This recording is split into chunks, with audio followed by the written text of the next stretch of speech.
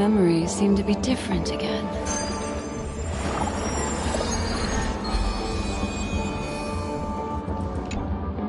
If there's anything you'd like to know, please ask away.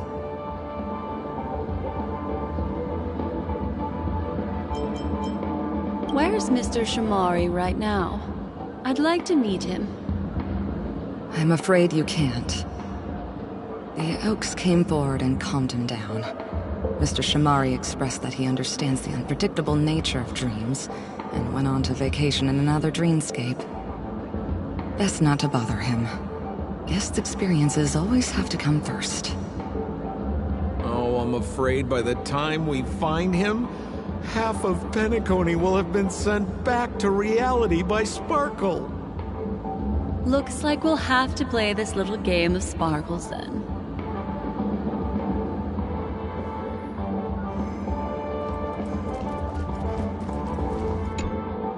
Lady Black Swan, you're here! I'm the constable, and this here assisting me is the bailiff for this case. Mr. Coldfeet, why'd you do it? So they can talk after all. Miss Black Swan, they're heading straight for you. Don't interrupt, I wasn't talking to you. I understand Lady Black Swan has quite the intellect. I'm sure you'll be able to get to the bottom of the Sparkle murder case. The Sparkle murder case? Wasn't the victim Shamari from the IPC? You're wrong, Lady Black Swan. The victim is evidently none other than the matriarch of the Goldhammer family, Miss Sparkle Goldhammer. Oh, I guess Miss Sparkle has written herself into the skit here, and this has nothing to do with the actual case. Goldhammer? Is that her real surname? Never heard of it. Sounds made up. Sparkle doesn't sound like a real name either.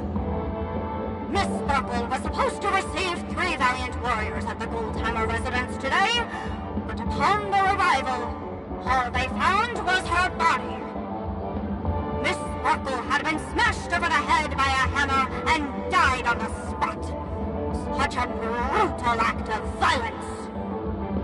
My investigations discovered that the 3 warriors were supposed to escort supplies back to their territory the day before, but they were unexpectedly ambushed by the Annihilation Gang. They narrowly escaped and barely got away with their lives, finding their supplies almost completely raided. So they all shared a motive for killing Miss Sparkle, to escape punishment. So the 3 of them teamed up to kill her.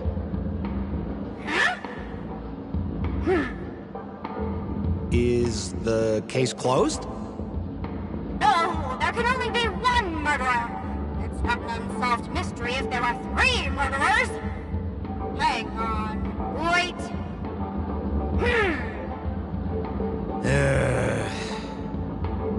If you can't justify it, don't bother. Got it! Those 3 were all vying against each other to be number 2. They couldn't have cooperated on anything. So it must have been one of them acting alone. That actually doesn't make much sense. Even if they were on bad terms, those 3... Please begin your investigation, Lady Black Swan. There are lots of clues at the crime scene that are sure to help you apprehend the real culprit. I've got the case file right here. If you want to learn more about the suspects, talk to me.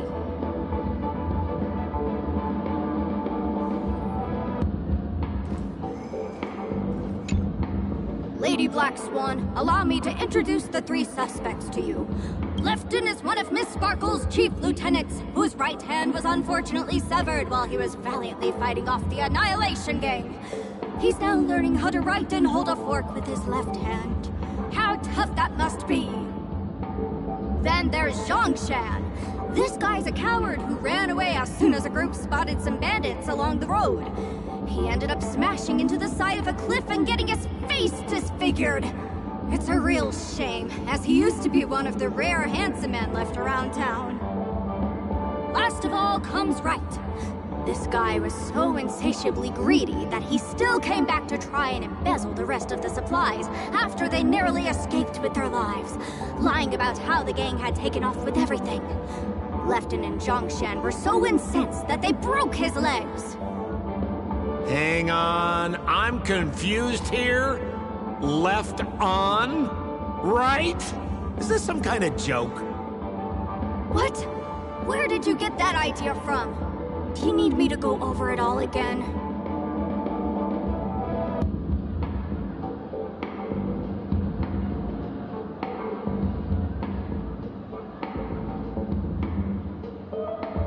That won't be necessary. I've memorized every detail. No wonder you're a memo keeper.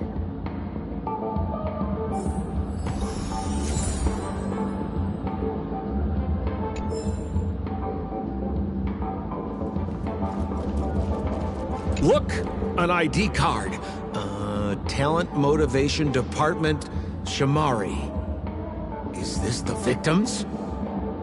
Mr. Shamari's belongings should have disappeared alongside him as he woke from the dreamscape. The fact that this ID is here means Miss Sparkle placed it here on purpose to prove that she definitely attacked someone.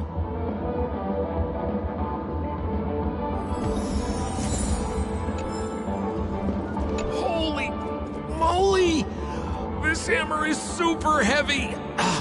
This must be the murder weapon for the Sparkle murder case! Miss Sparkle also used it to attack Mr. Shamari. I'm barely able to lift this using both hands! I have no idea how Sparkle could ever use this to hit a target!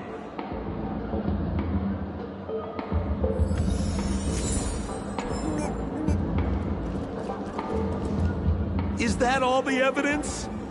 How are we meant to solve this with so little to go on? Oh, you scared me! When did you pop out? The two pieces of evidence that you found are related to the attack on Shamari. Miss Sparkle didn't leave them lying around for no reason. They're clues to the puzzle. But there are still some other clues that were placed in other areas, so they won't spoil the crime scene. Isn't that a bit unnecessary? No. It's disruptive to have a stack of irrelevant things crowding a crime scene. Miss Sparkle is a law-abiding citizen who'd never bring extra trouble to the family. Seems quite nice of her, if you ask me. Looks like Miss Sparkle is adding a little spice to the investigation. Let's take her up on her offer then. Mr. Assistant Detective, this way.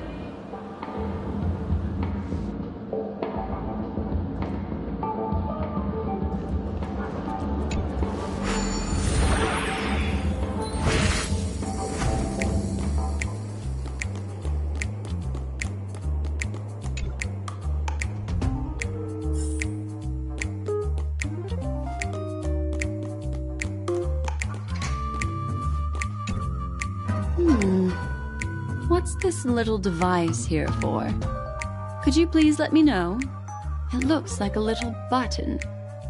Don't push it, Lady Black Swan. Whatever you do, don't push it! That's the mutually assured destruction button that Miss Sparkle installed. Once pushed, Miss Sparkle and the entirety of Penacony will instantaneously go up in smoke! Miss Sparkle also has her own button! The second she pushes hit, you and the entirety of Penacony will instantaneously go up in smoke! That sounds like both buttons can do the exact same thing. Correct! Exactly the same. Oh, Aren't you going to ask me why? okay. Why? Because she is fair. This is nuts!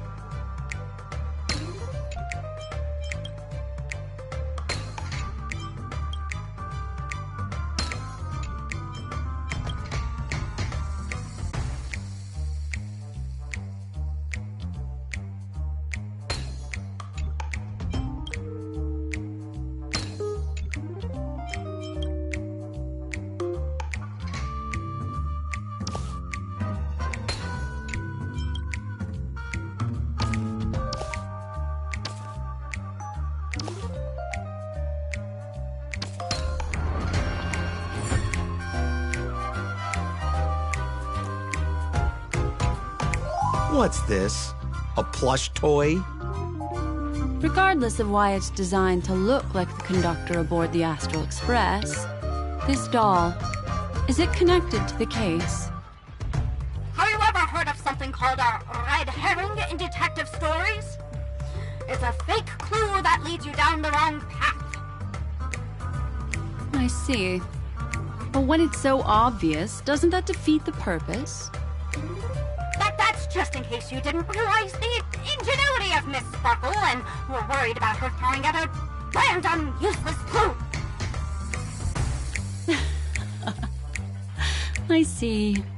Thank you for your keen insight.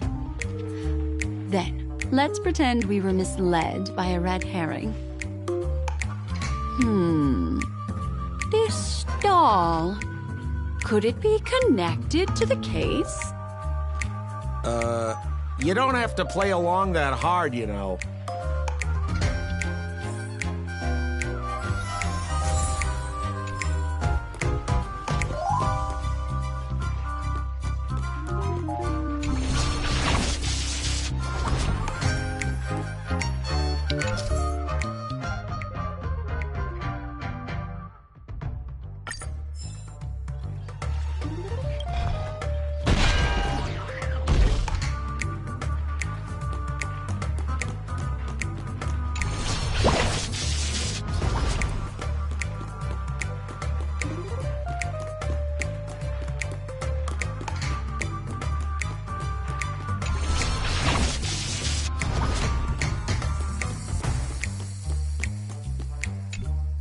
This notice seems like a hint for us from Miss Sparkle.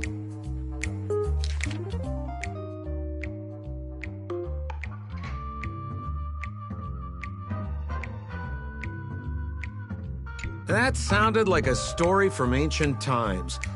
And why did the facial recognition system suddenly go out? This is so her style, isn't it? Doesn't look like there are any more clues. Let's head back to the crime scene. Next, should we pin down the identity of the perpetrator? This evidence, I've been staring at it all day, but there's nothing that can identify the perp. Lefton, that guy lost his hand. Remember Zhongshan's face was disfigured after the incident at the cliff? Right? I remember this one best. Wright has a broken leg. Why don't we flip the question and start by asking who couldn't be the murderer? After all, there are only 3 suspects, so elimination could be a valid method. If you put it like that, then do you already have someone in mind? Tell me, come on.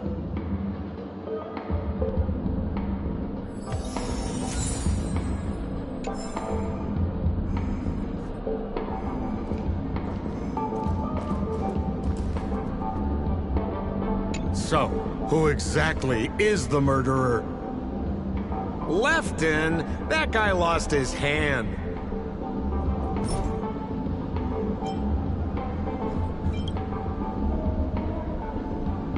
Based on the bailiff's statement, Lefton's dominant hand was seriously injured to the point where he had to learn how to live using only his left hand. Swinging that giant sledgehammer to murder someone, that must be hard for him. Probably impossible. Lefton's suspicion level can be downgraded.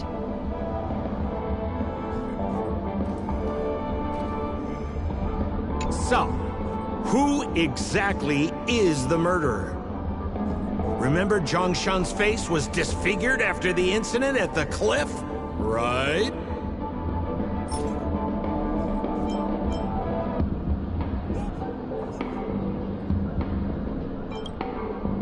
Poor guy. He was seriously injured and was all wrapped up in bandages to keep his good looks safe. If that's the case, then he couldn't have made it through the Goldhammer residence's facial recognition system. That would suggest that Zhongshan is not the murderer. By process of elimination, it seems that only Wright could be the murderer. That was easy. Let's tell the constable our answer and see what he thinks.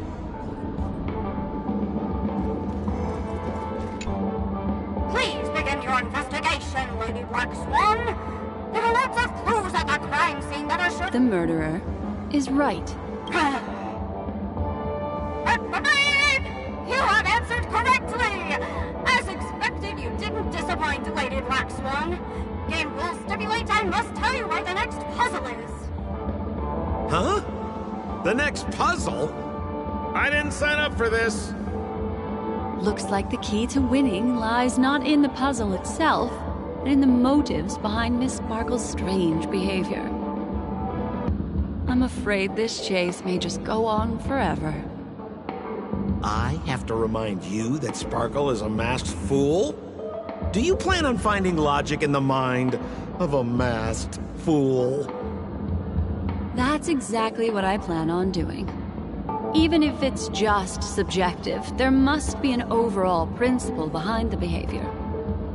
Memories cannot lie, and hers may just understand more about her than she does herself.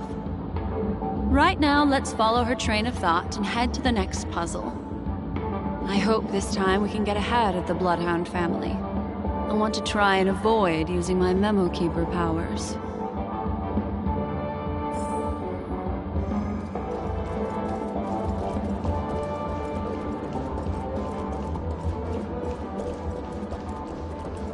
So why are you so focused on Sparkle's challenge?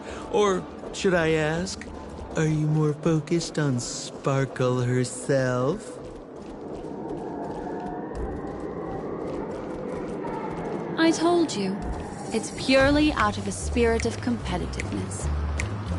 And as a Memo Keeper, I also have to fulfill my responsibilities and harvest some interesting memories.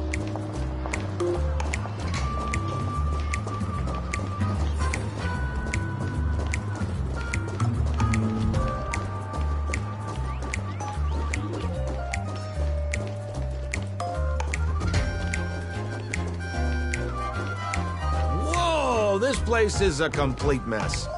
And those two weirdos are probably here too. There's nobody else at the scene. Seems like Miss Sparkle used the same method to send dreamers back to reality. Let's talk to those two there then. Oh, Detective Black Swan and Detective Sampo! You finally made it!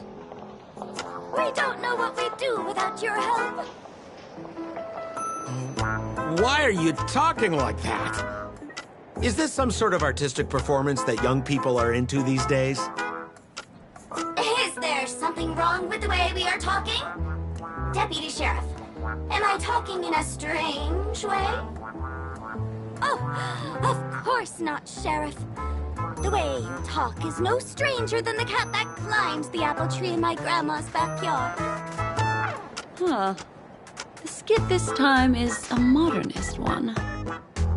Let's discuss this difficult case then. The victim is a galactic business magnate named Sparkle. Her again? Sparkle really is obsessed with scripting her own death. Oh, for the laughter. If you undercut me one more time, I swear I'm gonna kick you in the butt! Miss Sparkle came to the fashion store to buy herself a brand new tie. She didn't come back out. After a long time, the shopkeeper went in to see what was going on, but instead discovered Miss Sparkle's body. She had been strangled to death. There were 3 suspects on the scene, namely a Papashi shopkeeper named Wright, a Foxian gambler named Zhang Shan, and a wealthy Intellitron trader called Lefton. Our old friends. It's not just to aid your memory. We've added more descriptions to help tell them apart. Miss Sparkle is so gracious. Based on surveillance footage, witness testimony, and various pieces of evidence, the killer is ultimately among these 3, and they were not working in cahoots. You're too lazy to be a suspect, right? Oh, for the laughter! If I talk any more with you, it'll make my pure soul filthy! Detective Black Swan, the dossiers are over here. You can learn more about the suspects from me. I trust you'll be able to cut through the hogwash and find out who Miss Sparkle's killer is.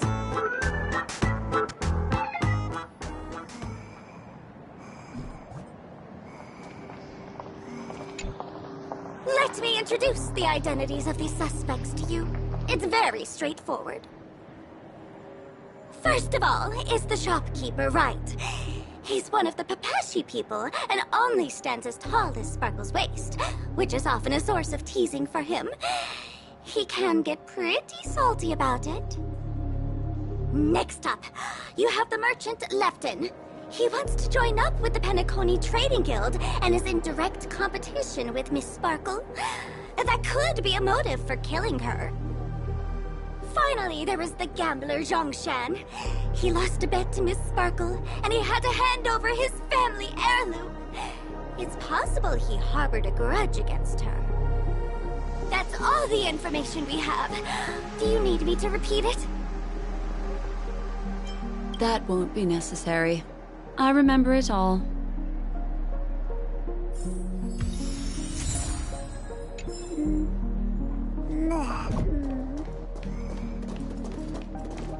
There's an accounting book lying on the ground. It must have been specially placed there by Sparkle. On the title page is written Chen Katong. Is that someone's name? A code name! Oh! I think it's the name of the owner of this book! This Jian Katong person should be Sparkle's targeted victim this time around.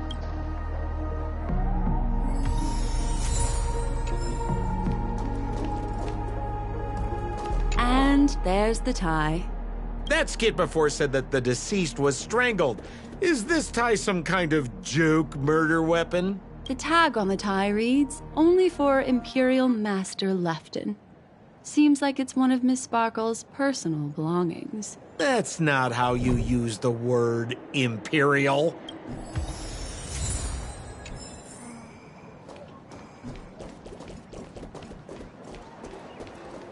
So, it's just like the first case then. Only 2 pieces of evidence. The rest hidden inside her memories again, right?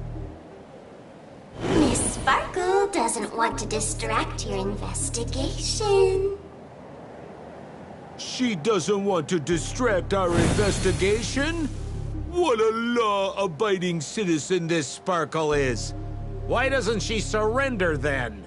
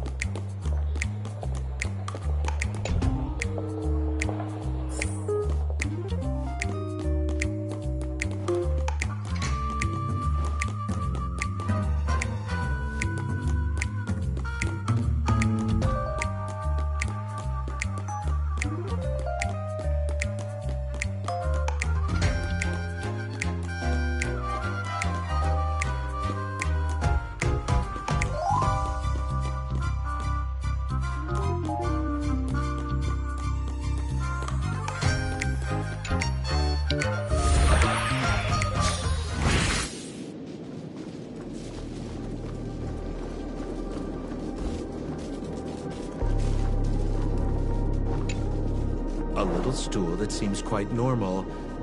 There are 2 small footprints drawn on it in crayon.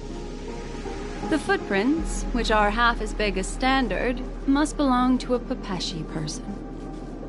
Perhaps it's just that this person's drawing skills are extraordinary.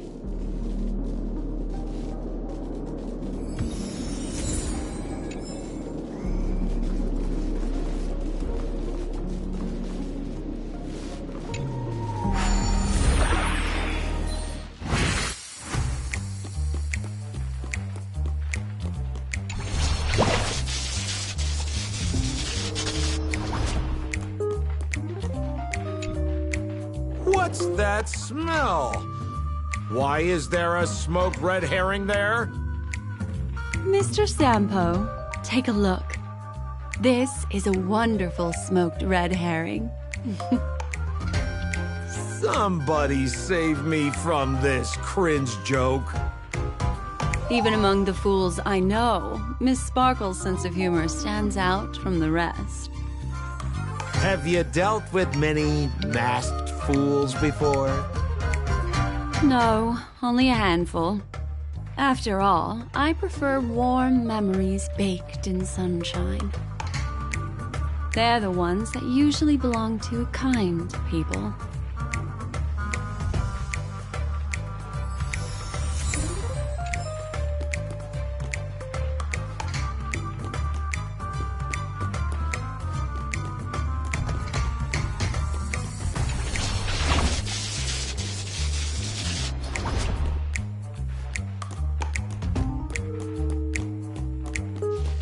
This clock is... Open it up and take a look.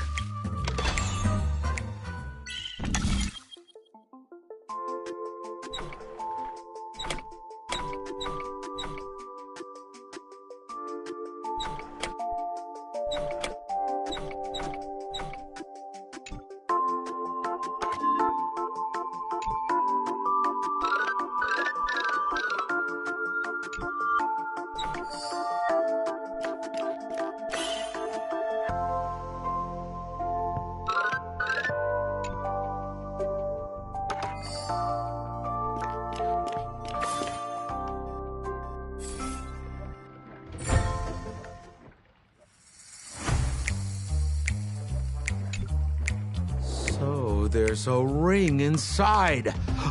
This is evidence too. Why was it planted inside another device?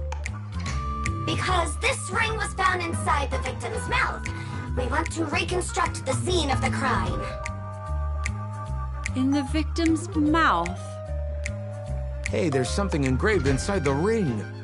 Zhongshan family heirloom. That should be it. Let's head out.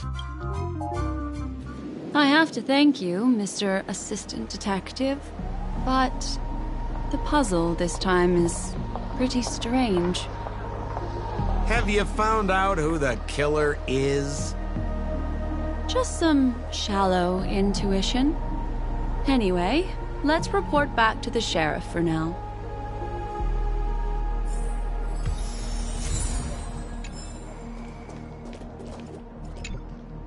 Oh, for the laughter! Didn't think I'd be seeing Detective Black Swan so soon. Was that? You found out who the killer is? Pretty much. You live up to your reputation, Detective Black Swan.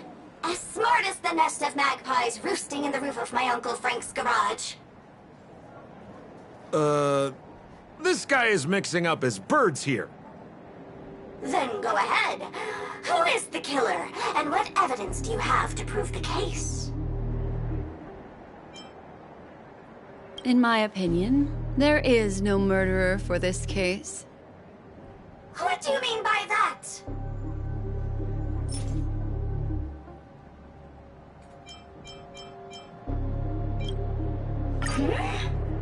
This evidence doesn't really prove that he is the murderer. It doesn't. Looks like Miss Sparkle is more careful than I thought.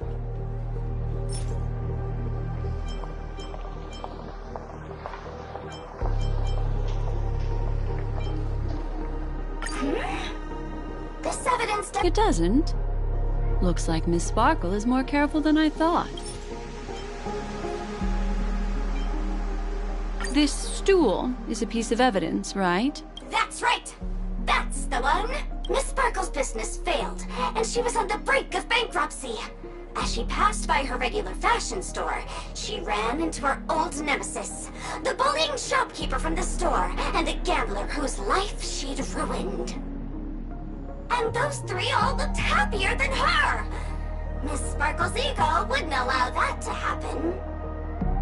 And so she stole Lefton's tie, placed Zhongshan's ring in her mouth, stepped up onto the stool, and hanged herself from a beam in Wright's shop.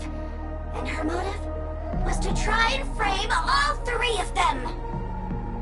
What a tragedy! If it weren't for your incisive detective work, the three suspects would all be facing grave injustice. Is something wrong here? This is too easy. The first case wasn't hard, but this one... As you can imagine, the conclusions that the evidence points to are not mutually exclusive. Which means, this is probably another prank from Miss Sparkle. Mr. Assistant Detective, please feel free to point out a suspect as the murderer. Ah, I see. Sheriff, the murderer is Lefton. The evidence is the tie, right? Correct, Detective Sampo. I never thought you'd be able to deduce the truth. Sheriff, the murderer is right. The evidence is the stool, right? Yes! For the laughter, how did I fail to realize this formidable intellect of yours? Then, right from the start, there was no murderer. The evidence is the ring. Whatever, I'm just spitballing here.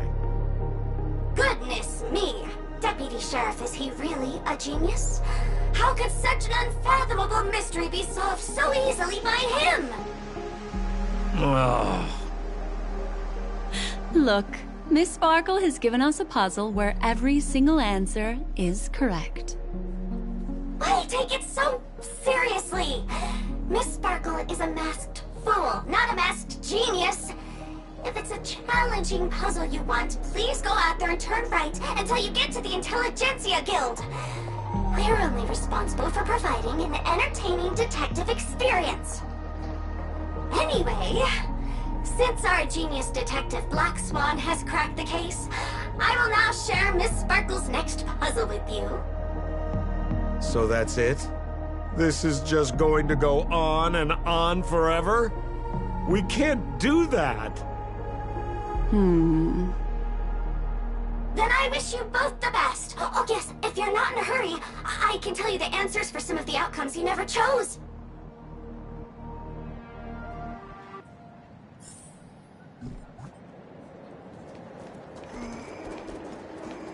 Just as you said, solving puzzles is all just a cover for something else.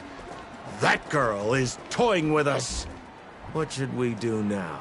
Just keep getting led around by her? Truly, Miss Sparkle is a fascinating person. She seems chaotic inside, but easy enough to understand. Like a performer on the stage or child hungering for attention. This game will be over soon. This time, we're going to catch her. Miss Black Swan, Mr. Sampo, you're finally here. I am the famed detective of Penacony, and next to me here is my assistant detective. A murder in a locked room has left us all stumped. As expected, another change in setting. Yesterday, my assistant and I were visiting the famed artist Miss Sparkle, and we stayed the night. But this morning, Miss Sparkle didn't come out of her bedroom. The butler, Jean-Chan, said that the door was locked from inside, so we ought not to have disturbed her. But Miss Sparkle had never slept in so late. And no matter how hard he knocked, there was no answer from inside. As soon as I heard, I knew something must have happened. So I acted decisively and broke the door down to get inside. The room was covered in spattered blood. Miss Sparkle's body was lying right in the middle, her face white as snow. One look told me she'd been dead for some time. Thinking quickly, I grabbed the artist's canvas to staunch Miss Sparkle's blood, but... alas, poor Miss Sparkle! She's left us now forever! Besides us and Zhongshan the butler, Lefton the cook and Wright the driver were also at the scene of the crime. What would you like to do? Presumably, Miss Sparkle is now carefully arranging the next crime scene, right? Why don't you skip all this rigmarole and just have a heart-to-heart conversation with me? It might tickle a little. Wait up! Wait up! Honest kid. I know where you are, Miss Sparkle. No cheating! Huh. Mr. Assistant Detective.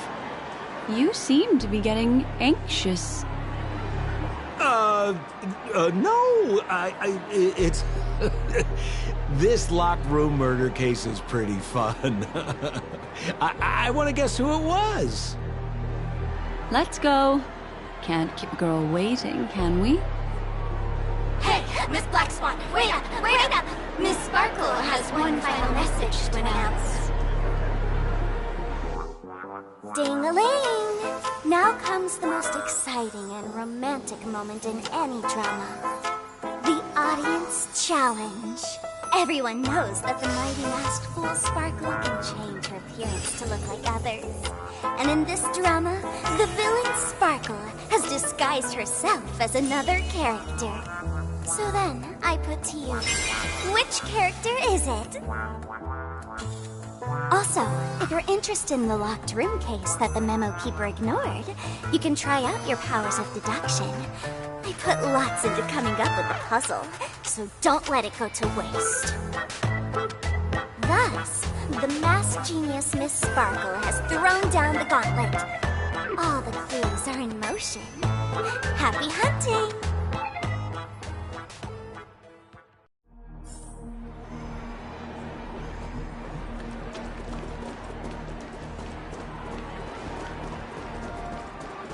Miss, why didn't you just do this earlier? Such a crude approach violates my aesthetics of memory. But as a means to an end, I need to put this aside for a more indifferent process.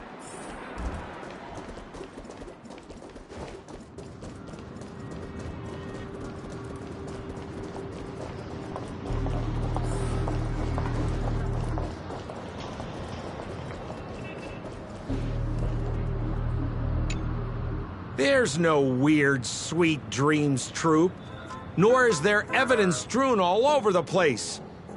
You finally caught up with her. But what's that thing? A Bella Boggian trash can? In Penacony? Hey, dear memo keeper and Mr. Coldfeet, you made it. I didn't expect you to skip the final puzzle. That's on me. All right. Miss Sparkle cares not for the faults of ants like me. Come then, this is the final question. Listen up. What creature has 4 legs in the morning, 2 legs in the afternoon, and 3 legs at night? No murder case this time around? Sometimes it's nice to take things easy. Come on, dear, give me your answer then.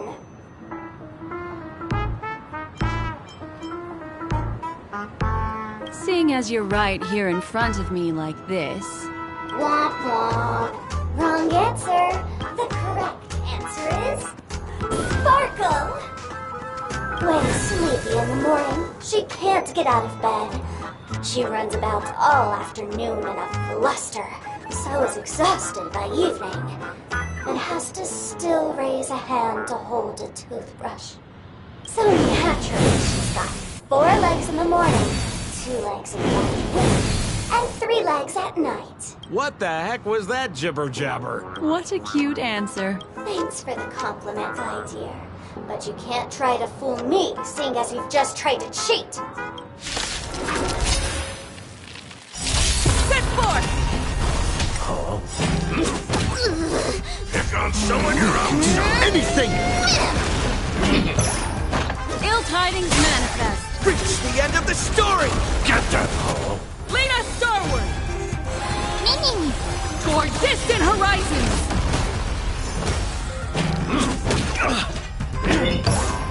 Ill fate descends!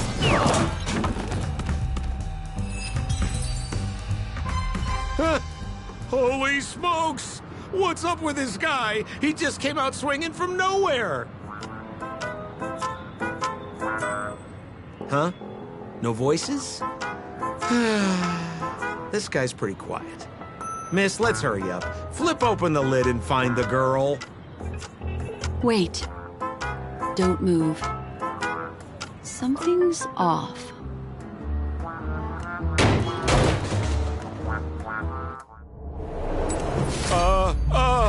Miss, you killed Sparkle! How is this possible? How can people die inside Penacony's dreamscape?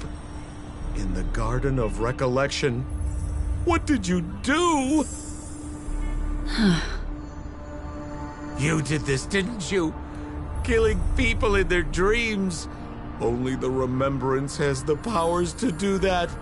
You planned it out all from the start because she teased you and was pranking you.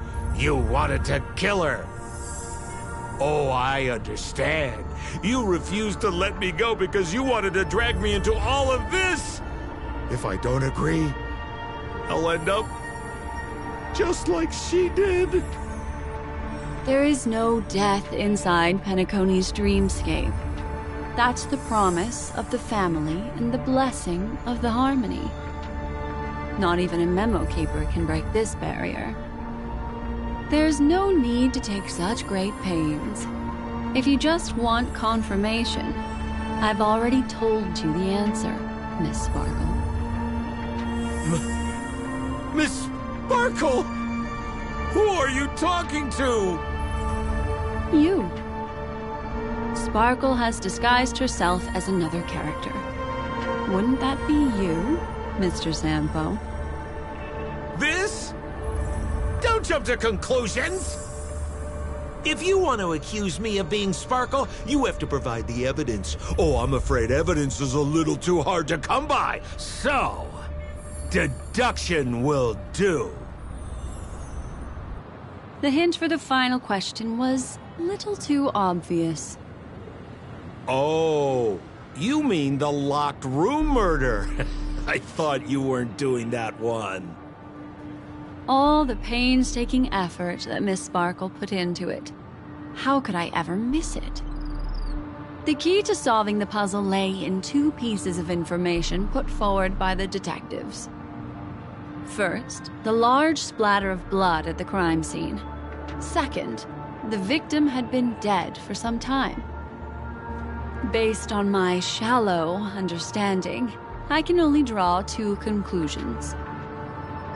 One is that the murderer did not need to create a locked room case, because a locked room always needs a reason to exist.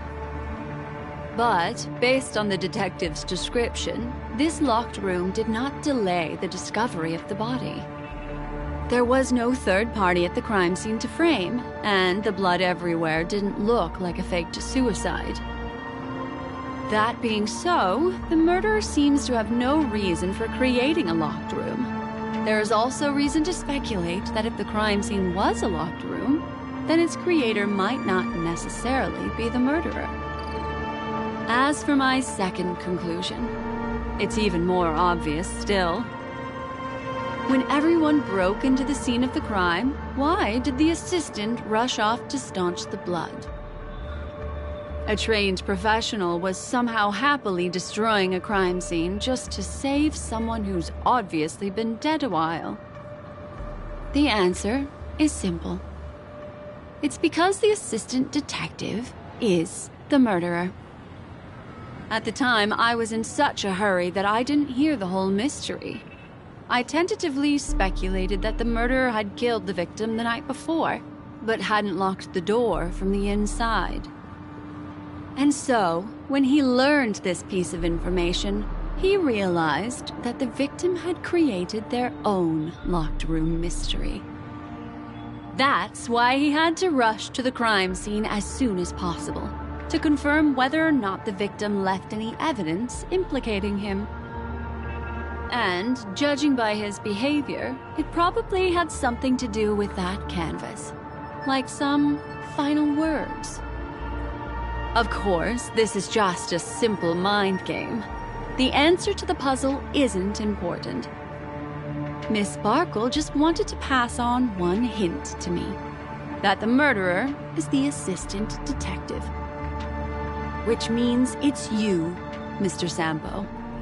I've been using this term of address, but it was you who first came up with it.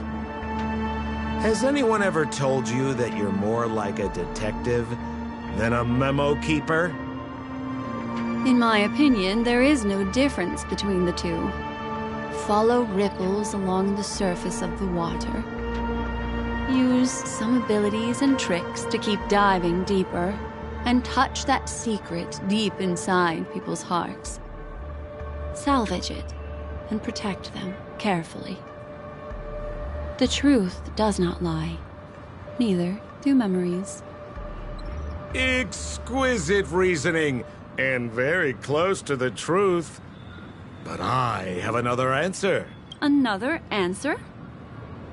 The great artiste Sparkle locked herself away in her bedroom, using red paint to create the semblance of spattered blood everywhere. And that assistant detective who was first on the scene, who confirmed her death, was not the murderer, but rather an accomplice who assisted her in faking her own death. What a pity, such a pity. My dear, you were so close to the right answer.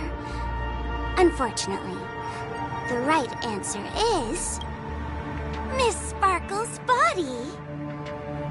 Sparkle was disguised as Sparkle's body.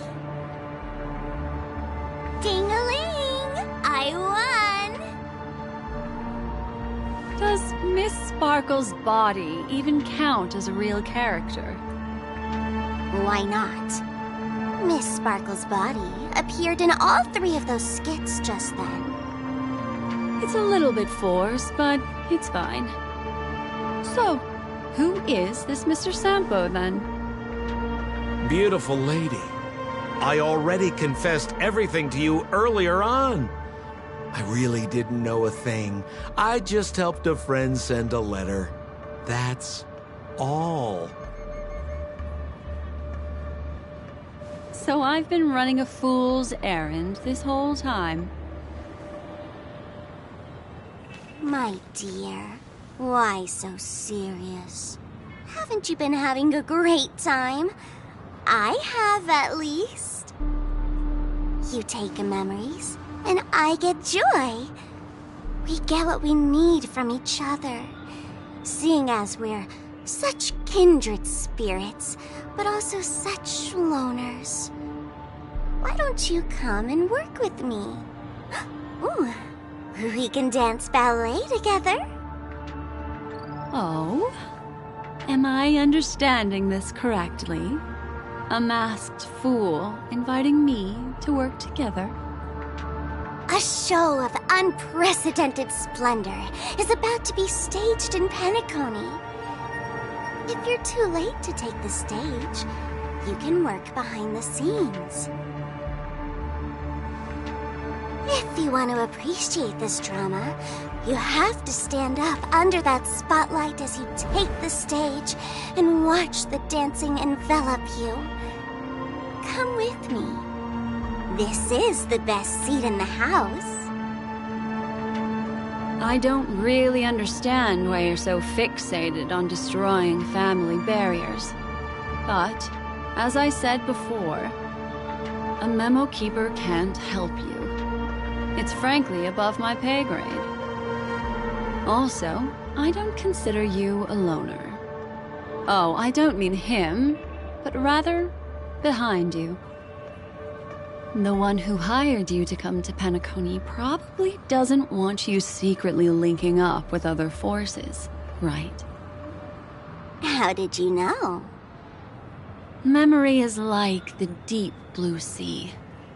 But if you try to catch 2 fish with 1 cast, you might not be satisfied with your catch. So, you mean you're refusing?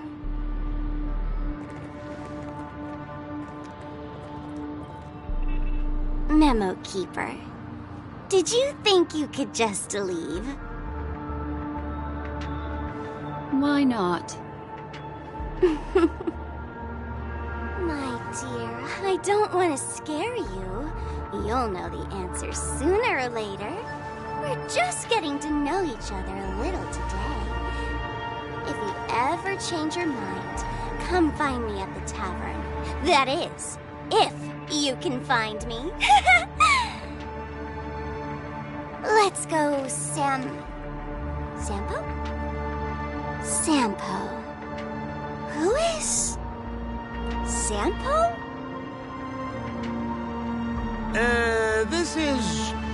This is Bellabog, right? I said, why not?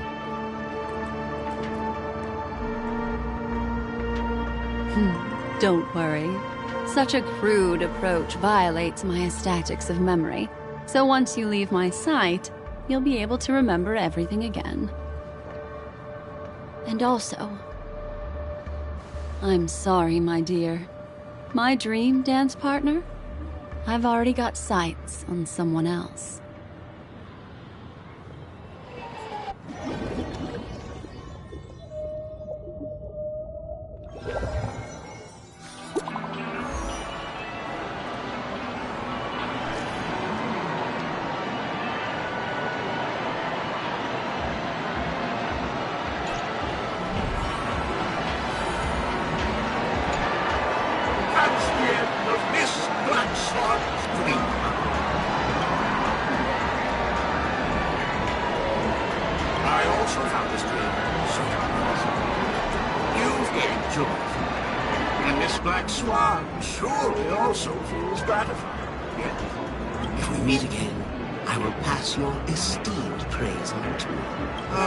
I noticed that the people in your dream were familiar to you. It's worth repeating that dreams are just dreams. And in Pentacle, dreams can be processed, or even tempered. Things in our dreams cannot be trusted. Let alone in someone else's dreamscape.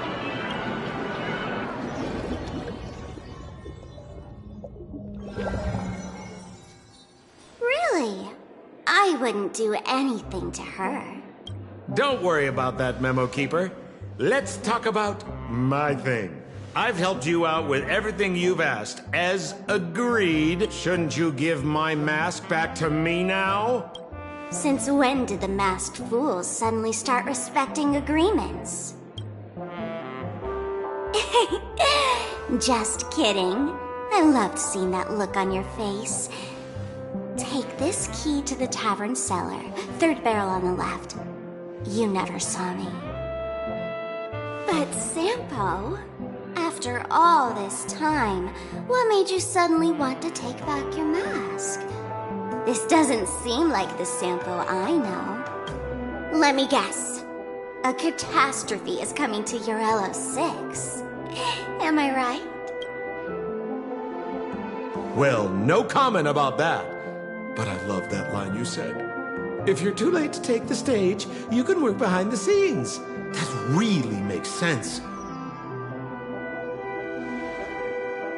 Sometimes even an old-timer like me feels like taking the stage and making a fool out of myself. If you're all out of options, please get in touch with me. I'm the kind of person who values friendship highly. Forget it. You'll be doing me a favor if you stay away from Bellabog. After all, the elation that Miss Sparkle seeks isn't something old Sampo can stand by. Go tell Giovanni I said hi. Fine, I'm just spitballing here. Don't take it so seriously. Why so serious?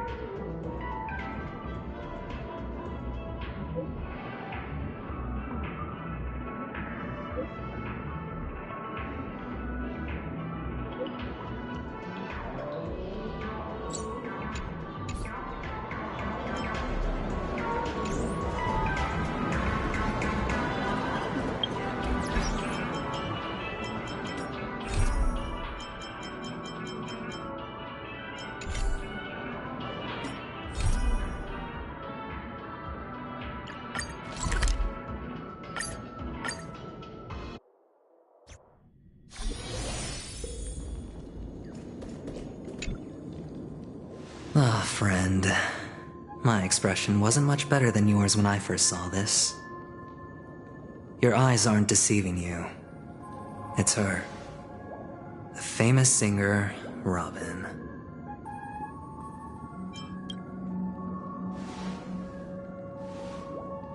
Well, first of all, can I just say that this had nothing to do with me? I'm just an unlucky bystander here. The family can testify for me. If you don't believe me, just ask anyone in the Bloodhound family. They hate me and they hate the IPC, so they'd never lie.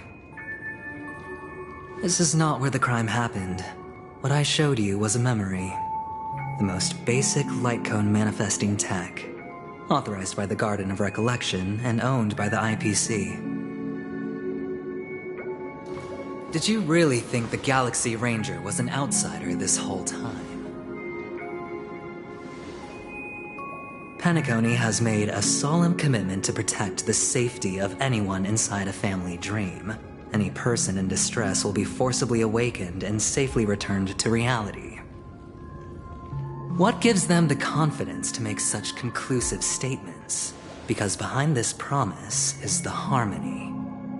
The family's Dreamweavers link up their minds together to construct an unbreakable defensive line. Breaking through this line of defense to create death in the dreamscape. Not even a memo keeper could do that without the family's permission. Who could have done it, friend? The only one is her.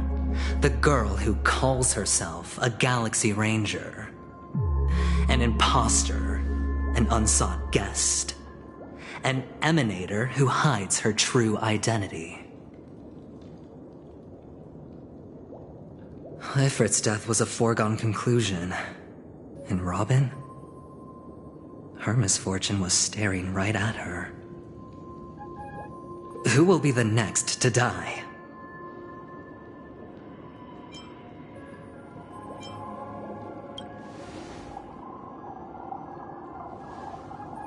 It's fine. Listen to your gut. Building trust always takes time, and I'm willing to wait. I just hope you realize that wherever that legacy is concerned, covert plans are already underway throughout Penacony. Everyone's got their own agenda. Careful you don't get stuck on the wrong side. If I were you, I'd keep my distance from Acheron. After all, any schemes out in the open are always going to be better than a monster in the shadows, right? Who's to say there isn't an even deeper conspiracy lurking beneath the surface? Memo Keeper, I think our little deal is finished. Aventurina's telling the truth. This memory is a real one, and there's no sign of any distortion grafting on. The IPC is not the Garden, and there are real limits to what they can actually do, but you know all this. Friend, let's not beat around the bush here. The thing is, I want to reach out personally to team up with the Astral Express. I told you I'm just not interested in scrambling for the legacy. I just came to Penacony for work. I'm here to retrieve some lost property for the IPC, if you catch my drift. I'm talking ownership of this frontier prison. This has all become a bad debt thanks to the cancer of all worlds. The IPC has tried sitting down for negotiations time and again, but the family wouldn't even take our calls. You have no idea how difficult these people are to deal with. Put it this way. They've hushed up the existence of death before, so they can definitely cover up any news about Robin's death. It'll just quietly float off like a bubble and pop. Nobody ever being the wiser. That's not fair, right? So then, friend, I need your help. That's fine. I'm not forcing you. But I'm really not asking for much, so why don't you at least hear me out, okay? I have but only one goal. The family's front door is like a high wall, and to tear the whole thing down, I'll have to dig out a few chunks first. Once I find a weak point, the IPC will have plenty of means. Now we have our chance. So long as we can get to the truth behind her death, we can have justice for Robin. While also gaining a valuable bargaining chip for bringing the family to the table. Truly a once-in-a-blue-moon opportunity. I've been investigating and making lots of friends all over Penacony precisely for this very moment. This tragic news would be extremely bad for the family, so they'll be doing everything they can to stop it leaking, especially to the IPC. But I trust that there are still a few factions that remain exceptions, and that's why I need you all. The reputation of the Astral Express precedes you, and the Harmony will give you the fairest of appraisals. You get to find out really what happened and seek justice, and I get to put it toward completing my mission for the IPC.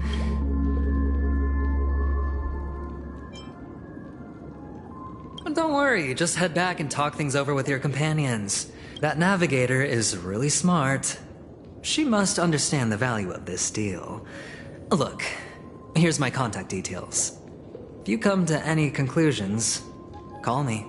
Oh, and take this. A thorough investigation can always use a little more funding. Don't mention it. So long, friend. I really am looking forward to uncovering the truth about death with everyone. Aventurine just sauntered off. He really doesn't mean to force it, but something still seems off. What now? What are your plans? Black Swan. What is she thinking?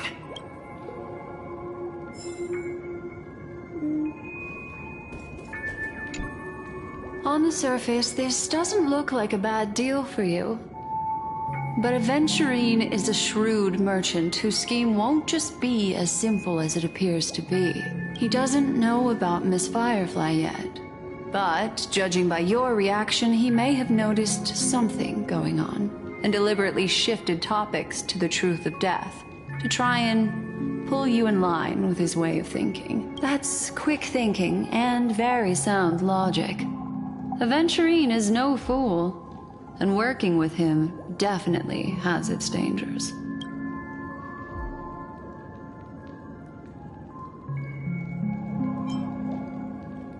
That is something I agree on. Anyway, be careful out there. There's more than one way to blaze a trail. In a dark forest beset by wolves, ensuring your own escape to safety should be your primary concern. As for the other questions, I'm not sure the two cases were committed by the same culprit, but that massive wound looked like its winged blade. Plus, it seems unlikely that there would be two lethal entities loose in the dreamscape. Sorry, I can't answer that question. That ranger is shrouded in mystery, but without a doubt, she is the most special guest at this banquet. It's all happened so quickly, I can only make conjecture. After leaving here, go have a chat with your companions.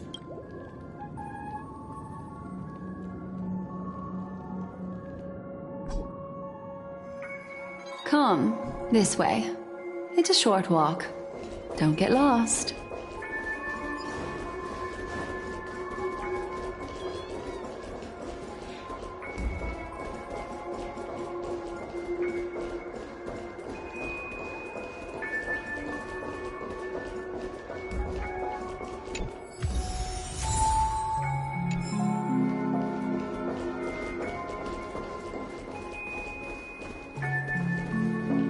This way. This is where we part ways. Unfortunately, the remembrance doesn't lie. What we just saw is the reality that happened, and it won't fade from our minds just because we wake up. But follow your heart, and don't be afraid. We all walk through this world casting shadows of different lengths, and ultimately, all we leave behind are precious memories. Hold on just a sec.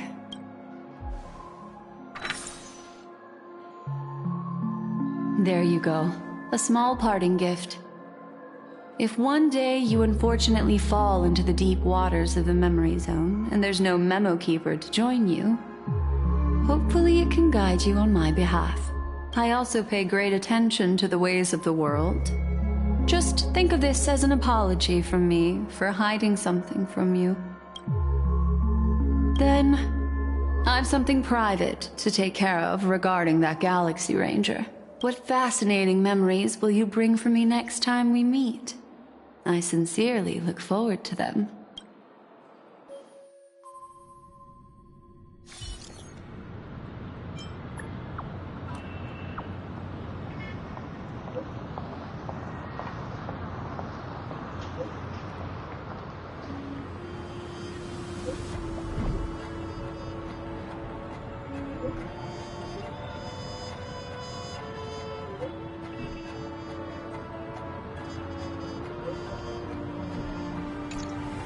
A family rep.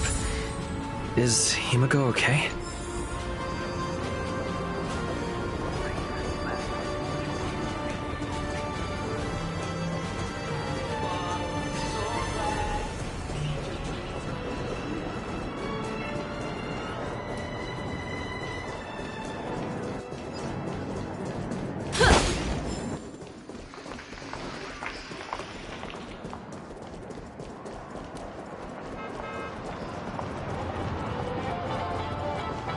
So much has happened.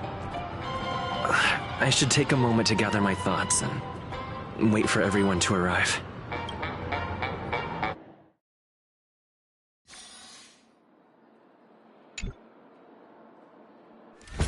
Better unsheath that blade now, Ranger. Do you still dream, Hunter? Of those slain by your hand?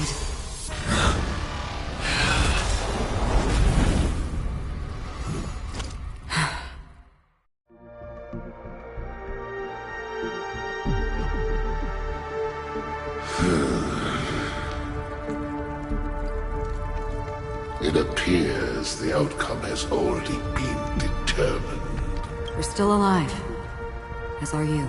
You still have room to make a choice. Leave the music box behind, and then go. Choice. The bloody trail of the destruction leaves no room for hesitation. The Taurus Fire Demon. Even if you sacrifice your life for that Eon, you won't get special treatment. Ranger, you tread the narrow path of the hunt. You could never understand. We come from the fire, and are born bathed in fire. We spread, burn, and destroy, until all the kindling has burned out, and burning forms the entire life of a fire demon. From the beginning to the end. We are born to die, just to put into practice a profile of another universal truth. All things are created for the destruction.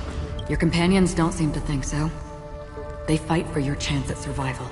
They are my children, and just as I was, they are flames that have yet to burn white hot. But my flames are feet, and time is running out. Can you see the planet of festivities in the distance? I plan to bring Purgatory with me there. Why?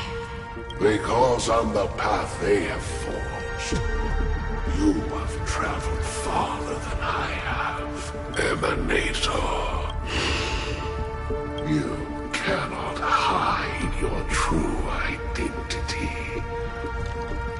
Draw that sword, for we shall indeed remain here, bound to fight a decisive battle to the death, for I choose this. Destruction is intense, but grief. To cravenly cling to life is to endure an endlessly prolonged existence. Even if the answer turns out to be your own destruction. What is important is not the answer, but that it exists, just as you exist. Just as even sweet dreams may be born of the void, the so-called impossible is merely something that has yet to happen. All right. I accept. You shall witness the most brilliant and intense fire in existence. May this flame illuminate the farthest reaches of your bottomless dream. A bottomless dream. Yes, that's right. But you've made one small mistake. This blade remains in its scabbard not out of pity or scorn. It's a personal secret that I don't want to disclose, but perhaps out of reciprocity. I'll reveal the truth to you. The hunt is not the path I truly follow. May death be the end of your boundless dream, guiding you back to the waking world. I still see them in my dreams. Hold it. Your time hasn't come yet. My time? I've seen many clever disguises that can conceal appearances, but they can never cover up who a person really is. And you're no different. You had no desire to kill the Trailblazer. You only did what you did to drive me and the Memo Keeper away, but why? Did Destiny's slave make you do it? You know, Elio. I thought this is just the kind of thing that'd get written into your script. My script has always been brief. Other than that, anything beyond that is unnecessary. He knows my nature.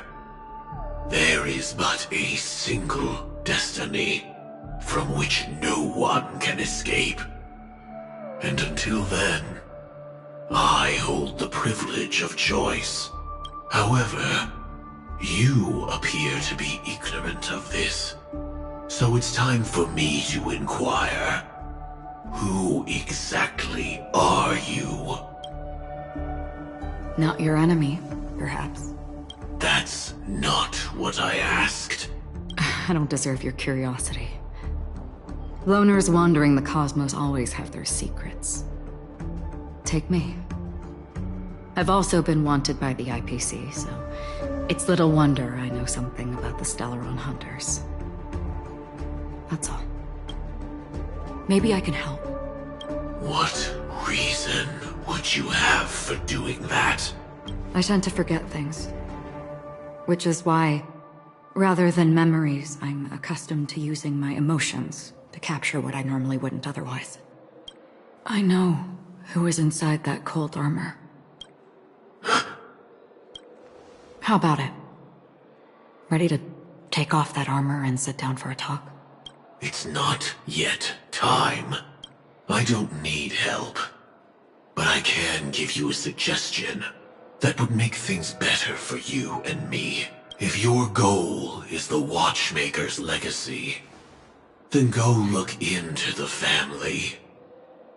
Not only are they covering up the existence of death, but they're burying the past and the truth about what happens inside the dreamscape.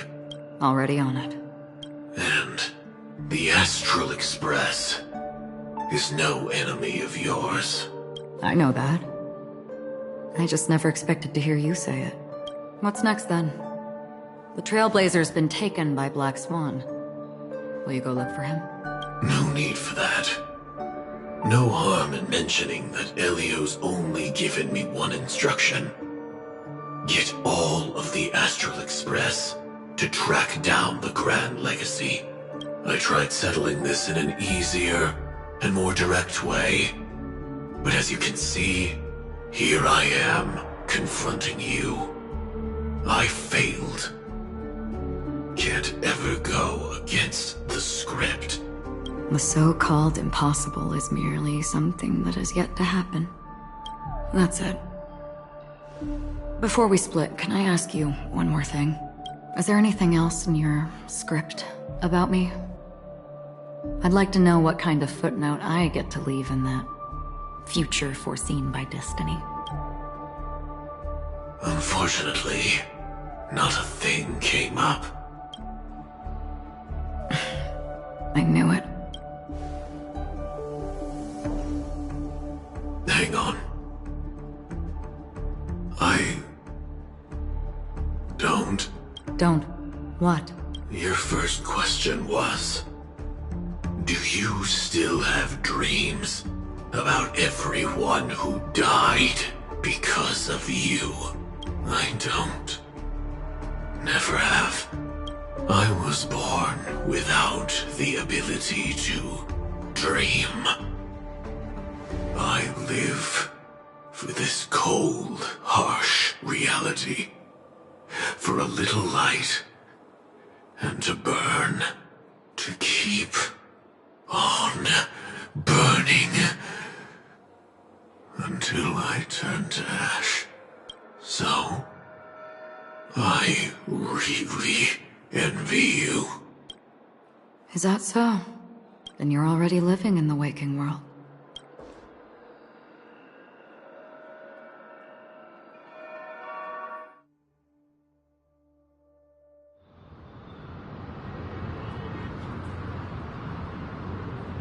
We heard about Miss Firefly from Black Swan, but we never expected Miss Robin to... I'm sorry that I couldn't be with you then. Reality cruises on in serenity, while undercurrents bubble up from the dreamscape. Just like that memo keeper said. Stay strong, everyone. We can still do what we can for them. Starting with finding the murderer. Let's recap everything then. The Trailblazer just reminded me of something. March, do you remember what that family rep who negotiated with us said? Indeed, we trust that the Nameless has nothing to do with this. And we also beg each of you to help assist the family in verifying the identity of the deceased. That's how it was put, in reference to Miss Firefly. Looking back, he seemed a little evasive at the time. And he also failed to mention anything about the earlier murder, too. The family's planning on covering up all news about Miss Robin's death. If news gets out, Penacony's going to turn into a bloodbath. But the murder that followed closely after was obviously beyond their anticipation. The family had to try and turn things to their advantage by bringing in reinforcements from outside. The Charmony Festival is nearly here. They must be snowed under. It may also be that Miss Firefly's murder had so many witnesses that it couldn't be covered up. So they went with the flow and let more people on the scene to control the situation. After all, the nature of the two murders is fundamentally different. The family's first protective measure should be against malicious actors among the guests, such as that IPC envoy. All the while accusing that Galaxy Ranger. Are we missing the forest for the trees here? I always felt that Aventurine's reasons for accusing Miss Acheron were highly subtle. At this point, I'm afraid the only ones we can trust are ourselves.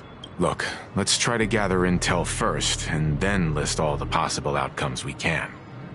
Then we go through them, eliminating contradictions one by one. The fewer facts remaining, the closer we are to the truth. I've still got this sense of foreboding. It's like we're stuck in a whirlpool, spinning around that legacy even after everything that's happened. This time we're playing the role of a real detective.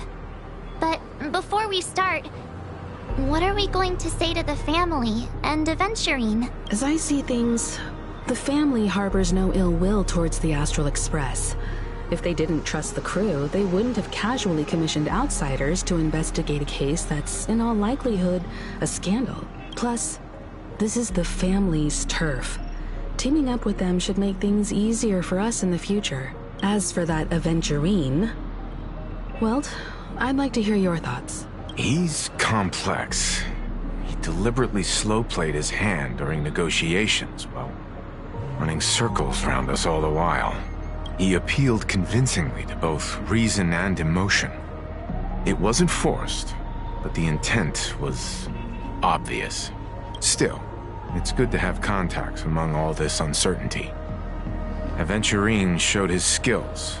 As far as our interests are aligned, he can become a reliable ally. We also need to keep a certain distance from the family. Never let them get too close. Teaming up with the IPC helps balance that out. If either side makes a move, we have the option to pull out. So you suggest accepting Aventurine's proposal to team up? Yes, it's risky. But we can only wait until both sides have played their cards before making any further judgments. I get why, but there's a whole lot of bad guys and girls around here. And I'm worried about getting stabbed in the back. He's been bullied a few times now, and I can't stand it anymore.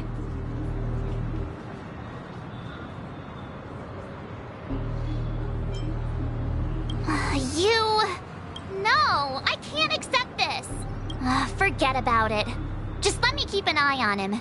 If that doesn't work, we can just turn the tables and use him instead. Then, could you please reply to Aventurine? Everyone, take this time to put together your thoughts.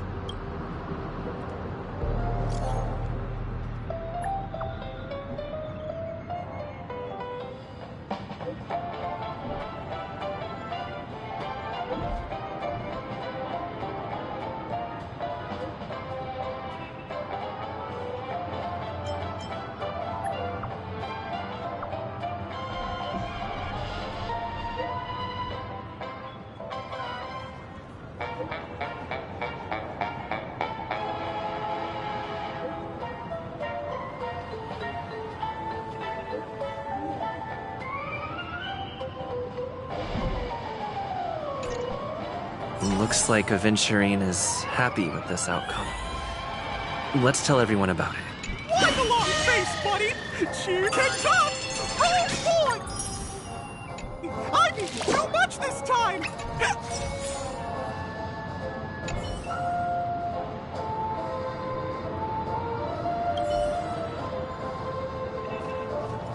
Checked off the list.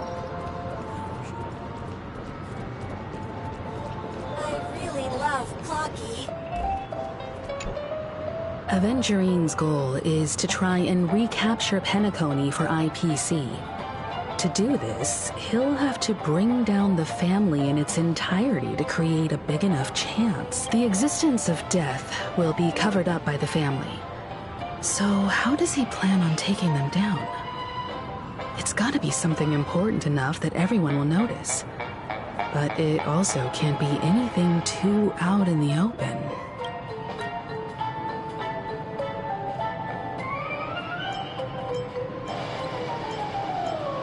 An attack on the hotel guests? Unlikely. Penacony's guests include quite a few bigwigs known throughout the whole cosmos. People who not even the IPC would dare take lightly. He's definitely going for the family, and it's just a matter of how. The harmony is strong in Penacony, and almost impossible to take on head-to-head.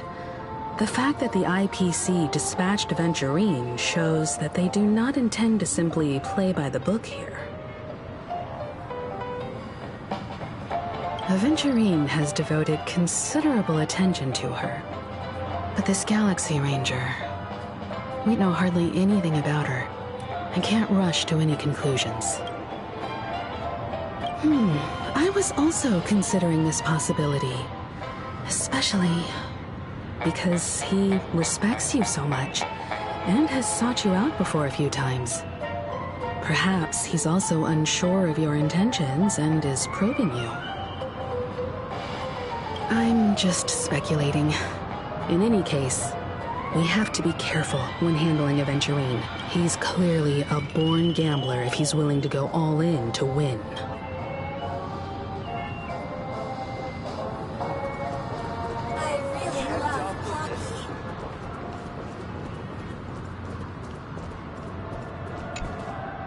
I hope it's not too soon to bring it up, but I feel like Miss Robin isn't actually dead, but that she's still alive and well. Somewhere, because aren't we supposed to be inside a dream? How could someone die in a beautiful dreamscape like this?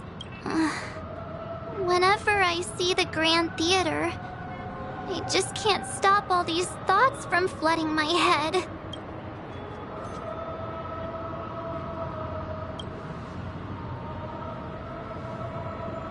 No. After all, they've brought everyone this sleepy dreamscape, which everyone loves. I just feel like I'm starting to understand them less and less. Everyone's still having a great time out there on the streets. Nobody knows what's happened. It's all so unreal. As if Firefly, Miss Robin, and us we're all outsiders from another world. Aw, what a mess. I really want a nice cool drink of soda to help me calm down. But then I'd be just like everyone else out on the streets.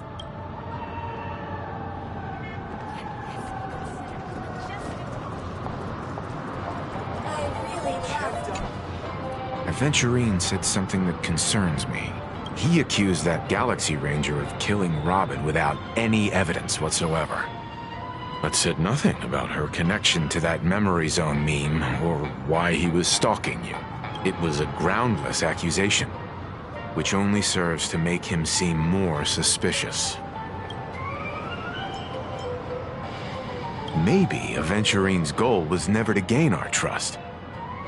Maybe he wanted to foster a feeling of enmity toward Acheron and make the situation more volatile. Two birds, one stone. However, I asked Don Hung back on the Express to confirm that story about the Annihilation Gang and the lost messages. It wasn't something that Aventurine made up out of thin air. You've met her many times now. What's your impression of Miss Acheron?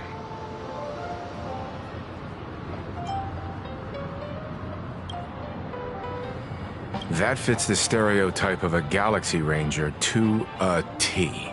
They're eccentric, unpredictable, and fond of being alone. No wonder she's a suspect. Looks like Aventurine doesn't need anything else. Let's turn our attention to the family's assignment for now. Among our current clues, the two murders that he witnessed are the most directly connected. I suggest starting here. One thing I'm curious about is, if a person dies in a dream, what happens to them in real life? Seeing as we're at the family's behest, why not pop back out to reality and verify Miss Firefly's situation back at the hotel? Perhaps we could also make a few inquiries about Miss Robin while we're out there. How about we split off into two groups? There are still some things worth focusing on Worth focusing on? Oh. No problem. I'll leave it to you then. Huh? Aw, I thought I'd finally get to see Himeko and Mr. Yang go out on a mission together. Oh well. Take care then, Mr. Yang. I will. Keep in touch.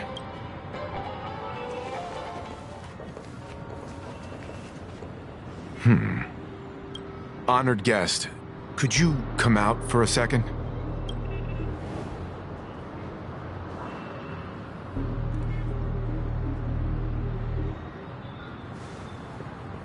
I'd be embarrassed too, getting stared at like that. Forgive me. My name is Welt Yang. I'm one of the crew members on the Astral Express. I believe you've met my colleagues. Welt.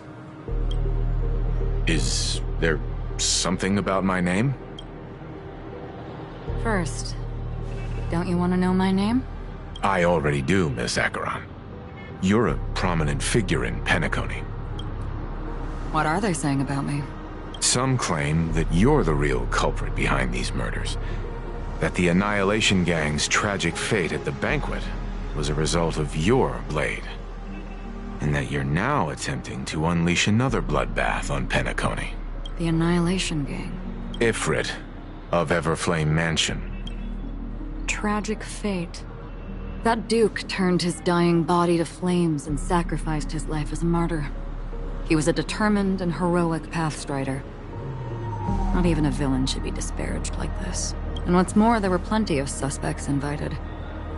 Do they really think that a blade is more dangerous than that black hole you're wielding? Keen intuition.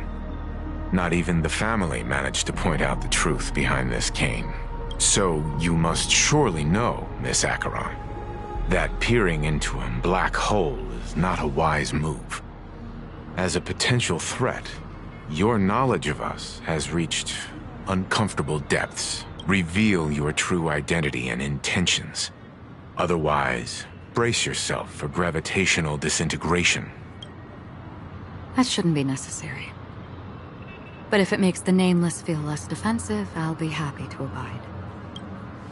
Believe it or not, Galaxy Ranger, Acheron, those are the names I go by to this very day. My trip to Pennacony is solely to fulfill an old, final request.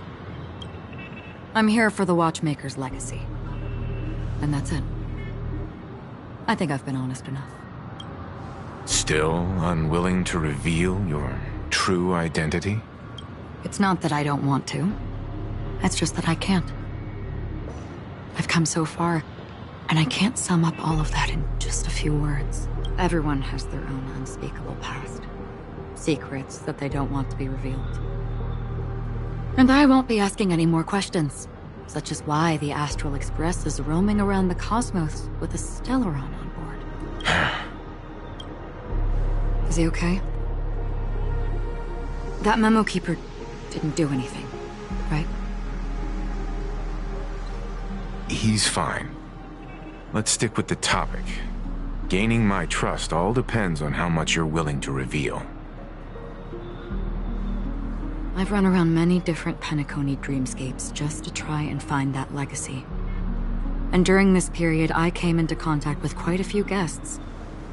In the process, I gradually came to realize the secret of Pennacony may be closely related to the Trailblaze.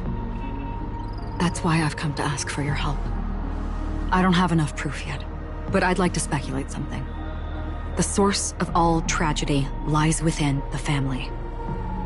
If you could trust me, we could find the proof to support this claim together. Mr. Yang, I think you've come to the same conclusion, haven't you? Let's leave it at that. For now, I'll choose to believe that you bear no hostility. Share your findings with me and me alone. I don't want vague conjecture to interfere with other people's judgments before we find solid proof. Mm-hmm. By the way, would you like something to drink? Before we go, how about 2 cups of Wake the Heck Up? No, 4 cups. Because the conversation coming up will last forever.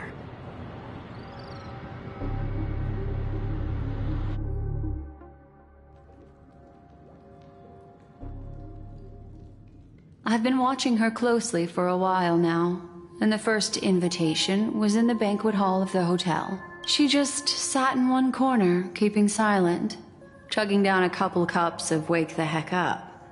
I told her it's a pungent, bitter beverage, not the taste of sweet dreams. Only for people allergic to Soulglad. Really? But I don't taste any difference at all between them.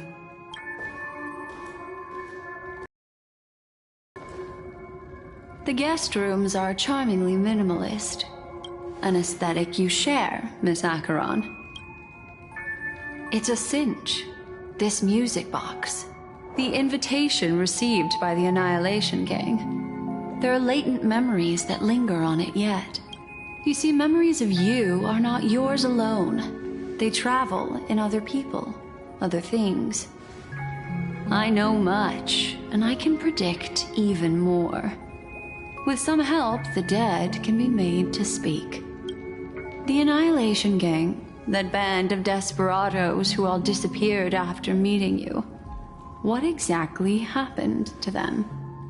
Well, let me reveal all.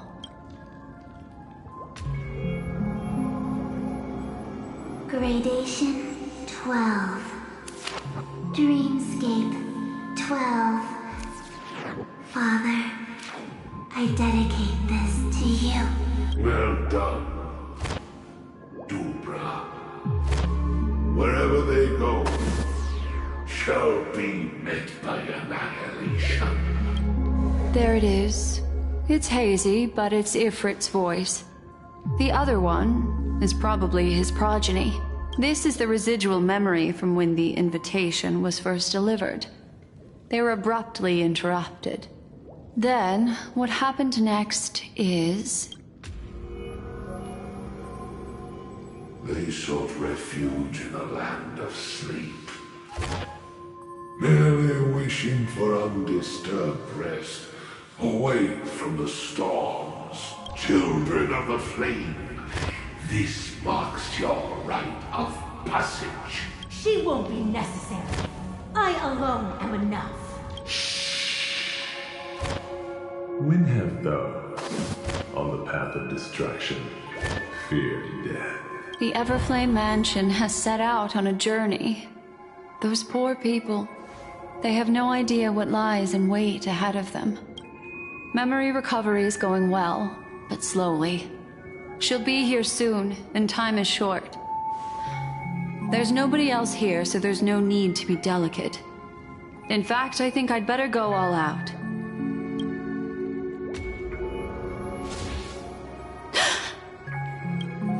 What happened? The memory after that is blank. How is that possible? This music box fell into Acheron's hands, and she brought it to Penacony. That's a fact, and that's how it should have gone. But along the way, it's like it's been erased. Who's done this? Who are you? Who are you? It's... No. Is this not a memory? Oh, a memo keeper. Do you serve the Garden of Recollection? Or the Cremators? My name is Constance. A pleasure to meet you. We were supposed to meet in Penacony and spend an unforgettable time together. But that seems unrealistic. Dolly is not welcome on the Banquet Star, and I don't need a coming-of-age ceremony. And you? I know what you're looking for. Want her secret? I can give it to you. And then, you can enjoy the banquet for me. I wish you unforgettable memories. Oh. A phone.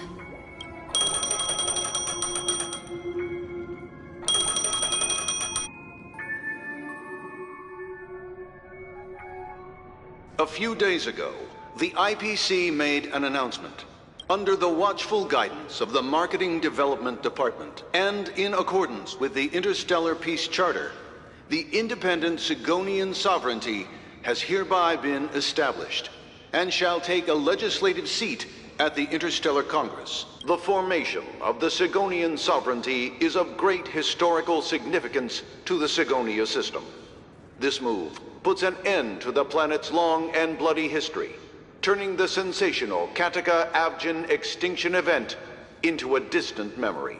Sigonia 4 is located in an unclaimed zone at the intersection of the Denise, Prothean, and Dorneau star clusters. The planet's surface environment is known for being extremely harsh, constantly faced with the threat of impact from small-scale celestial objects. This is why very few intelligent species have made this planet their home, dividing themselves into several tribes to eke out nomad lifestyles as they struggle to survive the arid desert wilderness. They have developed their own folk beliefs that are independent of the Eon belief system.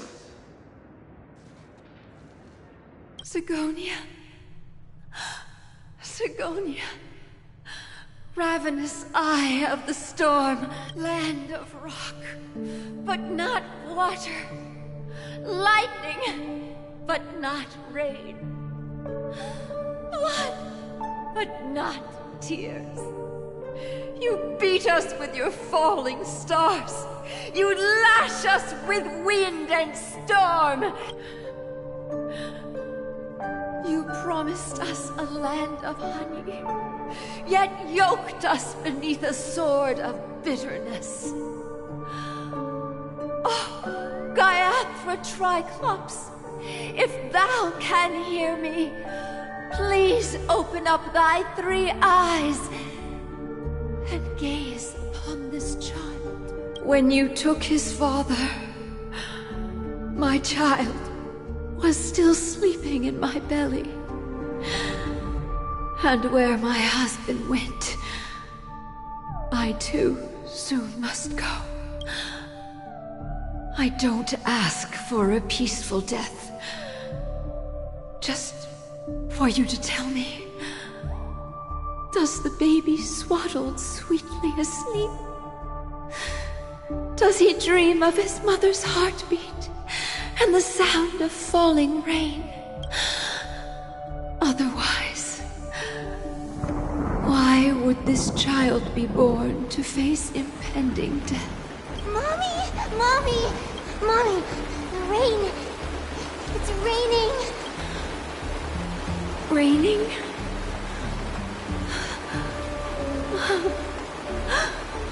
Raining! It is raining! It's true! Those outworlders weren't lying to us. They really did summon the rain. Mommy, we can leave here. We can go back home. Back home. Gaiathra Triclops. You came. Darling, listen. This is the sound of rain.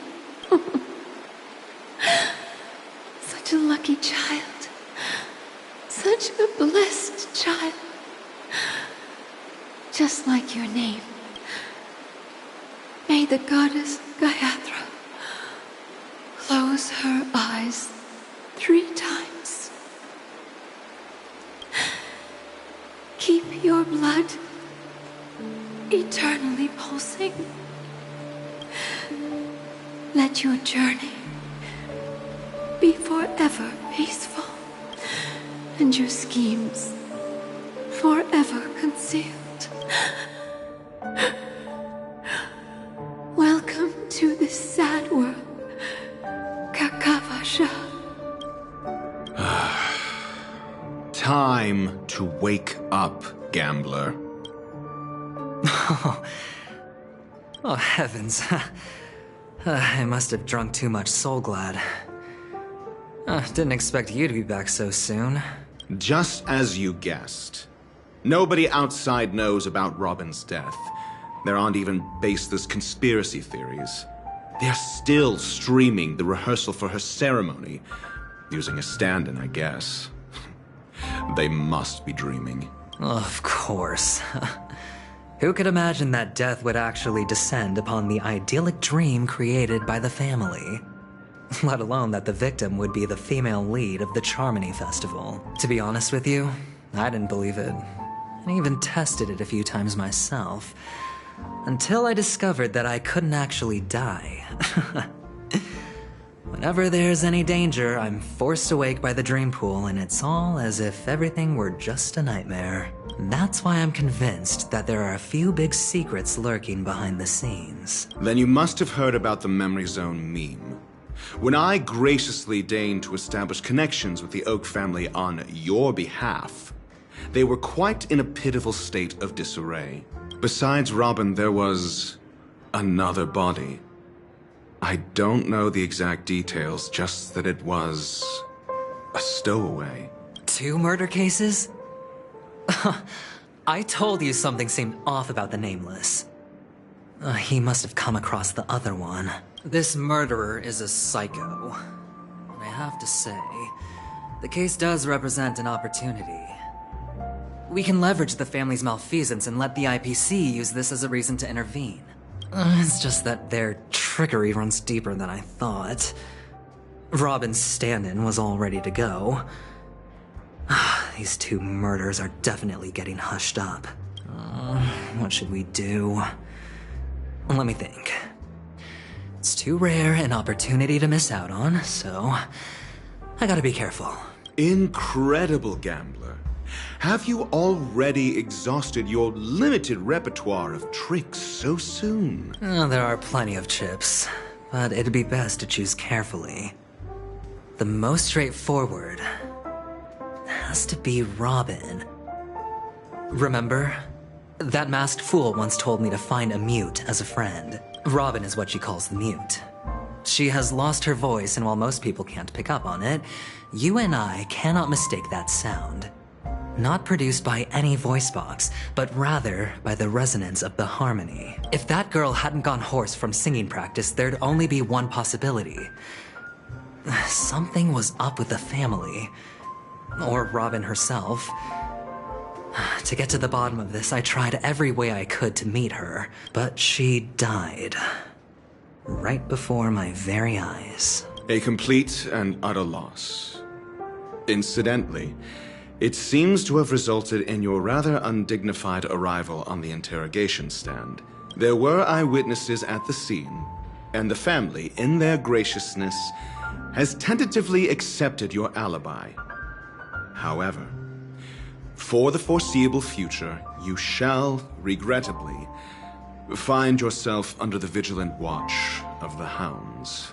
Well, things aren't looking too optimistic, Doctor. I'm starting to break out in a cold sweat.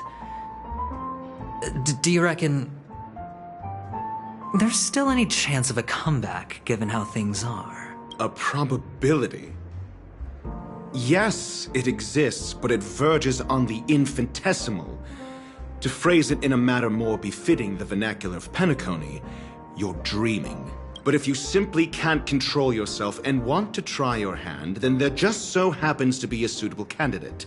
That man wants to see you again. Who? Sunday.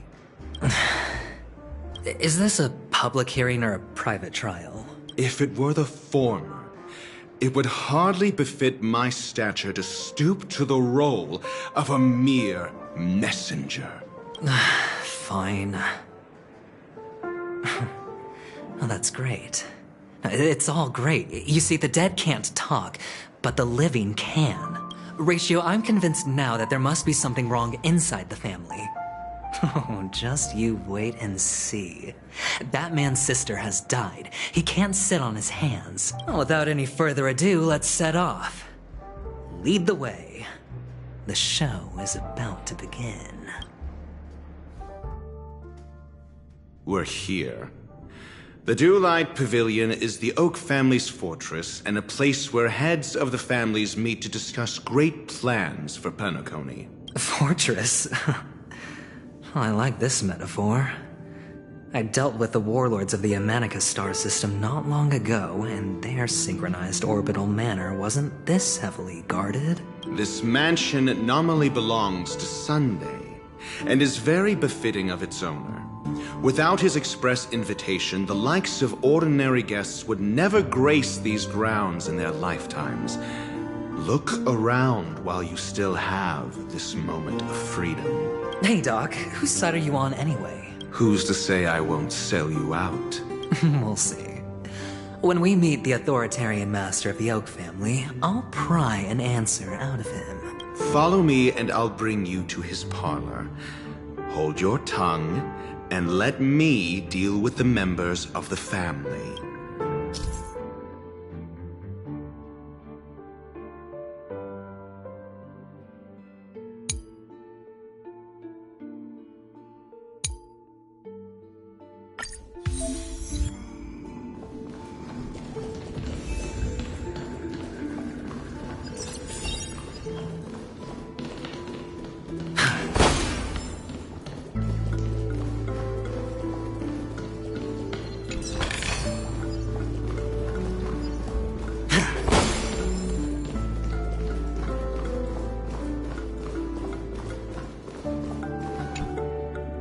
You two, that's a place of business. I was requested by Mr. Sunday to bring him the suspect. My name is Ratio. He should have mentioned it to you. Oh, I remember you. Veritas Ratio. Your punch virtual particle clock is impressive. Excuse me? The one on your head. Of course, it's nothing compared to my full pocket dimensional annihilating power armor of the Mobile Knights. Right, and as I mentioned, that fantasy raiment of yours doesn't exist. That's because you can't see it. Like I say, only family can see the glory of the Mobile Knights. Enough. Get going. Don't keep Mr. Sunday waiting. It seems like the idiocy index here is no better than it is out there.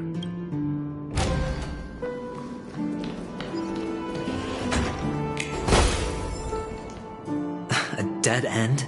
The door is shut tight. Looks like we're on our own. I mean, there isn't a door.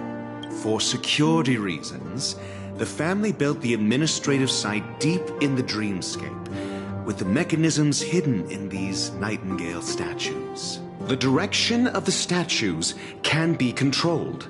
On the previous occasion, an attendant named Kona had gone to the side room to verify something before setting the statues in the correct positions. Well, maybe we should do the same. Let's go and take a look.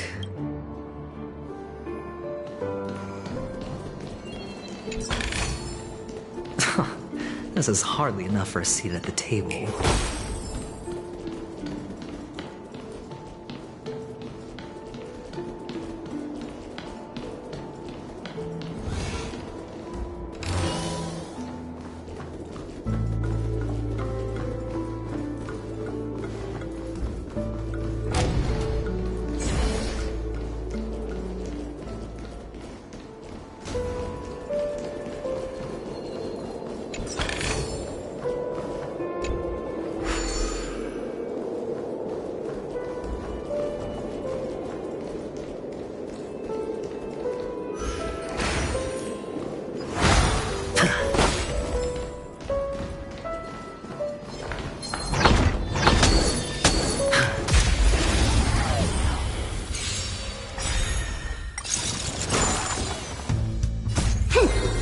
Double speed.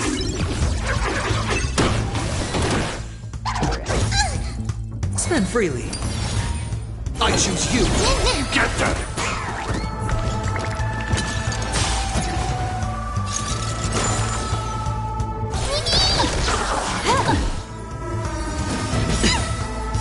Fiends or devils, I'll crush them all.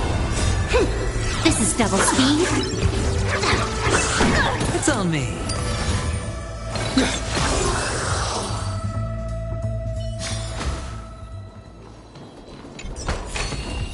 A reward with no risk? I'll take it.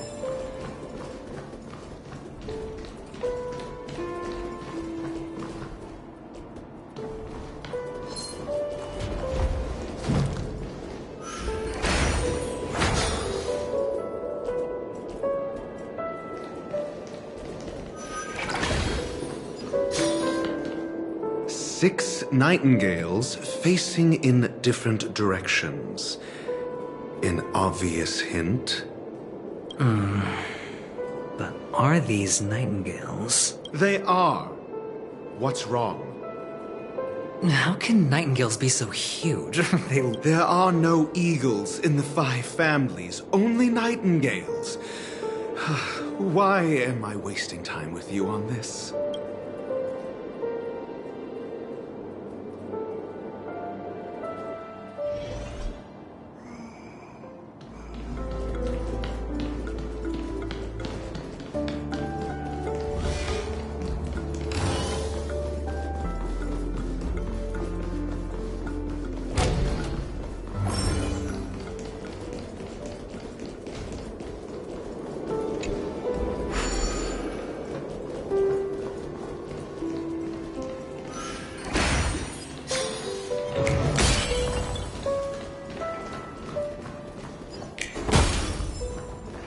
Oh, the bigger the risk, the better the reward. Feeling lucky.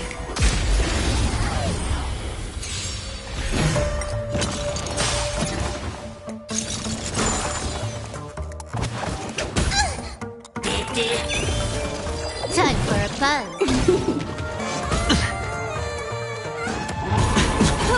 Watch your head.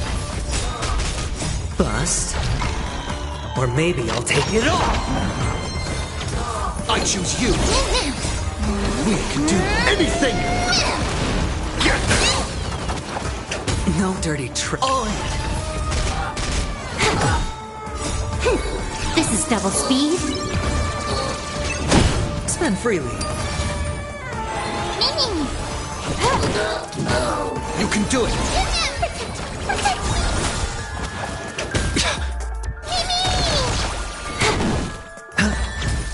Still here.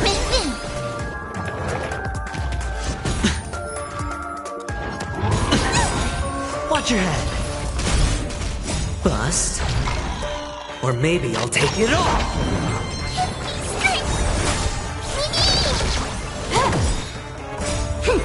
This is double speed. It's on me.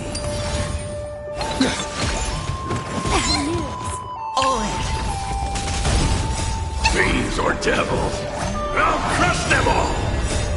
We can do anything!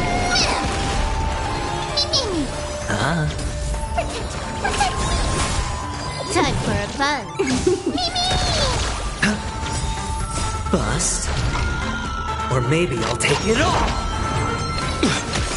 Time for a buzz.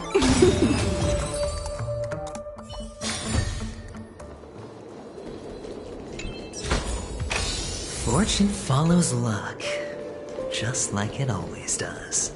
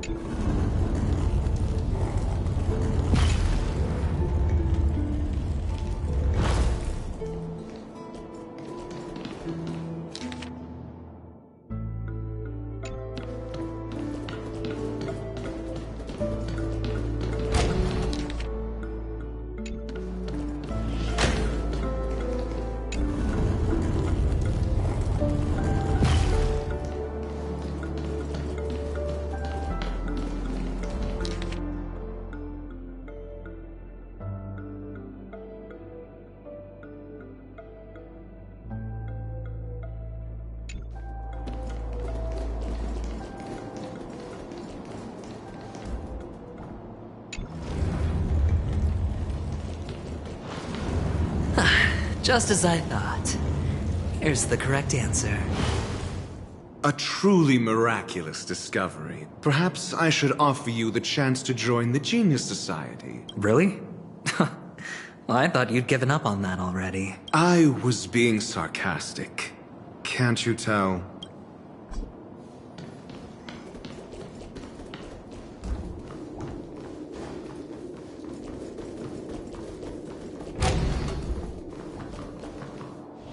Oh, impressive. So much for Mr. Sunday's reserved, virtuous image. Do you need me to remind you? We're in a dreamscape. No matter how grand the mansion looks, it'll not affect Penacony. Stop wasting your time nitpicking the family. Yeah, you're right. The only way to destroy the family is death. Sunday must have thought the same.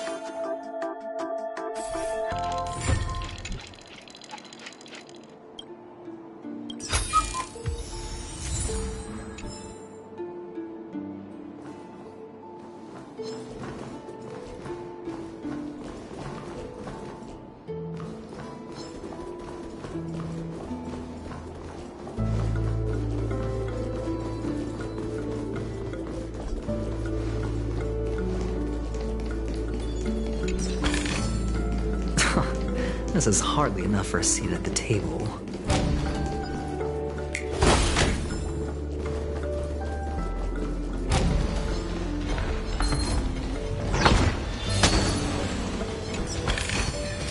A reward with no risk? I'll take it.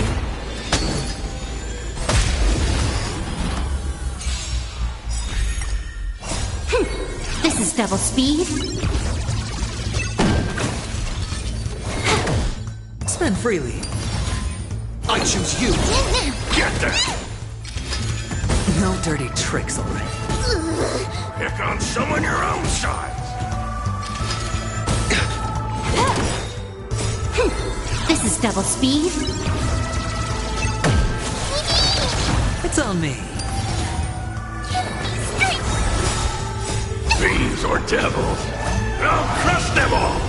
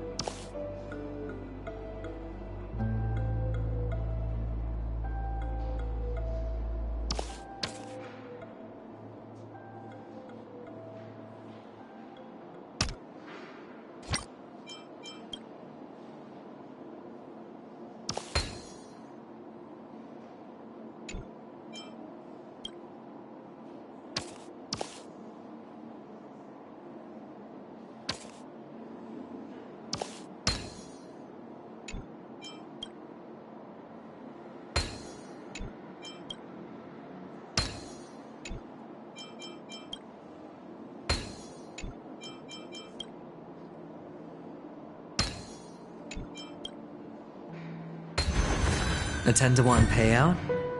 Music to my ears.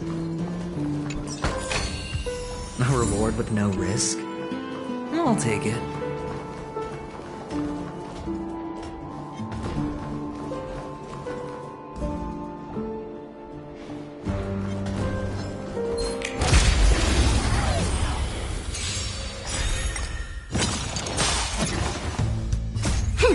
This is double speed.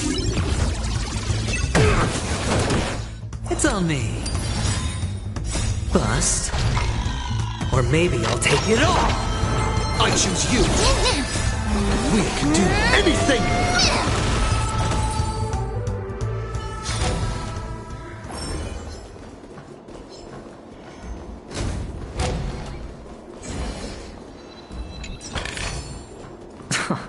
This is hardly enough for a seat at the table.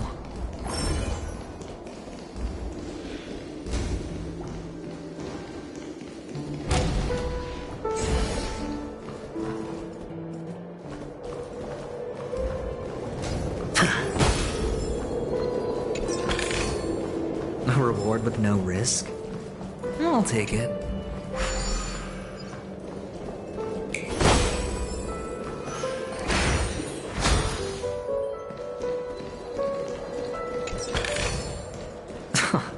This is hardly enough for a seat at the table.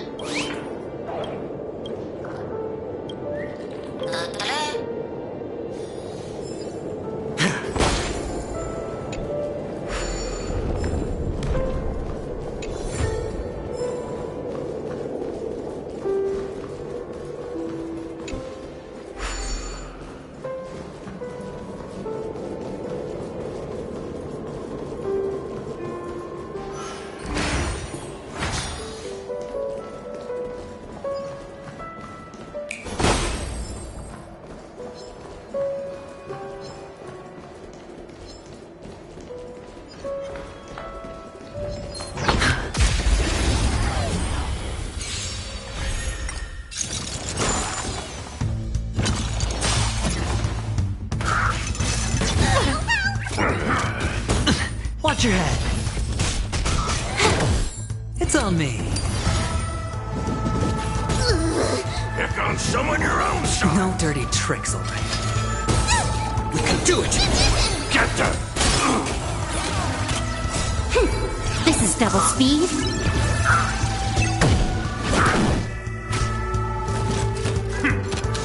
Spend freely.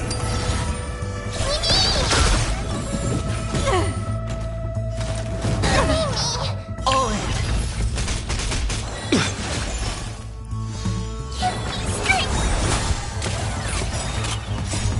We can do anything. Bust. Or maybe I'll take it all. Watch your head. Time for a fun. This is double speed.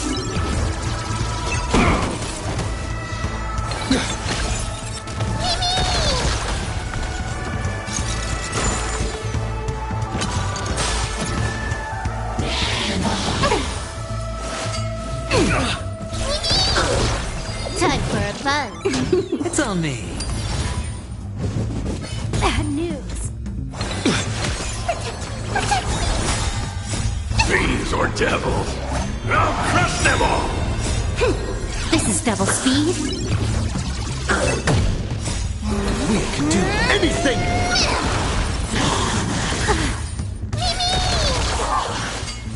Just you wait. Still here.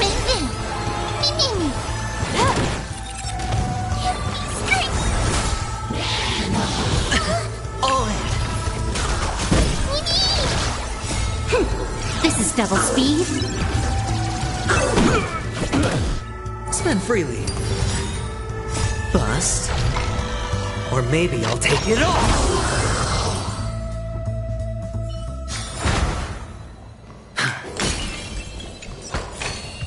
A reward with no risk? I'll take it.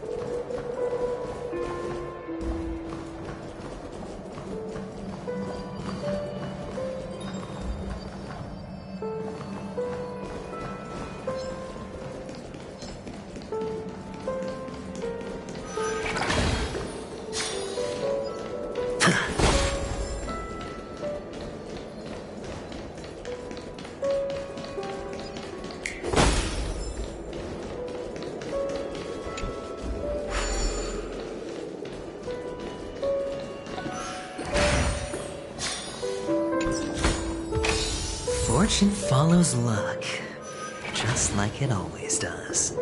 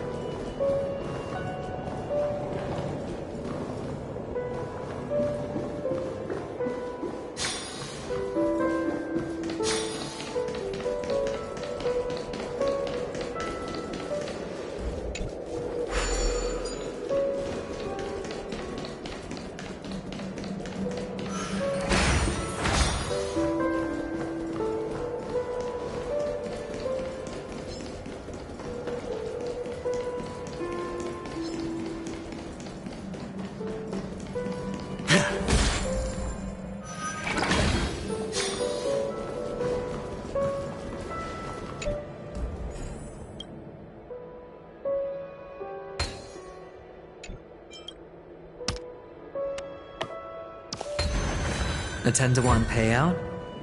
Music to my ears.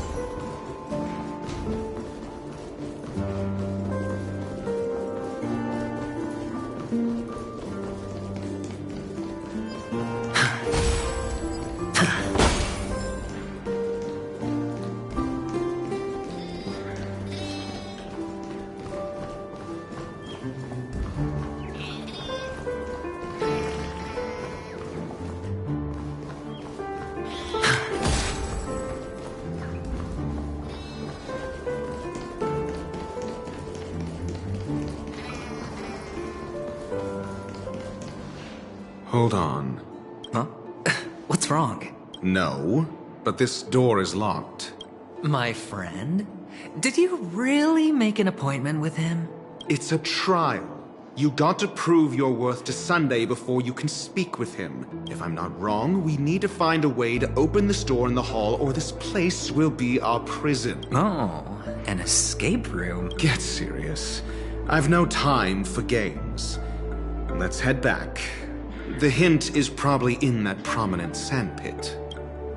Wow. That's an enormous sandpit.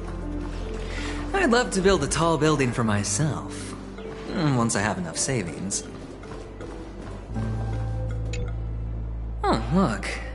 There's a noticeable gap in the model. There wasn't a gap before. That man must have done it intentionally. Well, with your brilliant mind, you shouldn't have any trouble recalling what was here last time. Right, Doctor? Of course. Let's look around. When I see it, I will know it. Fine. Fine. Why do I feel that we're pursuing a degree in burglary now?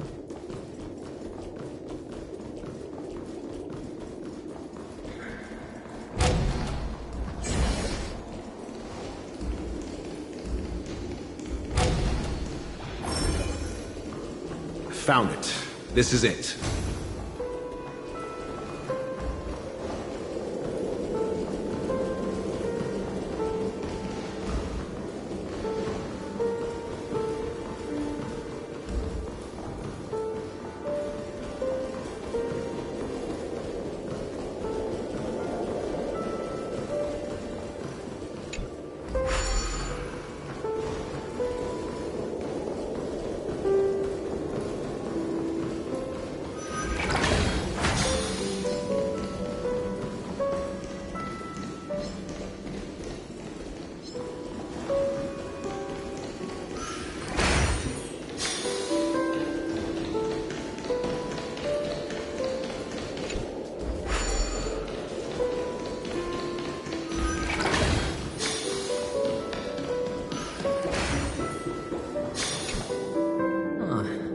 The nameplate reads Gulliver's Arch. Well, I'm amazed you can remember something this tiny. If I were you, I would shut my mouth. It's wise to remain silent when you should.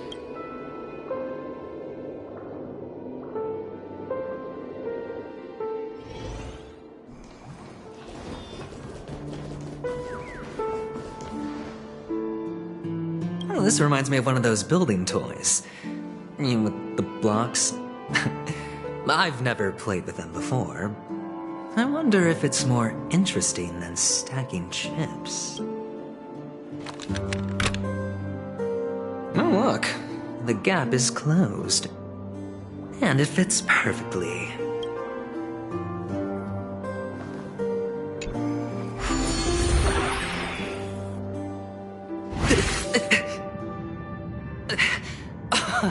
Oh, good heavens. Did I drink? Am I still in a dream? Indeed. Oh, Doctor, you're huge. It's me! Down here! In the sand pit! Oh, actually, I think we could make this work for us. Just find a way to slip me into Sunday's collar, and I'll infiltrate the family just like that. Oh, fine. I was just kidding. Let's find a way to open the door.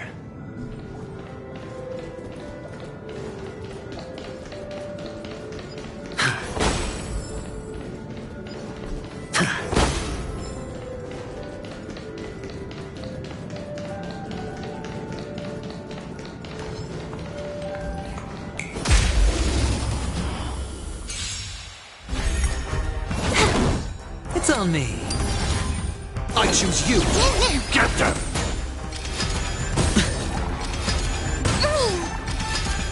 No dirty tricks, right? This is double speed.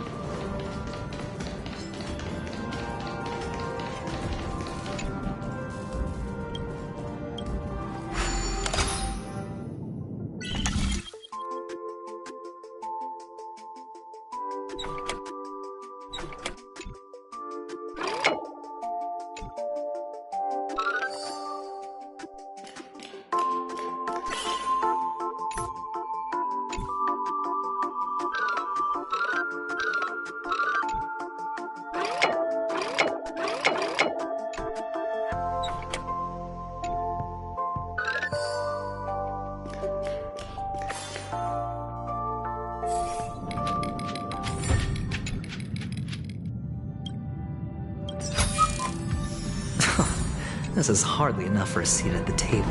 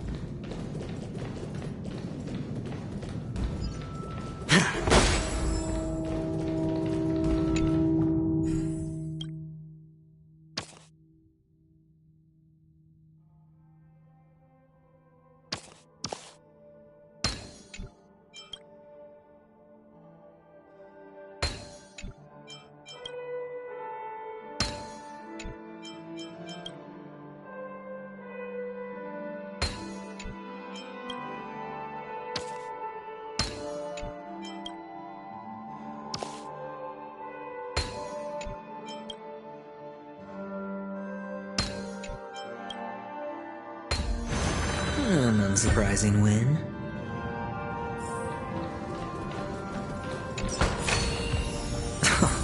This is hardly enough for a seat at the table.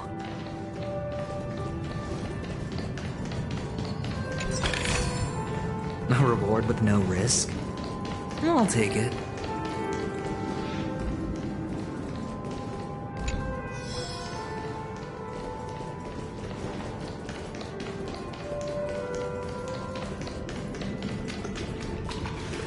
Hello! Welcome to the Golden Hour base model. I am an Oak Soldier. I will be here to guide you through the tour of the base model. Hello!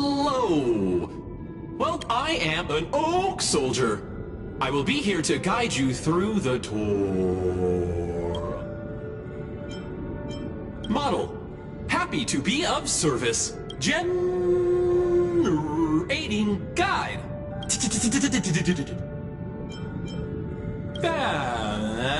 Please look behind me. Capsule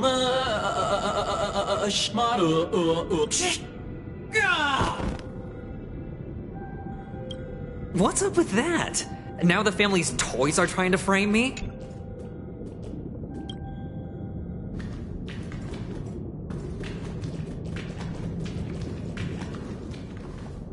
Oh, capsule machine. There's no mechanism on the floor.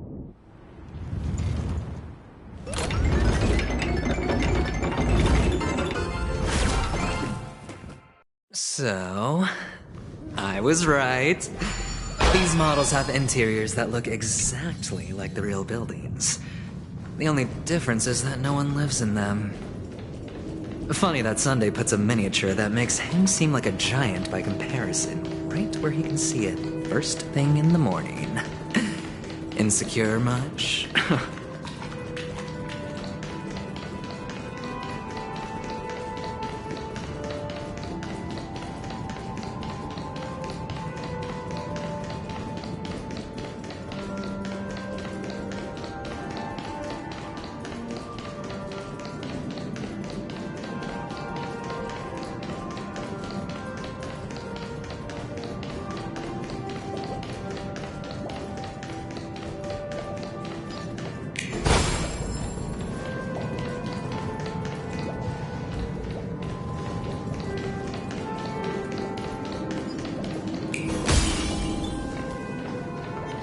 Feeling lucky.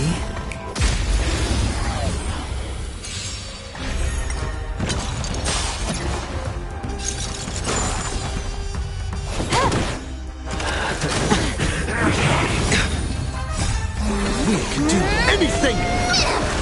Spend freely. Bust. Or maybe I'll take it all! All in.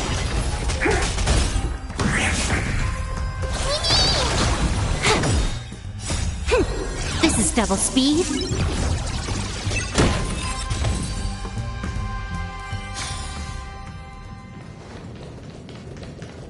Oh, one of the fragments flew upstairs. I'll need to use the pinball machine to flick myself up there. But it's tough.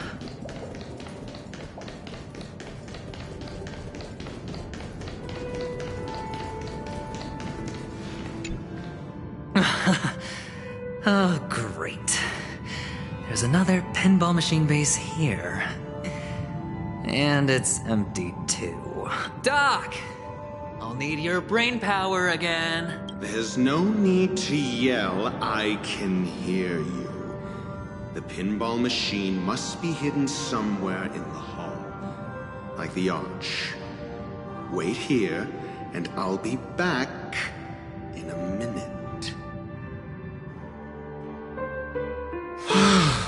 Finally, a moment of peace.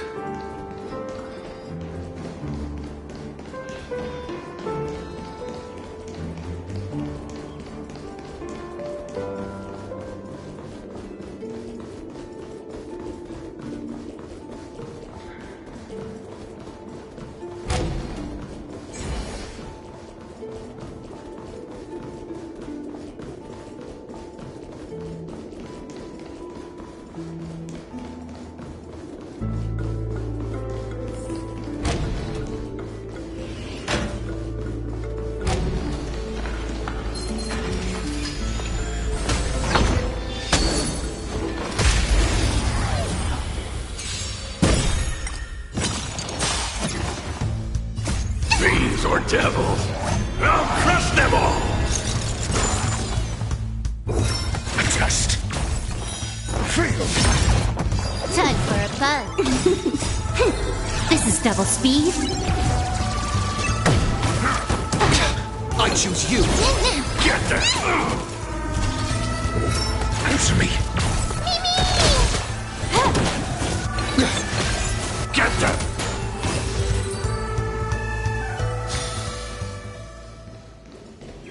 That's it. Pleasant moments of solitude are always fleeting.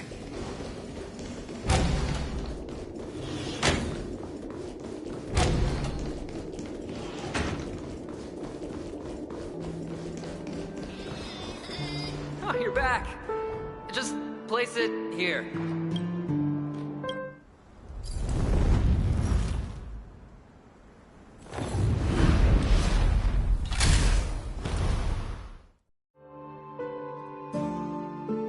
Thanks, Doc.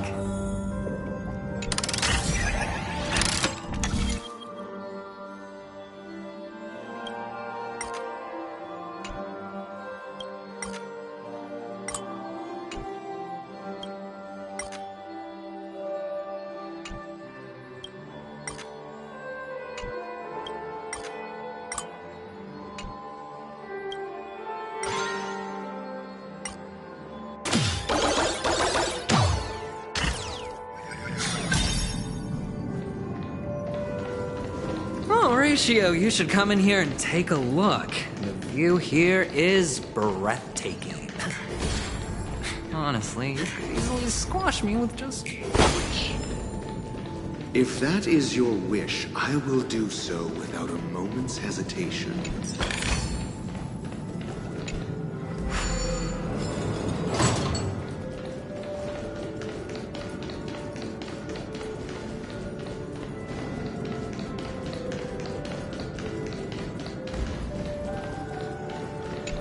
All done.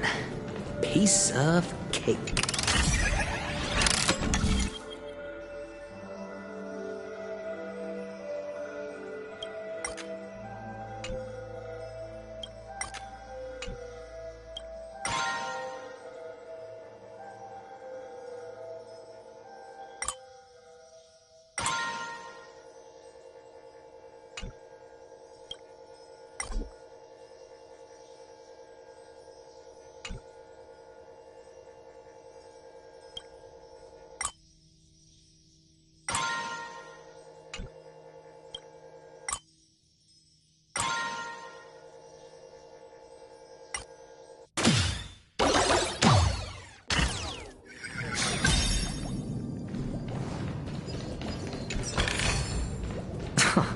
This is hardly enough for a seat at the table.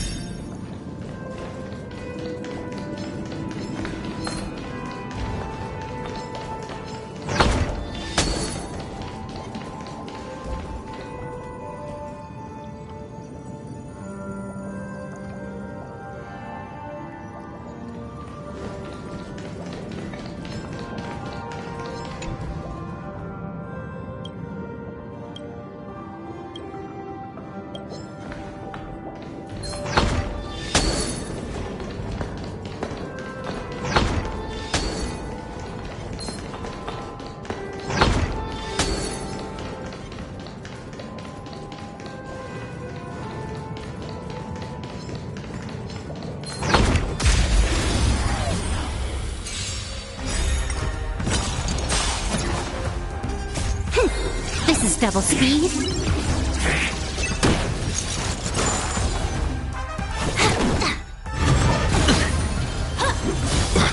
Spend freely.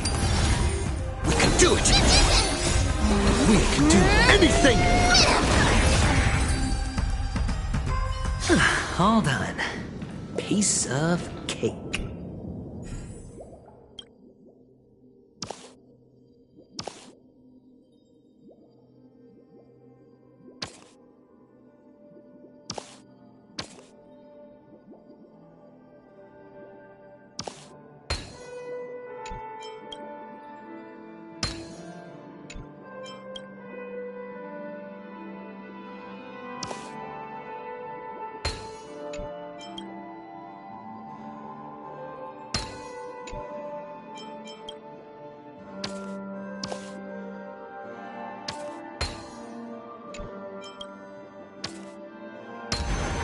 A 10-to-1 payout? Music to my ears. A reward with no risk? I'll take it.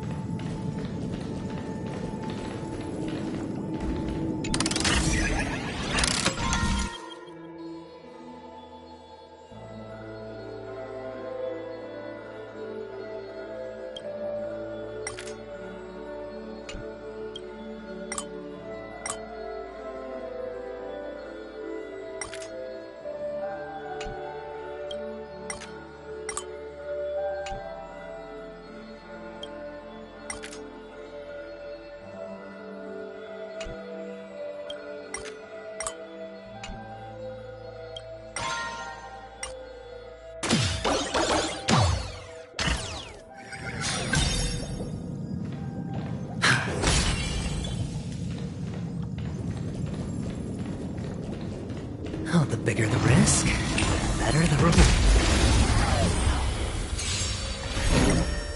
Time for a fun. This is double speed.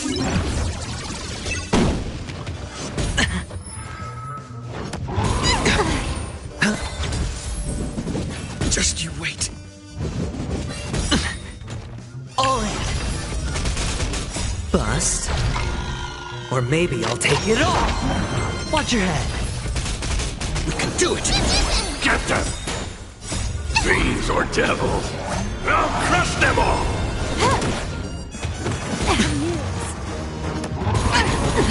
All in. Spend freely.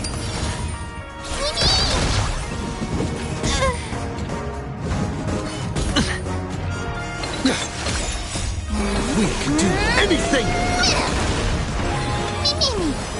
Time for a fun. This is double speed.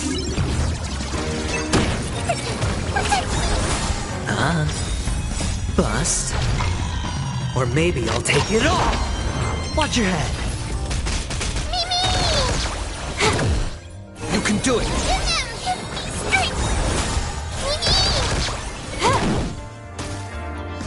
It's on me.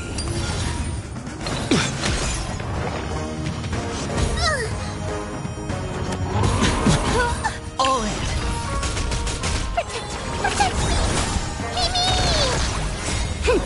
This is double speed.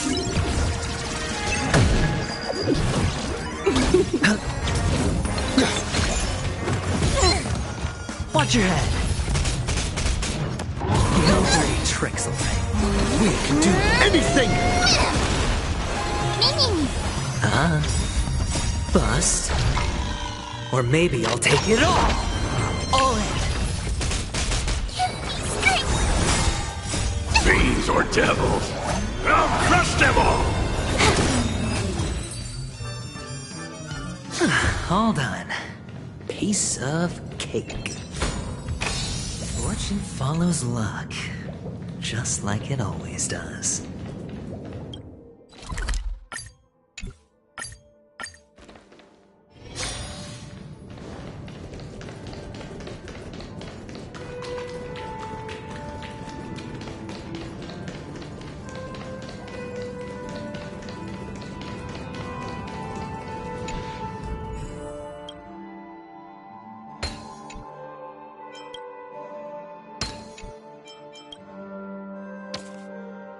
And the joyous tour of Toy City has come to an end. Makes me feel sad. Penacony isn't all bad, right? I'll use this interesting experience as a talking point at the poker table.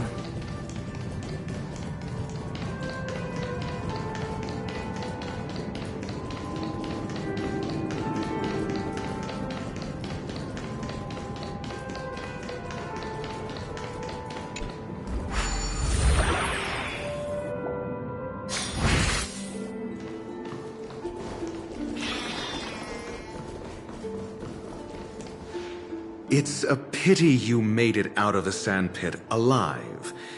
Sunday is just beyond this door. From my limited understanding, he's not someone easily handled. Yeah, only I believe he's the one who should be prepared to face me. Tell me about your plan. I don't have a plan. I'll just play it by ear. There are only two kinds of bargaining chips when dealing with people. Benefit or fear. Looks like sincerity isn't in your dictionary. Am I not sincere enough? There's no need to emphasize it. We've got to make good use of death. That man's sister is dead.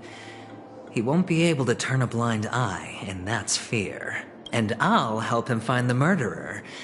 He can't do it due to his status and position, but I can. And that's benefit. On what basis do you believe he's incapable, necessitating the delegation to someone from a rival faction? The IPC? Simple. Because that murderer could very well be a traitor hiding inside the family. Do you mean the Galaxy Ranger whom you accused previously? That was just an excuse, good doctor. There's something wrong with that woman, and we need someone who can keep her in check. It's better to minimize the variables outside our control while we execute our plans. Moreover, I need to know her identity. If I'm lucky. She could be an important pawn. And it's good to have more helpful friends when dealing with this matter. But honestly, the murder case is likely unrelated to her. I believe my standpoint. There's a rat in the family.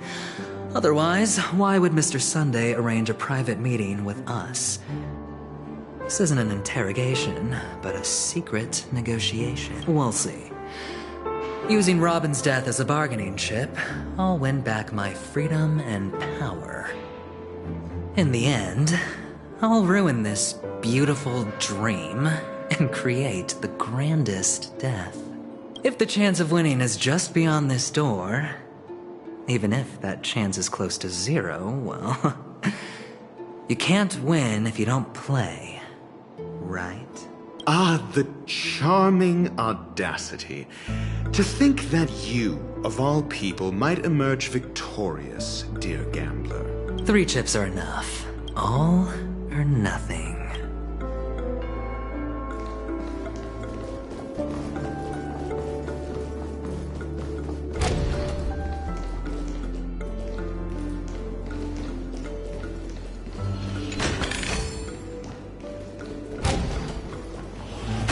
It seems my puzzles are too effortless for you, IPC Ambassador.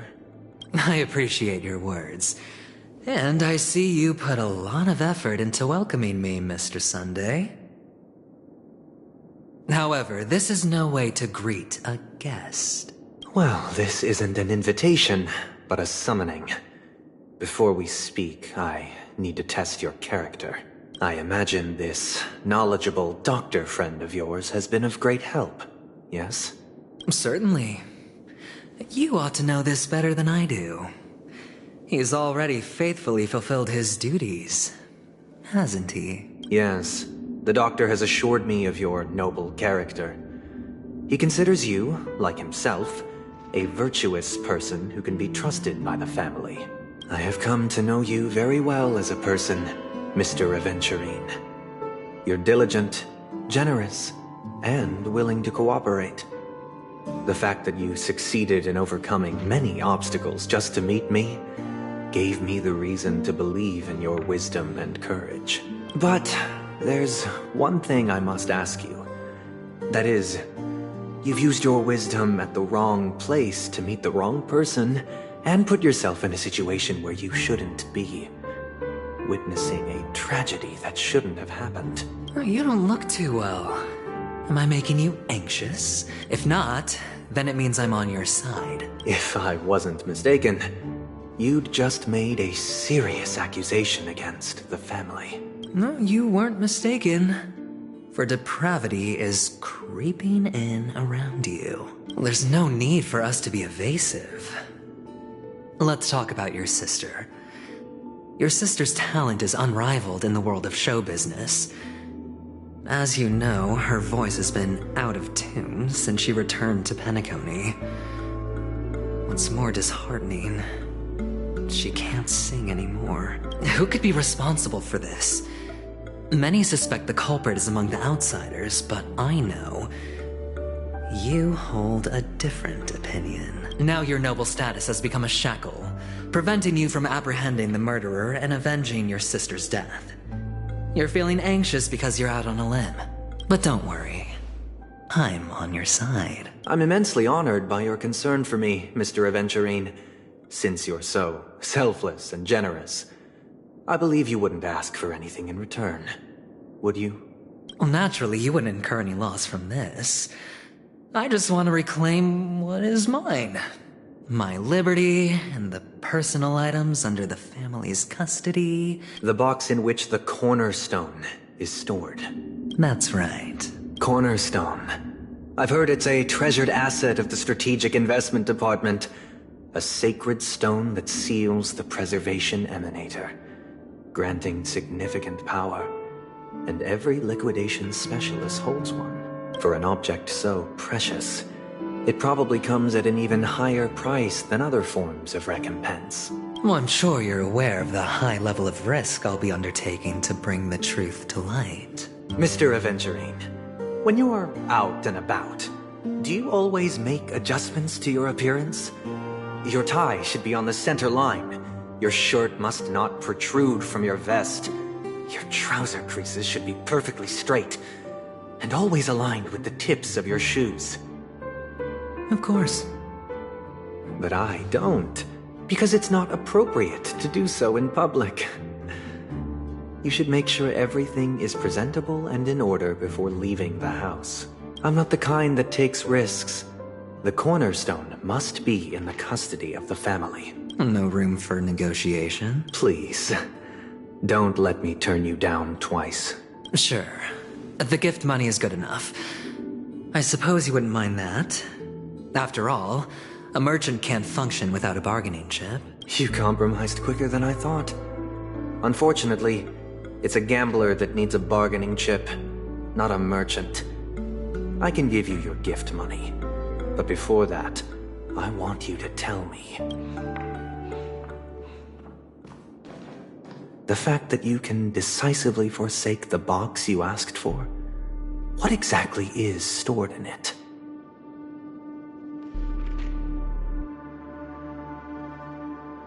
Oh, triple-faced soul, please sear his tongue and palms with a hot iron, so that he will not be able to fabricate lies and make false vows.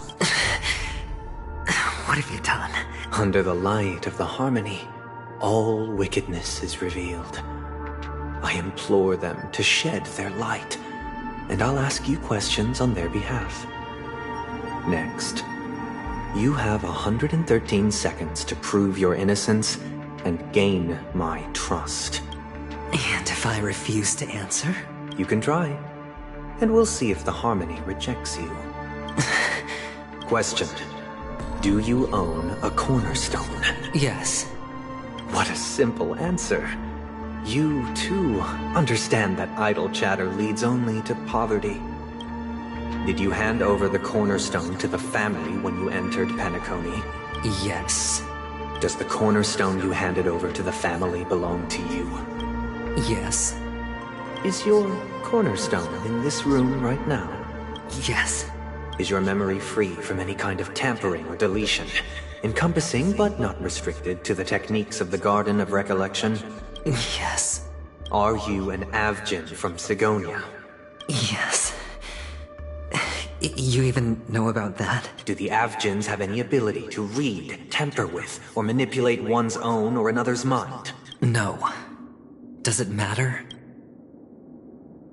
Do you love your family more than yourself?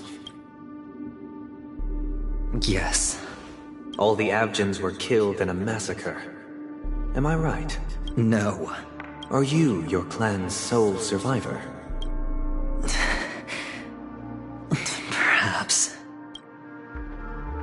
Do you hate and wish to destroy this world with your own hands? I don't know.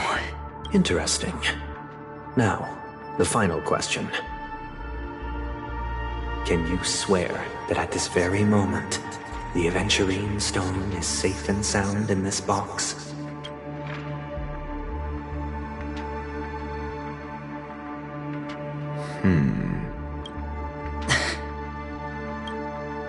Of course. Looks like we can get an answer. Open it, Mr. Aventurine. It's your last chance to defend your honor.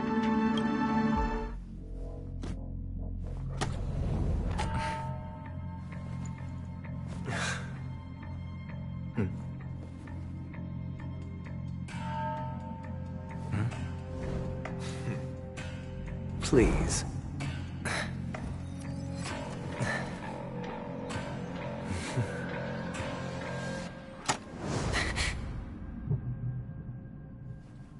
Are these what you're looking for?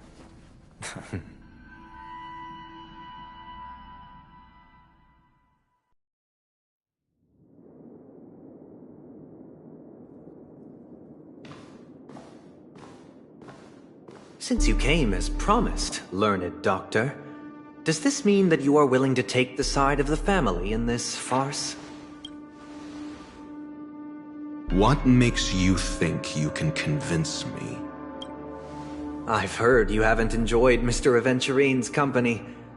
I also understand that you're an avid learner who sees the pursuit of knowledge above all. In that case, you ought to realize that a competent scholar knows their position and wouldn't forsake more vital matters for the sake of petty pride. If you agree to assist the family, I'll share our research findings on the Stellaron. You must be quite aware that, besides the family, no other faction is willing to share such information. Cut to the chase. What do you need from me? I need Mr. Aventurine's comprehensive plan. Haven't you confiscated his cornerstone? You can't expect a featherless bird to take flight. But I've also heard the 10 elites in the Strategic Investment Department have united, progressing together in the interests of the IPC. You'll have to speak more clearly than that. The cornerstone, which Mr. Aventurine surrendered. Was it really his? You question whether he would entrust you with someone else's cornerstone. The 10 Stonehearts aren't as united as you think. Cornerstones are significantly more precious to them than their very own lives. But you know that he's a crazed gambler. The more vocal he is about it, the more cautious I must be. I never imagined someone would share his way of thinking. Honestly, you should see a shrink. Bring it. The box containing the cornerstone is unique, and only IPC senior staff and related members can access it. But I happen to be among them.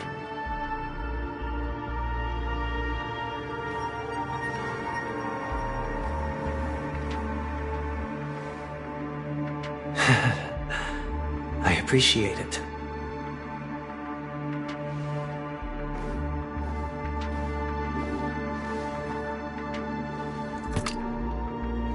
Unfortunately, your guess is correct.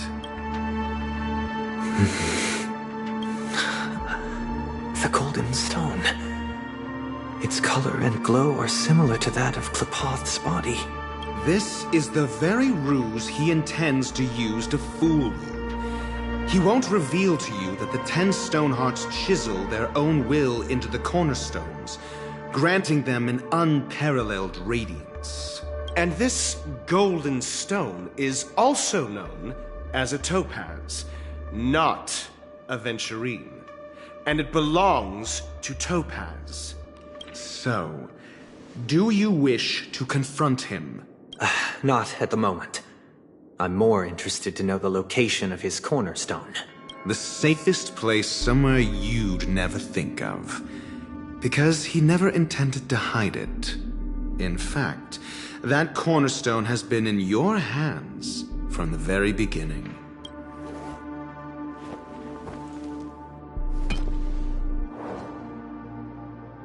I see.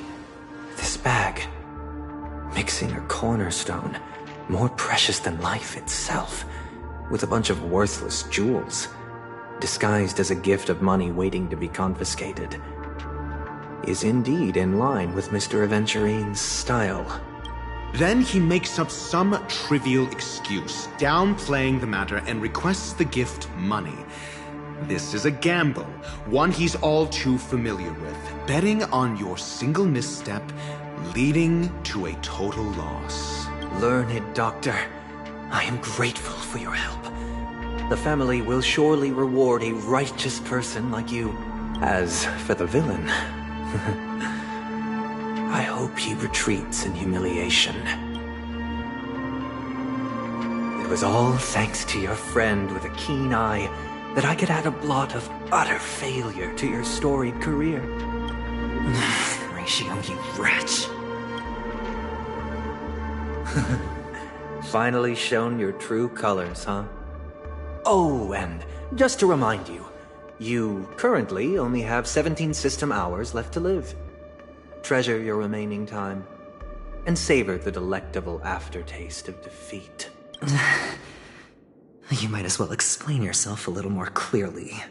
What I performed on you just now was the Harmony's consecration. You were to show allegiance beneath the illumination of their grace. Yet you acted willfully, uttering nothing but falsehoods, transforming the consecration into a trial. I genuinely see no reason to absolve you from it. Is this what the Harmony represents? But is it built upon constraint and coercion? You misunderstand, Mr. Aventurine. Punishment is meant for the irreverent, but I have seen your resilient spirit, and thus I offer you the possibility of a new beginning. Throughout these 17 system hours, you will be unable to escape the dreamscape, or contact any of your companions. You only have 2 paths before you, and it all depends on whether you can complete my test within the time limit. Should you succeed, you will be able to coalesce into the Harmony and be with your family. If you fail, you will suffer the wrath of the Eternal Centurion and fall into an abyss of doom. Sounds like I'm gonna end up the same either way. I indeed do need a servant to help me uncover the evil hidden in the family from an external perspective. I will purge the evil from the inside and bring the real culprits to justice within 17 system hours. When the time comes, compare your findings with mine. If both our findings align, or if you can provide me more insights, then they will truly be able to grant you mercy and honesty. Shameless hypocrites. You took everything from me and still demand the truth? That isn't fair. Your carnival reeks with the stench of cash. Nothing is achievable without it. This is meant to be an act of personal virtue, not requiring the family's support. Your bag is over there. Do as you please. I believe you can trade this bag of worthless jewels for everything you need.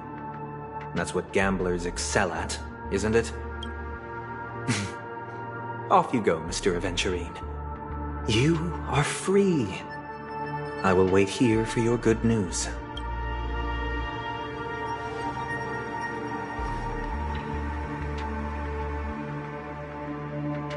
This meeting isn't an interrogation or a negotiation. It's an outright execution.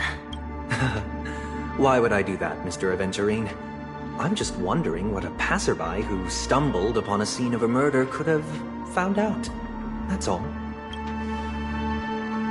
By the way, before you go, I have a personal question. What is it now?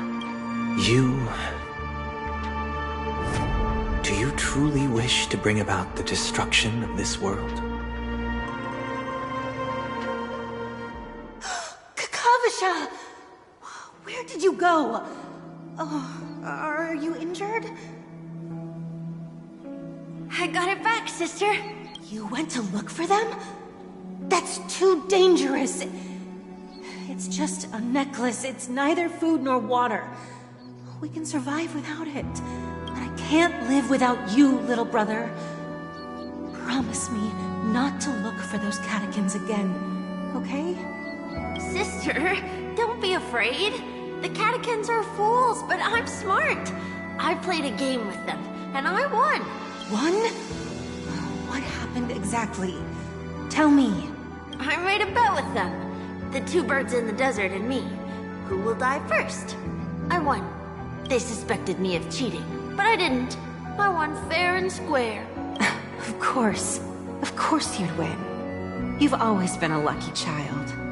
Gayathra Triclops must be watching over you. But that's no reason to push your luck by going up against those bloodthirsty, cruel catechins. Have you forgotten how Mom and Dad... Look, this is just a necklace. But Kakavasha, you are my only family. I'm sorry, sister. I thought you'd be happy. Because Mom left you this necklace. There'll be no next time. It is important. But not as important as you, my dearest brother. Pain and poverty are the trials of Gayathra Triclops. She has also granted us a chance. And that's your good luck, Kakavasha. Your good luck is the most precious wealth we all Avgin have.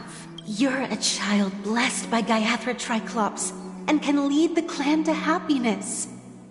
So always remember to protect yourself and never resent the pain and poverty you're going through. Listen to me and swear to Gayathra Triclops. Okay. We'll swear to Gayathra Triclops to protect this wealth. But sister, Gayathra Triclops was really watching over us? Then why did she not protect Dad when he was swept away by the quicksand? After all, Dad went to the Catechins' land only to prepare for Gayathra Triclops' offerings. And where was Gayathra Triclops when Mom was shivering in our arms?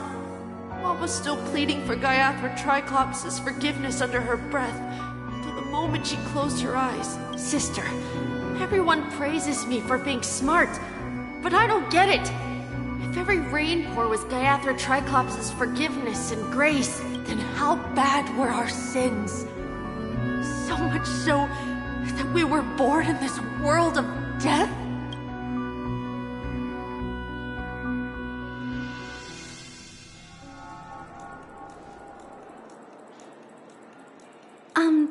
Excuse me. I can't seem to find any information on this artist in the Iris family archives. The photo you provided also doesn't show any matches. Just as I thought. I'd like to ask, what kind of traces do people leave when they enter a dream? Are you referring to the records when you enter the dream pool? The equipment will monitor physiological indicators, such as heart rate, blood oxygen levels, and body temperature in real time. This data will be included in statistics and handed over to the family for the screening of any data anomalies. Please rest assured, your vitals are monitored in case of emergencies, allowing us to wake you if necessary. This is all for the safety of our guests. Can I trouble you to access the records? I apologize. The hotel does not have access. This information is managed by the Bloodhound family. We can only gain access if there's a problem. Looks like nothing can be found here. At least we know who to look for next. We can ask the Bloodhound family for information. Thank you for your assistance, Miss Allie. By the way, is Miss Robin doing fine? We are looking forward to her performance. Fine? What does that mean? Is there something wrong with Miss Robin? The preparations for the Charmony Festival have been proceeding smoothly, so I guess things are pretty good. I'm sure. Sure enough, no one knows about Miss Robin. I'm not surprised. But that Miss Firefly is truly mysterious. There's no information on her in the hotel system. Even if she's a stowaway, she should have a disguised identity after entering the planet. She's also in the running for the legacy. How is she going to sneak into the dreamscape unnoticed? Is there any other way to enter a dream? Besides the hotel room's dream pool? The Memo Keepers have abilities that are difficult for normal people to comprehend. In the memory zone of Penacony, they thrive effortlessly, a fact proven to us by Black Swan. The hacker girl from the Stellaron Hunters used extraordinary means to unlock the Dreamscape Hotel's seal. According to the scene witnessed by him, it is likely that they are behind Miss Firefly's case. The Garden of Recollection and the Stellaron Hunters. Both are possible, but what about the IPC? Since they want Penacony all for themselves, they're bound to have a plan. Who are you guys? The Bravo team has arrived at their designated position, ready to execute armed evacuation operation. Armed evacuation? Boss, aren't you drunk? What do you know? It's more efficient this way. Just don't let the director find out. Help! Help me! I spent all my year-end bonus on the snowball! I don't want my name on the department's major disciplinary notice! Hey, check it out! That voice. Could it be the IPC workers from Bellabog? To all guests, the IPC will be conducting special operations within the hotel. I'll request a beating for you lot! You've been told not to drink during work hours. Take him back to the hotel room. I'll organize a meeting later to properly go over how this incident report should be written. Miss Topaz? I never thought I'd run into you on Penacony. Long time no see, Astral Express crew. Aventurine has told me a lot about your happenings.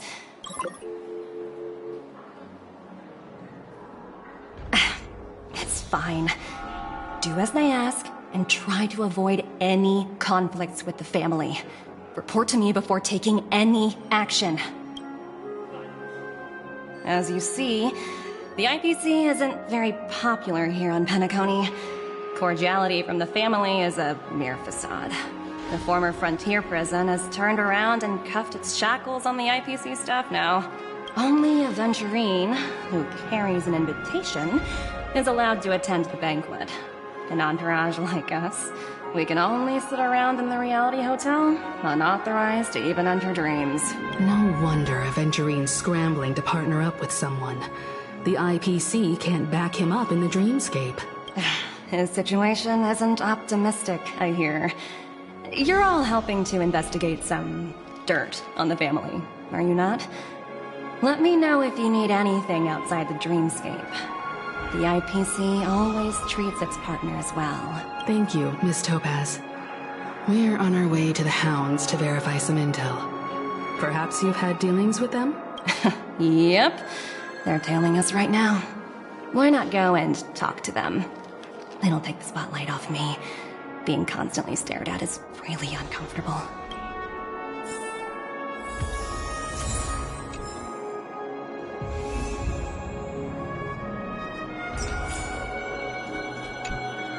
How does it feel to be in business with Aventurine? That's just his style.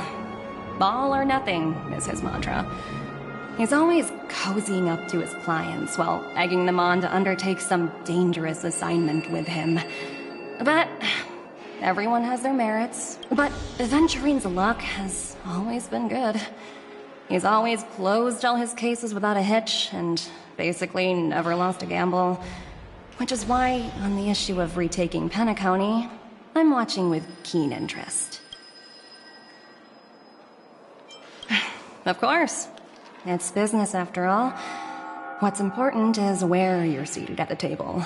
As for the 2 cases, apologies, but I don't have much info on them either. All I can do is ask you to keep digging for more details.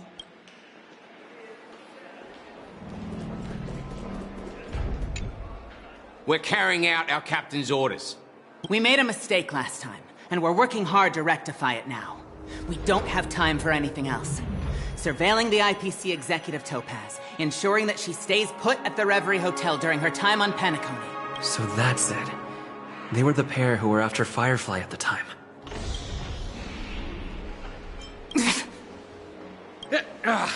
It's you again. Back for more trouble? Well, spit it out.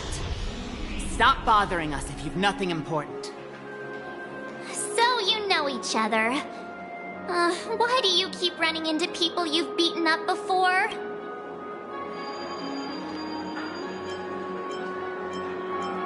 That's right. We're investigating a murder for the family.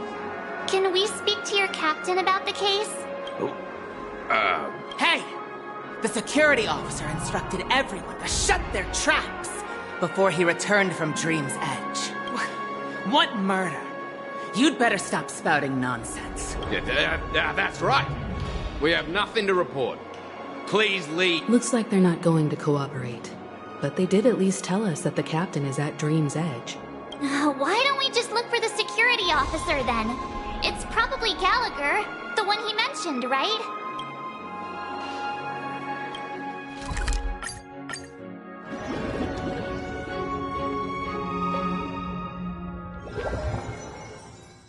Such tight security.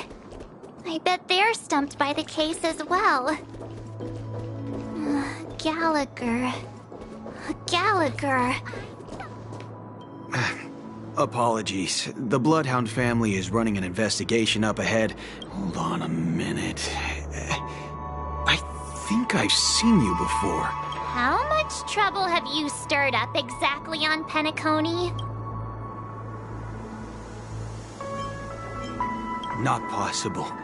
It was you the last time, yelling about some clockwork friendship while beating me up with that silver-haired girl. I'm not letting you get by this time. Huh? What kind of heinous crime have you committed now? Hold on, sir. We have documents authorized by the family that would aid your investigation. If it wouldn't trouble you, could we see this Mr. Gallagher? Who exactly is this Gallagher you keep talking about? There have been a few people mentioning this name. He didn't send you all here? It was the security officer who dispatched us? He'll do. He's the one we've been looking for. Sorry, no can do. The boss said that since it's a matter of the family's reputation, everyone, please leave. There's really no need for us to make things difficult for each other, right? We're really sorry for troubling you. Another way. That's it! Can you perform it again? It's not bad if we're resolving a misunderstanding. Please? Sorry, no can do. Everyone, please leave. Sorry, no. Everyone, please leave.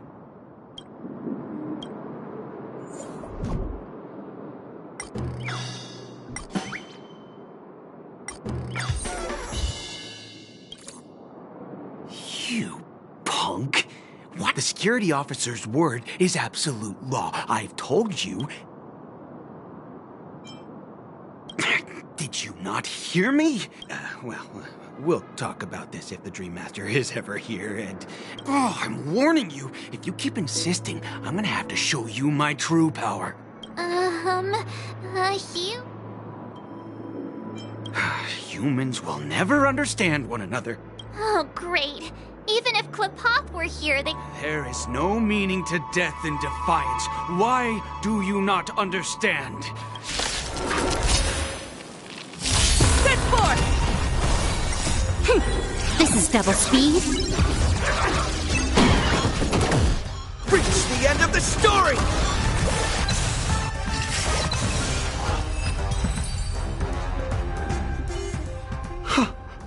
Am I destined to relive this outcome? Oh, what's he talking about? However, this time, I will sever the chains of tragedy. He doesn't have to be so melodramatic, does he? Looks like he still doesn't want to budge an inch.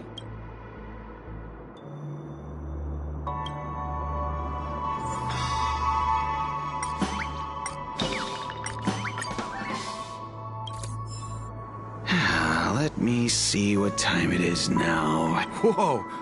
It's this time already! Time to clock out! And no one's gonna stop me.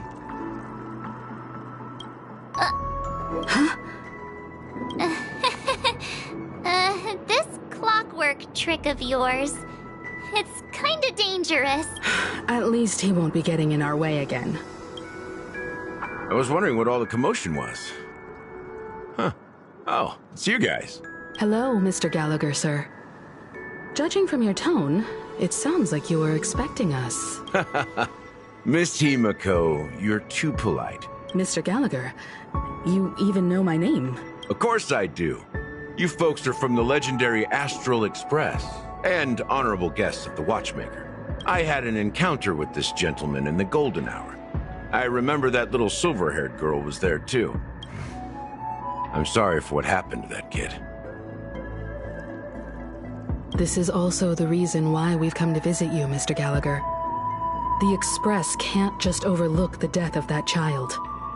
So we've decided to help the family get to the bottom of it, in the hopes of getting justice for her. The Nameless involved with the family. What an unpredictable twist of fate. Why? What's wrong with the family? It's nothing. On Penacony, everyone loves the family. No matter how much one resists the beautiful dream, when the time comes, they too will find it hard to let go. Who wants to leave a warm nest? Just idiots, little kids, and inebriated fools. Mr. Gallagher seems to be getting at something. You got it wrong. I'm not. You want to discuss the case? Sure. Come with me. This is not a good place to talk.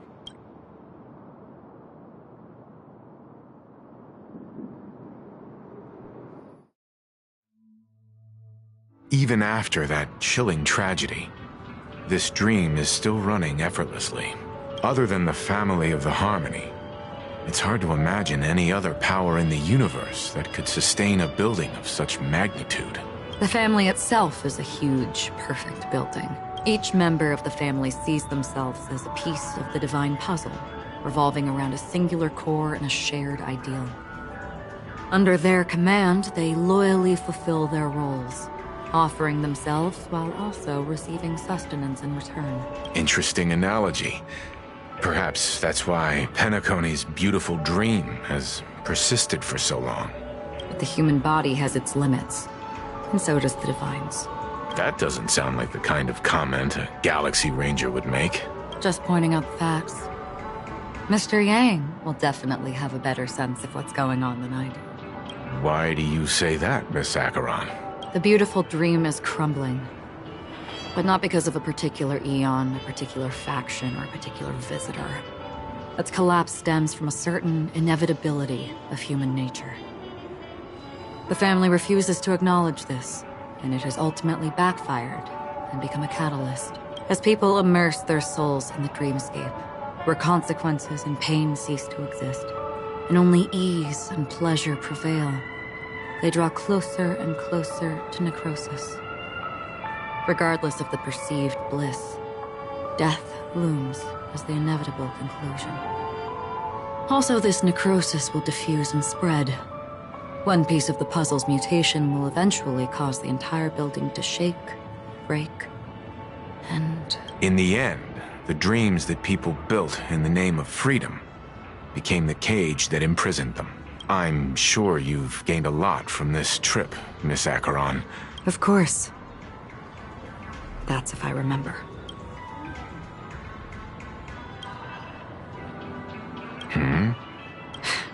Don't mind me. It's just a habit. Owing to events in the past, I've become easily forgetful. It's only when this sword is unsheathed that those hazy memories start to become clearer. Take your time. That should do it. I vividly remember everything that occurred on Penacony.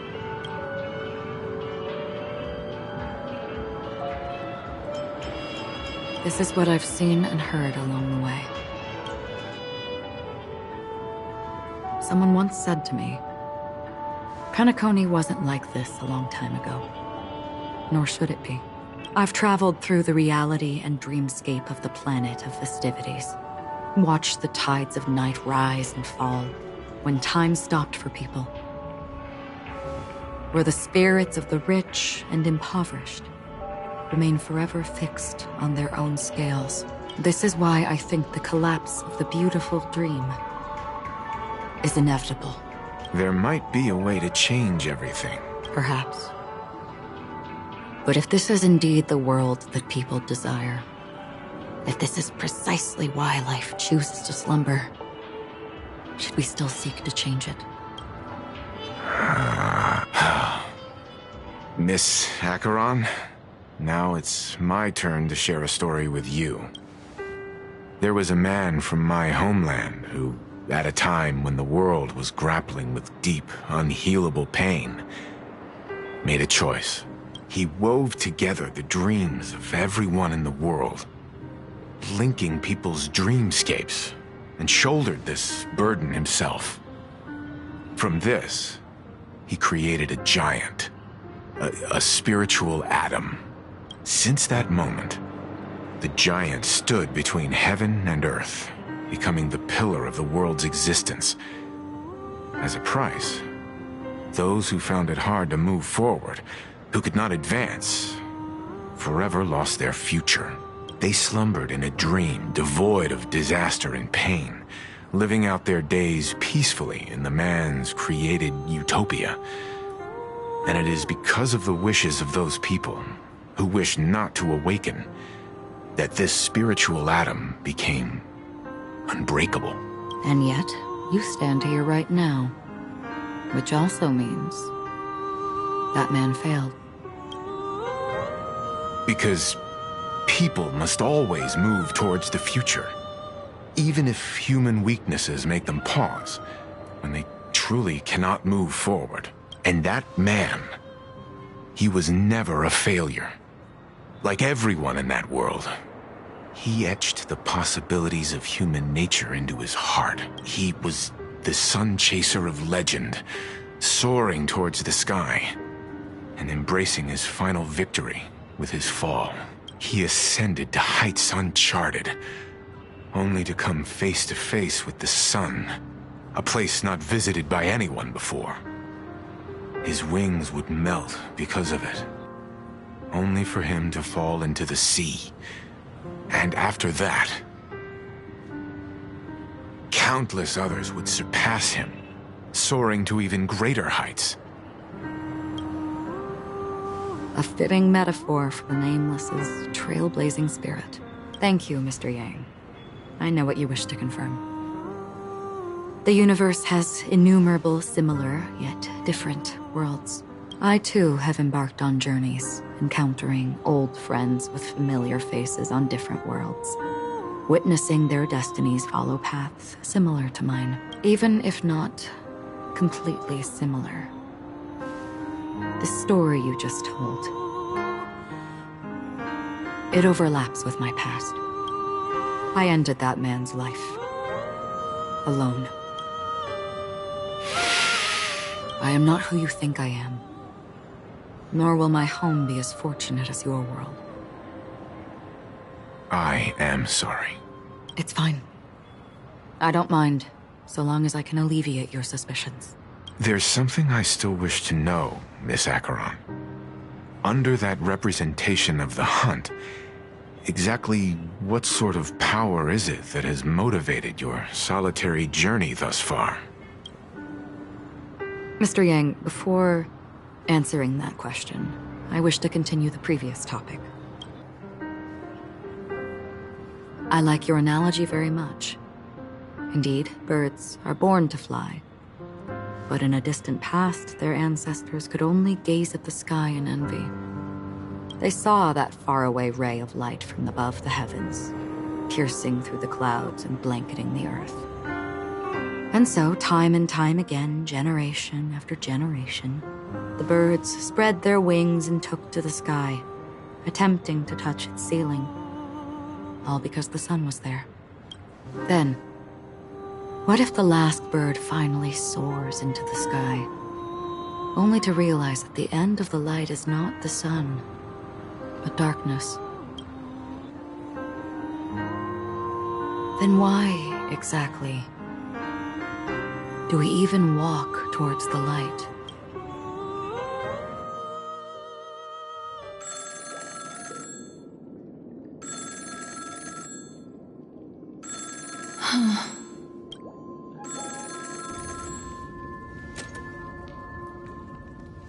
Long time no see.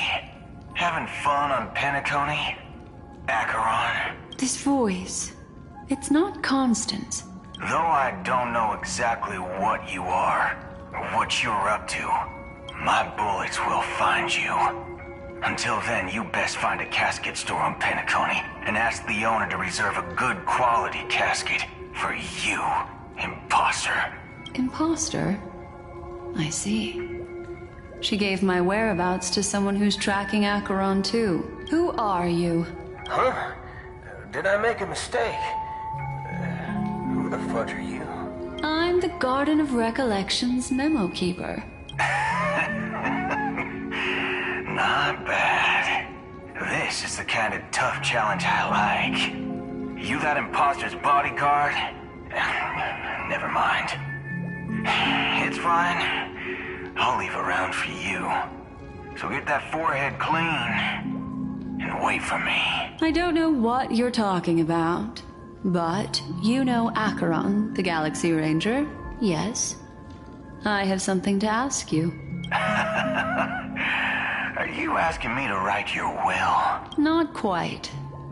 I only want to ask, how exactly did she become a Galaxy Ranger? She's clearly not a path strider of the hunt, but you are, aren't you? Sure. Never thought I'd come across an ally. Fudge, what a stroke of luck. Well, I'll be on Penacony soon. Memo keeper, go buy a bottle of Asdana's white oak and warm it up. And I'll raise a glass to you. That lady's passed. Well, nobody knows. But if all you want is a simple answer, sure, you best get a chair and take a seat. That woman, named Acheron, is an emanator who should not exist.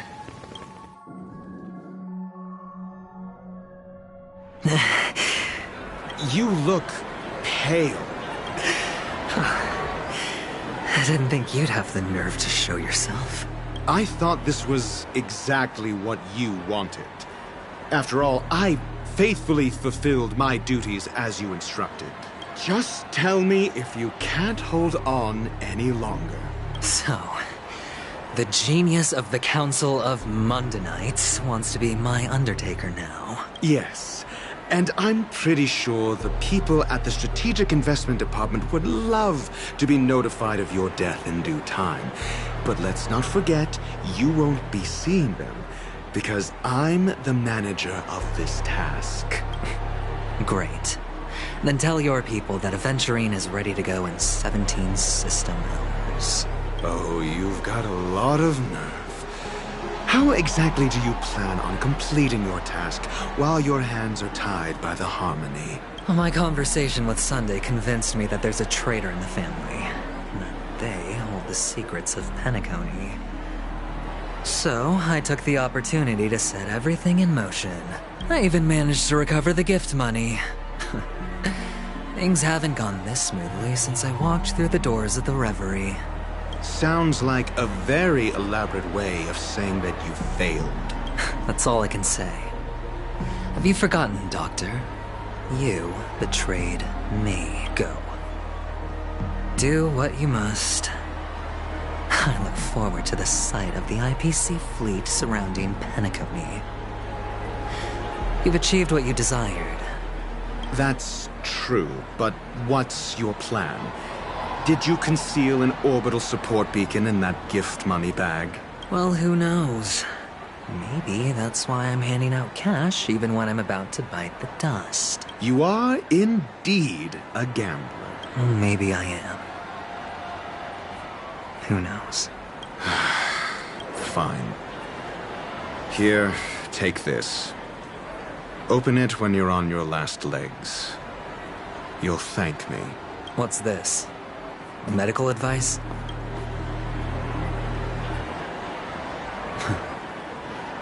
You catch on pretty fast, Doctor. Asking me to solve a case without giving a single clue. How typical of you wing-headed scoundrel. But the way you're all on edge about that stowaway, it's just as I guessed it would be. As for now, let the rain of wealth from the IPC fall evenly on everyone.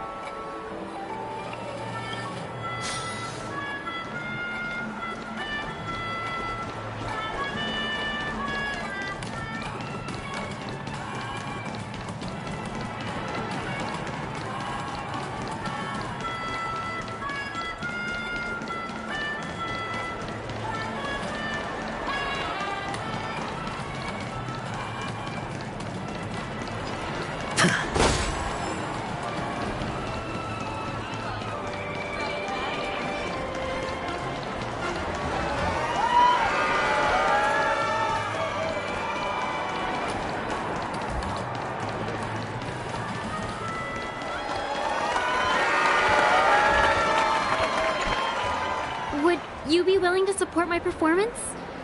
And keep the Song of Beauty alive in the cosmos? Wow, how fabulous!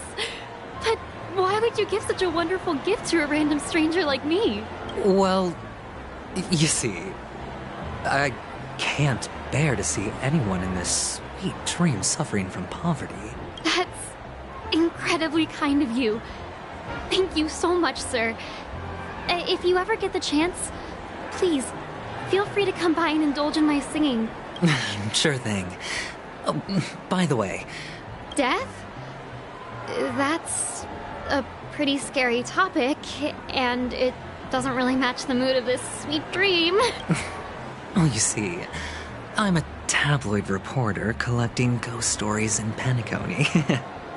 As you know, the more chilling the stories, the more attention they get. Well, if you're up for some gossip, it's not about death, but there have been some rumors about a guest at the reality hotel who fell into a deep sleep and didn't wake up. It was like they were in some sort of coma. Nobody knows what caused it, but luckily the customer eventually regained consciousness. Thank you. This will make for a very juicy headline. Unexplained coma. That's actually what happens to your body if your brain dies in a dream. But unfortunately, the customer ended up waking up in the end. I can feel something inside my head. Is the harmony starting to kick in? The world. You. Wait. I get it now. This is some sort of prank show, right? You youngsters are always looking for a quick way to get an audience. But you know what? A truly great show never comes easy. A great show will start soon, old man. But before that, I need to ask you something. Ah, I see. Another fearless youngster looking for death, huh? Well, let me give you a piece of advice. Don't think you're the first one who's ever thought of that idea. Death? Not even remotely innovative. I bought it from Dr. Edward. He claimed it was some exclusive fancy schmancy stuff. Oh, what a disappointment. The effects were awful. First, some monster covered in eyes stabs you in the gut. And then all you see are blurry glimpses of buildings and lights. The sky was spinning so fast it almost made me puke. Is that... Yeah, what else can you expect? Don't put too much stock in the Penacony movie industry. What a joke. Well, I'll leave you be then. A monster covered in eyes. That sounds like the Memory Zone meme. But buildings and lights... I don't think those have anything to do with death. Well, that whole dream bubble was probably created using rumors and gossip.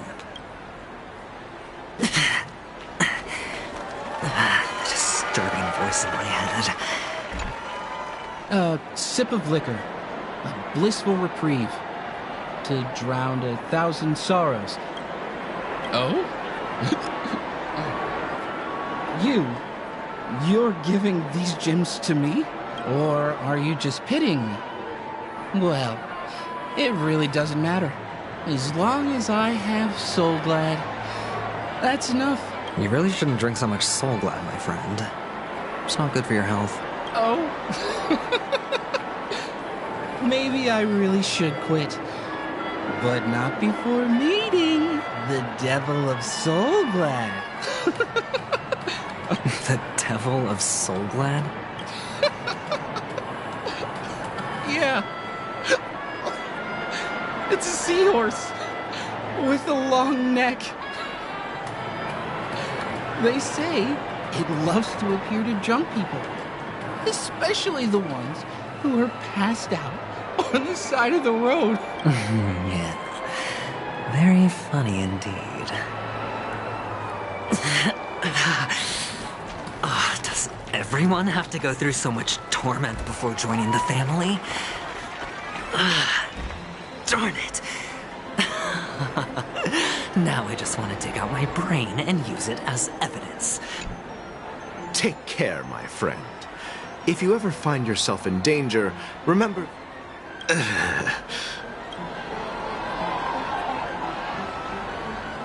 You don't look good, my friend. If you need assistance, I can contact the hotel and have them wake you up forcefully. That won't be necessary. I have some business to attend to. But thank you all the same. All right, then. If you ever need help, don't hesitate to reach out to us hounds. Well, actually, I do need a favor. As the most outstanding hound in Penacony, have you come across any stowaways recently? Stowaways? How could there be stowaways in Penacony? All right. Good luck with your work, then. What was I even thinking? Family would never share intel with the IPC.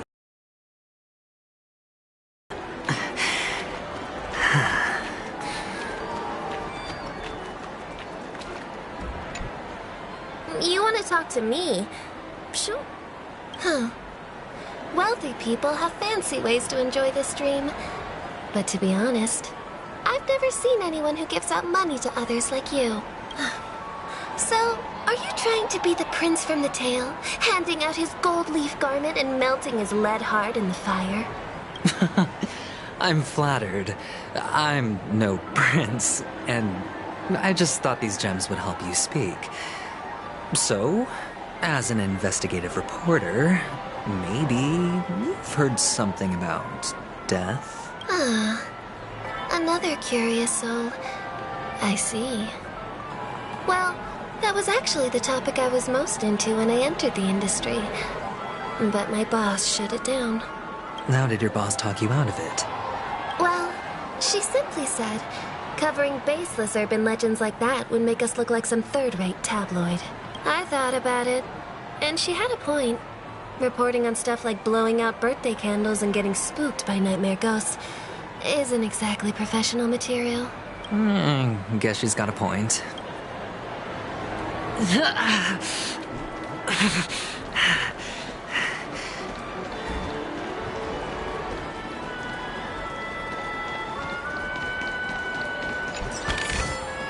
A reward with no risk? I'll take it.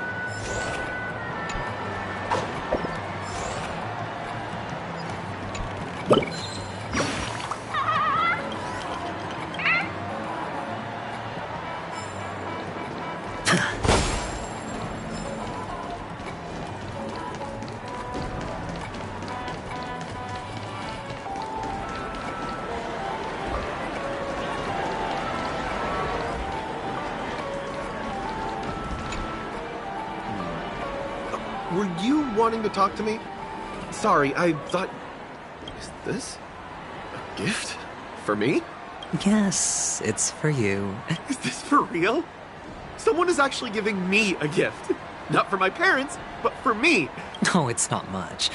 I just want to ask you something. I knew it. What's on your mind? Neither. I just wanted to know if you've ever heard about death in the dreamscape. Oh, you sound just like my father. Always warning me about danger, even in dreams. He's an Intellitron, so his dream entry methods are different from us organics. Can't count on him to protect me if something does go haywire.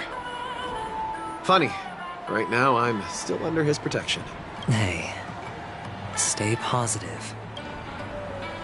The Devil of Soulglad, dangers in the dream, and nightmare ghosts.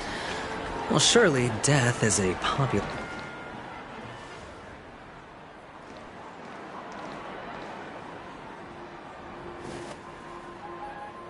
Remember what I said. You Sigonians are better off hiding in the sewers. Look at you, snooping around and sticking your nose everywhere. Is the smell of death so enticing, my fine fellow? Oh, it's you, masked fool. I should have guessed it. You're the imposter who appeared on TV after Robin's death, right? I heard you got caught by the family. I gave you a clear clue. Befriend a mute. Simple and straightforward, you know? And what did you do? You messed it up and ended up as their prisoner. I told you to make friends with a mute, not become one yourself. You really let me down. What do you mean? You know better than I do. Who watched the little songbird that couldn't sing perish right before their eyes? You did, Blondie. No, I mean... What did you mean by becoming one myself? Well, it means you'll soon end up like her, unable to speak ever again. But it's a good thing if you ask me, because... Because I'm getting closer to the truth, right? Oh? Why else do you think I'm handing out cheap trinkets all over the streets, fool? All part of the act. Fool's bait. The more pathetic I seem, the more likely you'll come sniffing around. So, now that I've drawn you out, will you reward me with an answer for my efforts? Why should I help you? Don't you want to see Penacony descend into... chaos? Well, I can make that happen. I just need an answer to one question. Back then, when you asked me to find a mute, did you really mean Robin? And what if I say no? Then I'll thank you. Oh, the word no has never sounded so pleasing. Well done.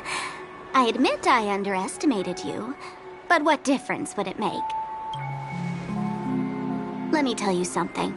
There were 2 mutes, but one is dead now, and the other, though she is still in Penacony, I'm afraid you'll never find her again.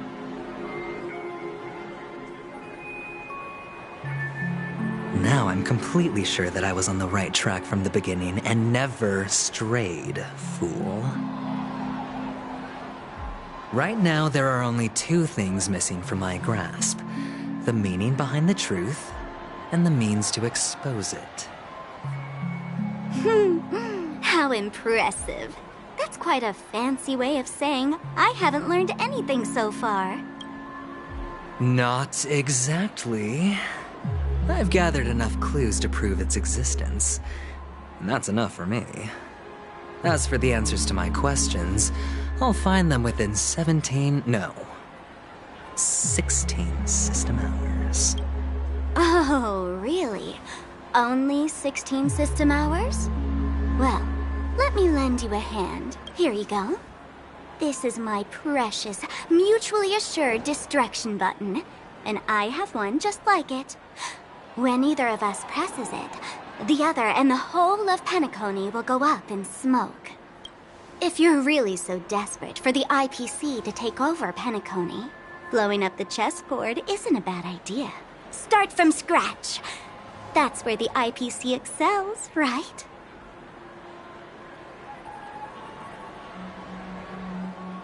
Just press the button when you're at your wit's end. And of course, feel free to reach out to me for my hospice care, too. Oh, a deadly button, huh?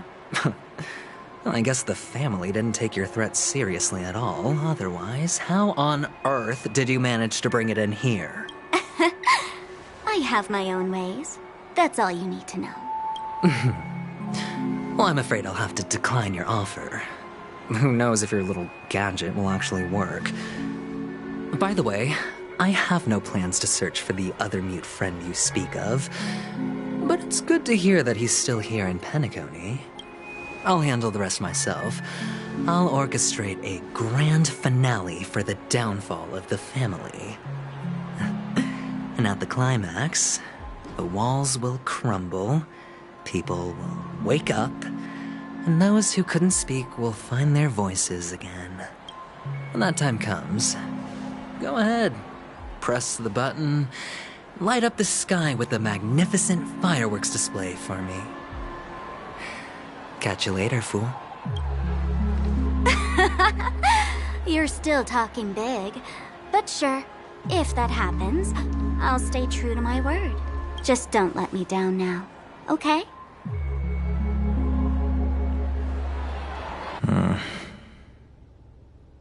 So, number 35. You're back. Like your new lucky charm? Can a commodity code really be considered a lucky charm? Silence! I didn't give you permission to speak.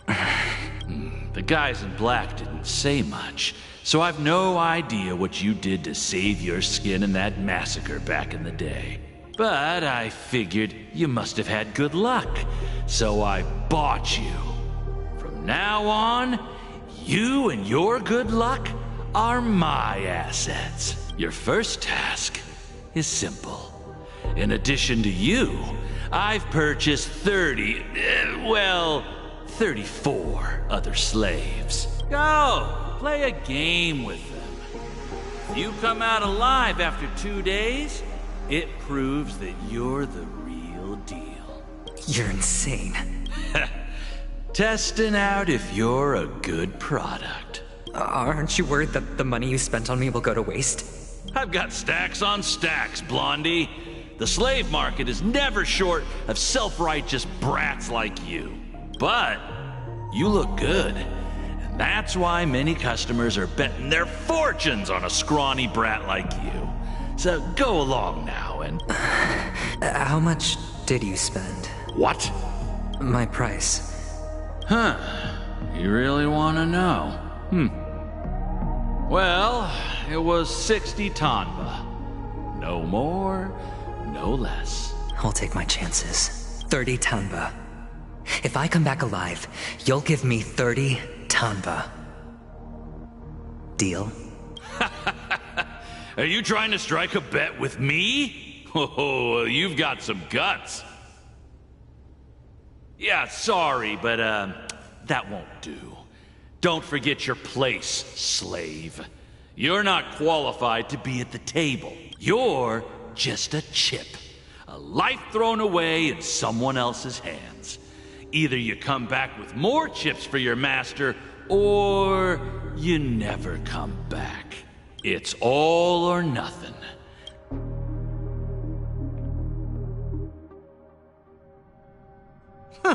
What brings you here, Gallagher? Some friends from the old days. Do you have a moment to spare, Siobhan? Oh, I have the whole day to spare. Ladies and gentlemen, welcome to Dream Jolt Hostelry. This bar offers a wide variety of drinks, but we draw the line at Soul Glad. Why settle for ordinary when you can experience extraordinary? We're dedicated to serving up nothing but pure joy and laughter. What would you like to drink? I'll whip it up for you. Oh, look! A lady as cool as Serval. Who's Serval? Will you, introduce me to her? Huh? Oops. She's heard us.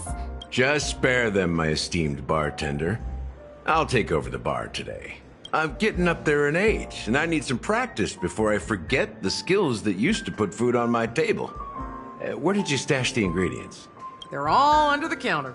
Since our guests have traveled from afar, shouldn't you whip up some special drinks? That's exactly what I had in mind. Hey, my friends, do me a favor. Go around the bar and bring me any ingredients you fancy. The discussion might take quite some time, so I'll prepare some customized, non-alcoholic drinks for you. In the bar? But aren't all the ingredients right there on the counter? Why, we're in a dream, my lovely lady. You can help yourself to anything if you wish for it. Comfort, hunger, confusion, or even boredom. Oh, did you hear that? She just called me my lovely lady. Even in reality, mixing drinks is more than just throwing ingredients together. A bartender needs to capture the bar's atmosphere, master technique, and spin a tale of mystery and anticipation. Only then can a perfect drink crafted with a customer's life story be created. In other words, what you get from your drink is down to luck, so don't overthink it. And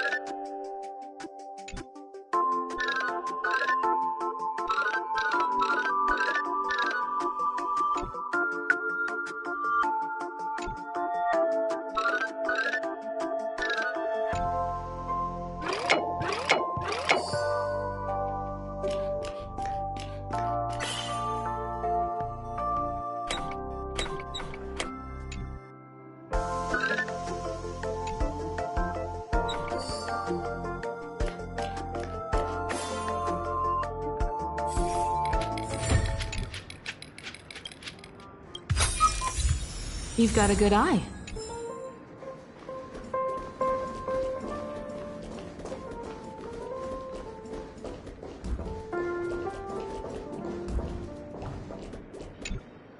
It's so glad. Let's give it a shake. Uh-huh. Let's just leave it here for a while. Why don't they sell Soul Glad in this bar? It's all about the bartender's pride. It wouldn't make sense for customers to come here and order drinks they can find anywhere else. That's the mindset I use when I brew my coffee. You're right, Himeko.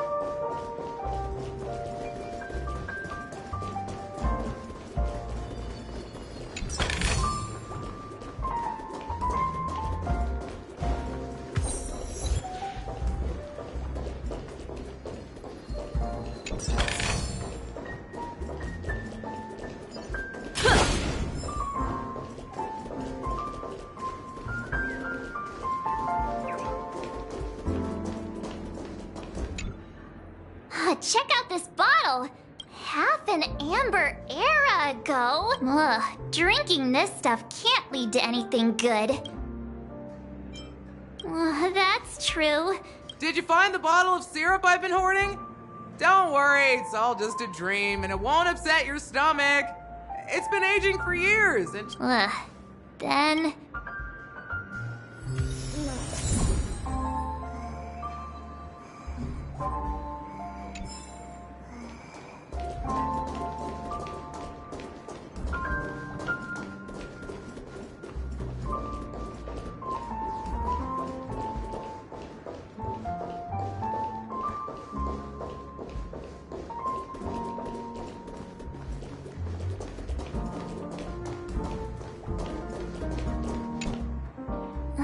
Can this be used for mixing drinks? Oh, what should we exchange for it?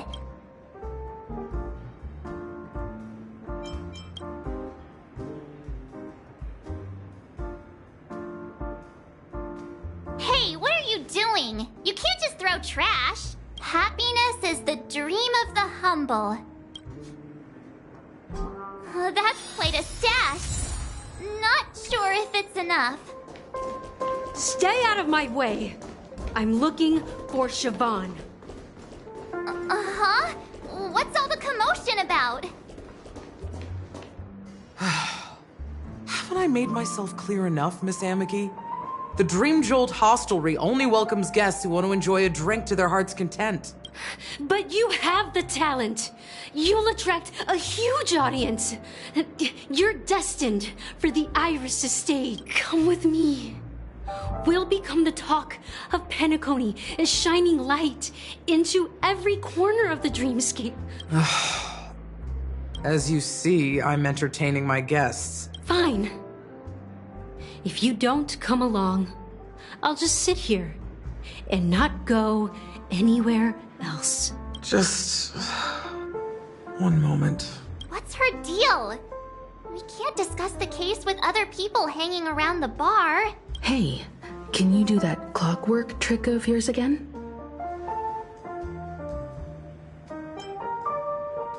Time is running out. We need to hurry. Yeah, I'm counting on you. You're one of Siobhan's guests, right? What can I do for you? I just don't get why she won't leave this place.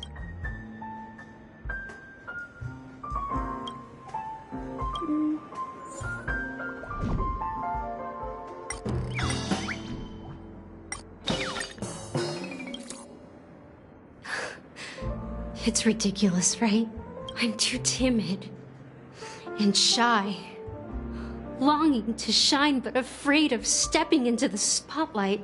You don't know Siobhan's past, and you have no clue how radiant she used to be. I know. She probably thinks I'm just trying to ride her fame to get ahead.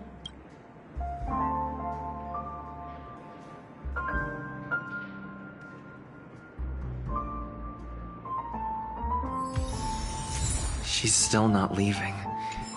Maybe I'll have to try again. I just don't get why she won't leave this place.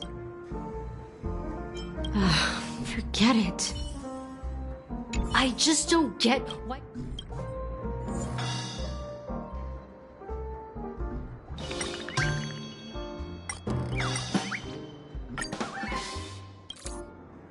I've seen it. The moment when Siobhan and I share the stage, the crowd is going wild, applause crashing like waves, the aroma of irises fills the air. A beautiful melody playing, ribbons dancing around us. I've seen that scene countless times in my dreams, and every time it mesmerizes me. Want to raise a glass?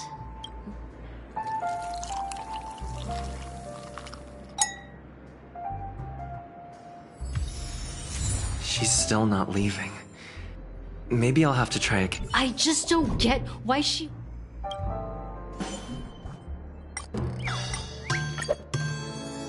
You're one of Siobhan's guests, right? I just don't get why... You're one of Siobhan's guests, right? I just don't get...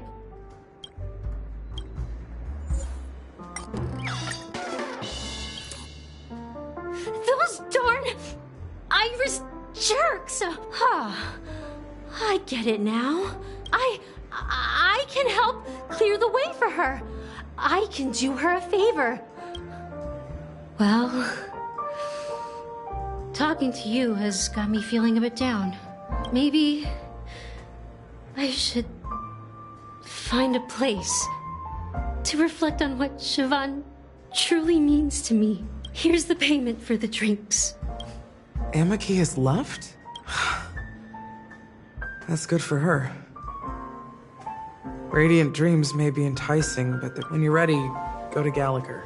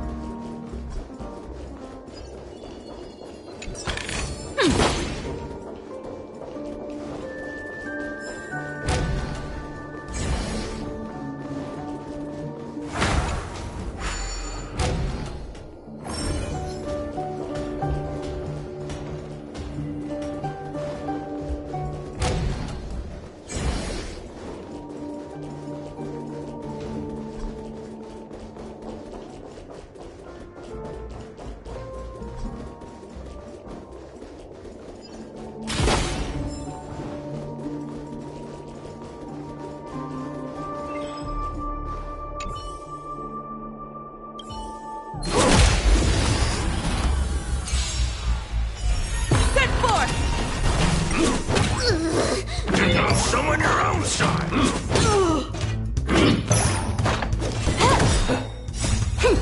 This is double speed. Reach the end of the story! Lead us starward! We are the Trailblaze! Execute judgment! Execute judgment! Light up the cosmic night!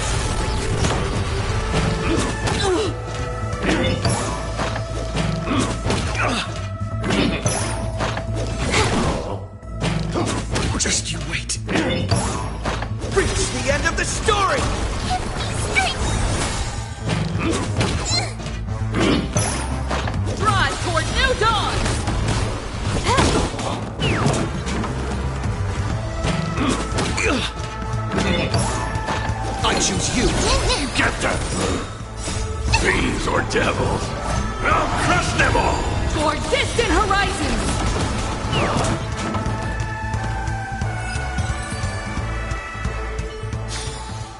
The Nameless has never been just one person's name.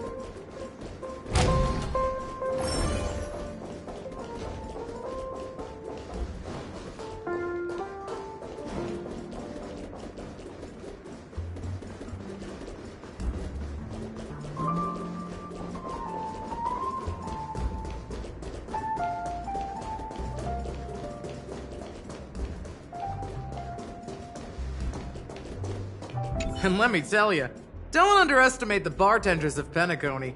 Don't go easy on this old man. Give him...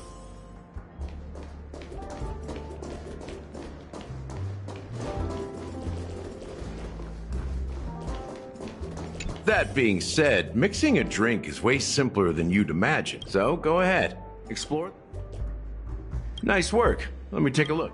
You found some interesting ingredients there. Each drink has its own unique flavor, and the base ingredient sets the tone for the initial.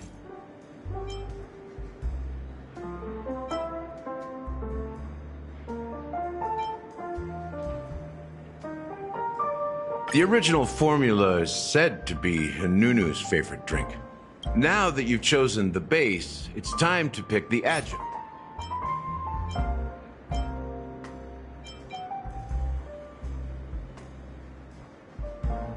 Bright future.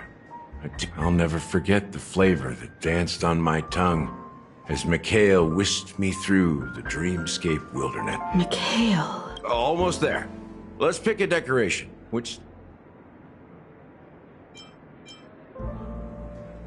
The IPC's favorite. Well, it's done.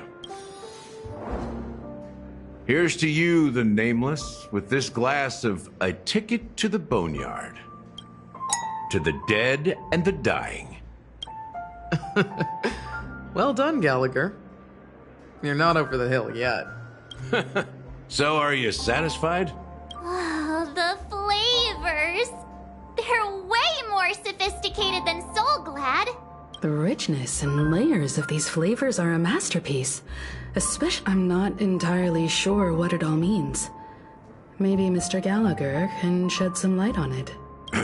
Well, if you're expecting a profound answer, I'm afraid I'll disappoint you.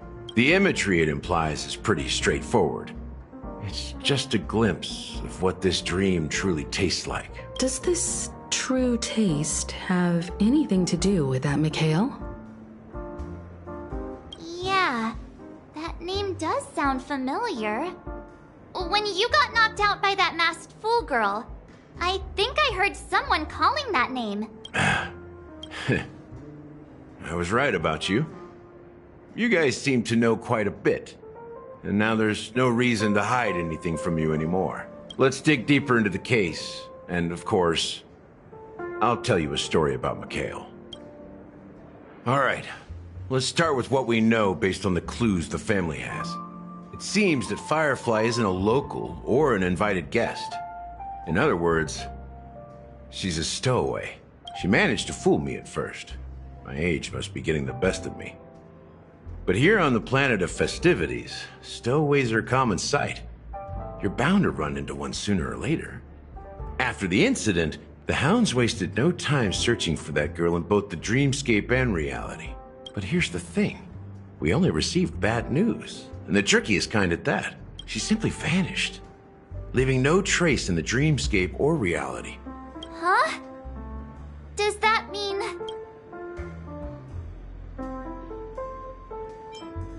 That's impossible. The problem now is not that she's dead, but that it's as if she had never existed in the first place. Let me be frank. This case, actually, is unlike anything the Bloodhound family has dealt with before. Dealt with before? So, death does happen in Penacony. You've witnessed it, so there's no need to hide. Even the shiniest city has its dark side. We're all adults here. Confronting the family based on that alone would be naive. Death may occur in sweet dreams. So what? Such events are highly unlikely and only affect a tiny number of people. If you really want to delve deeper into this case, you need to understand the true problem with the family. I guess it's time to tell the story of that Mikhail. You're very perceptive. The Astral Express has received that music box too, right? There's a message. Witness the impossible in the realm of dreams. Find the legacy of the Watchmaker, father of Penacony, and thus the answer to the question, why does life slumber? That's the exact wording. Hey, why are you laughing? No, but I'm the officer in charge of this case, so how could I not know? I'm sure you must have noticed that this message didn't come from the family. That's just our speculation. Actually, it's hard to believe that the father of Penacony and its actual managers are at odds. Now I can assure you that your speculation is absolutely correct. The family has considered the Watchmaker an enemy for a long time, but the Hounds haven't been able to track him down, as he seems to be living only in the characters and stories he created. Let me ask you a question. Have you ever wondered why the family allowed the Watchmaker to send out such a ridiculous message to the outside world? So, you want to seize this opportunity to expose the Watchmaker? Well, now you understand why the Oak family authorized the Nameless to assist in the investigation, but kept you in the dark, right? Because the Watchmaker is not the legend of the land of the dreams at all. He's the most shameful stain in the history of Penacony. You don't get it? Mikhail, the betrayer of the family, he's the Watchmaker.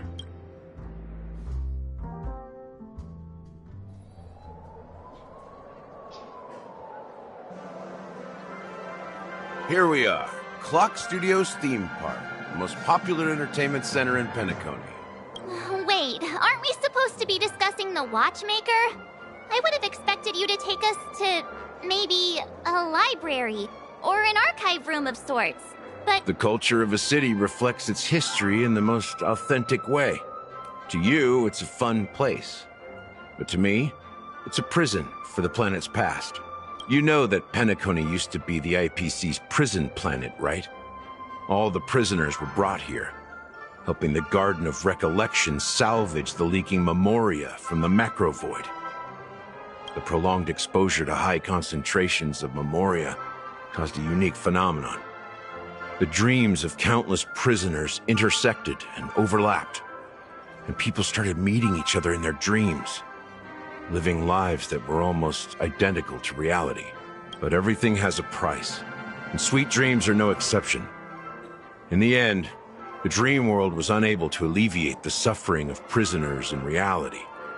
One of the prisoners broke free from the IPC shackles and fought for freedom. He is Hanu, the great leader of Dreamville, the great peacemaker, and the faithful companion of the underdogs.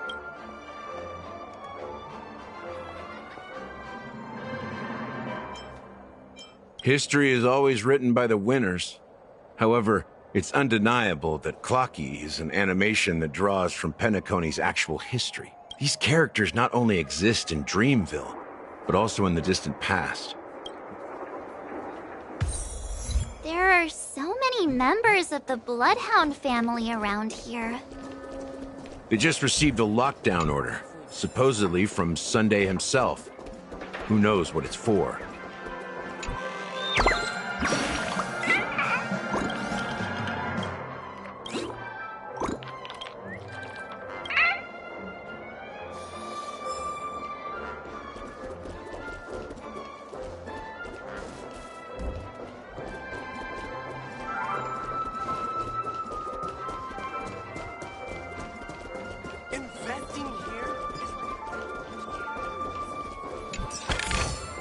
The best rewards come unannounced.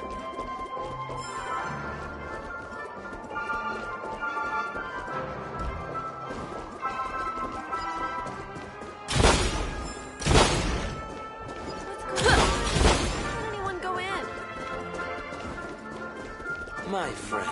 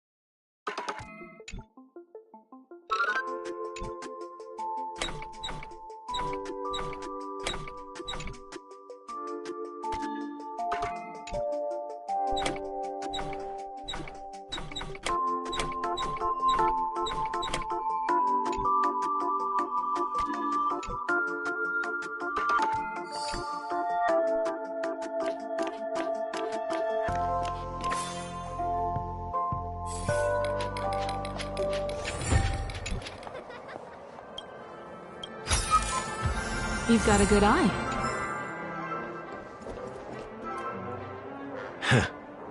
So many of them.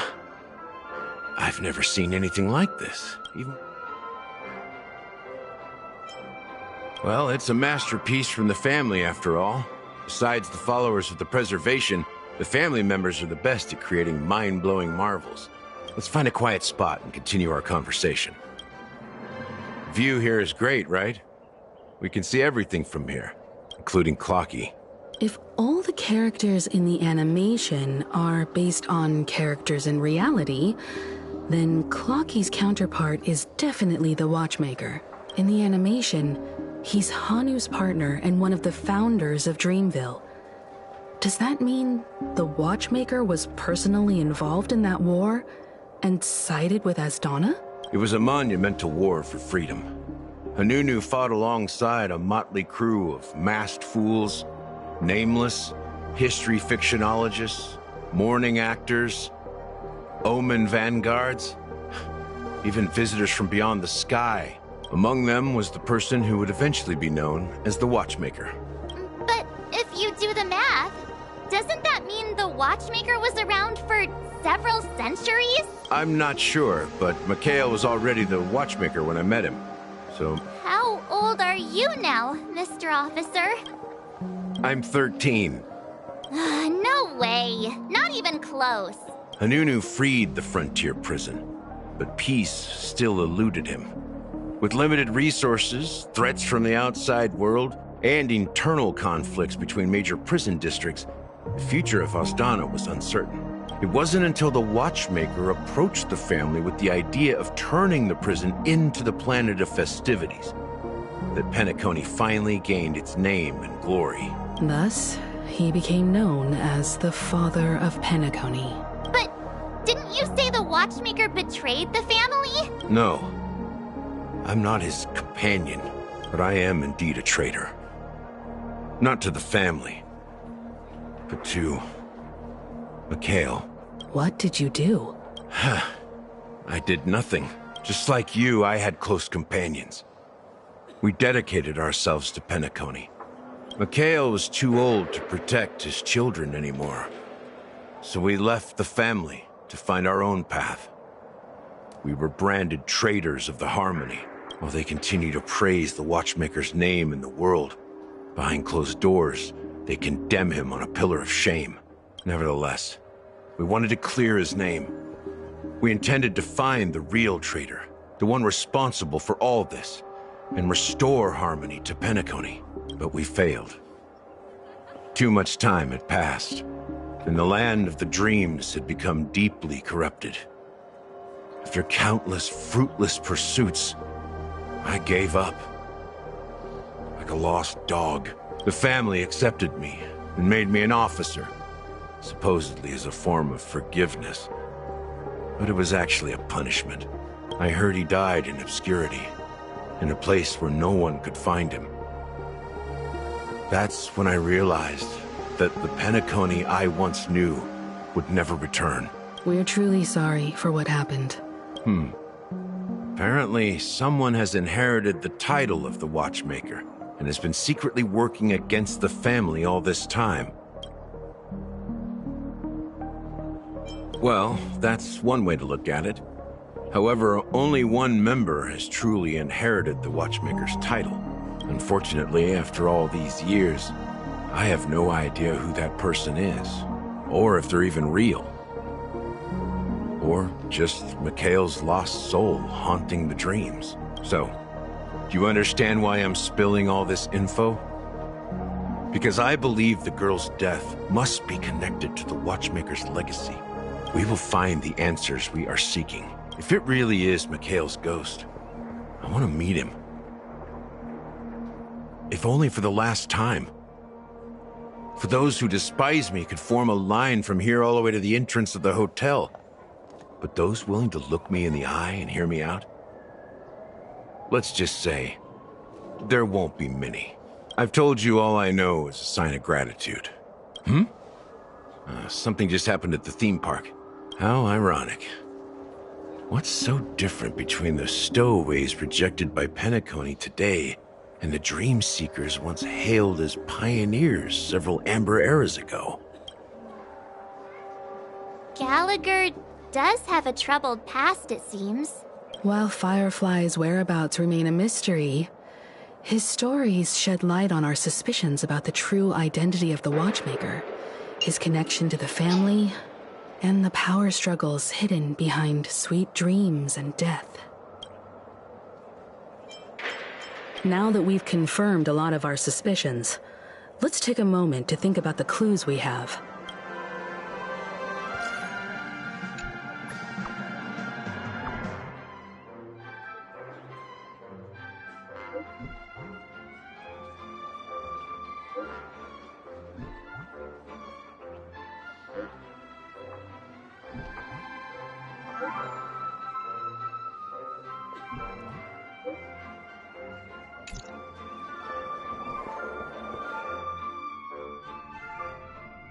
Are your companions worried about you?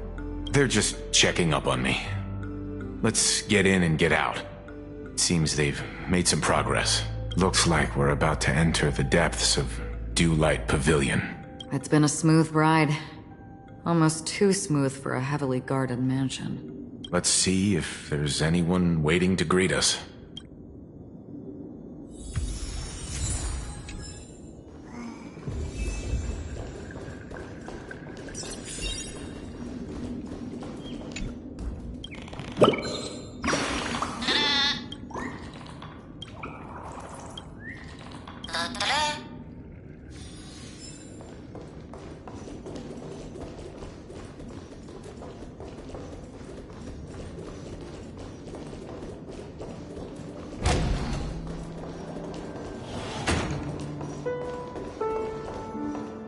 Something feels off. A grand mansion like this, and not a butler or servant in sight. This door is open. Looks like we'll have to investigate ourselves. Just one moment.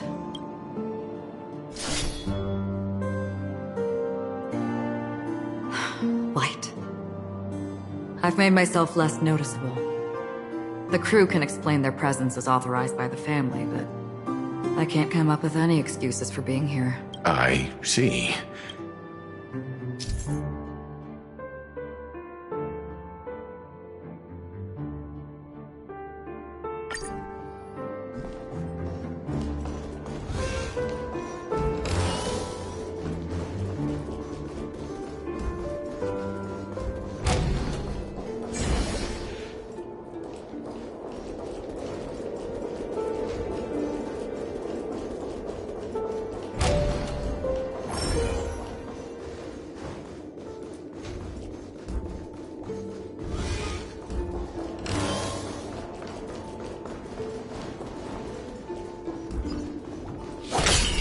Stream forth, gleam of old flame.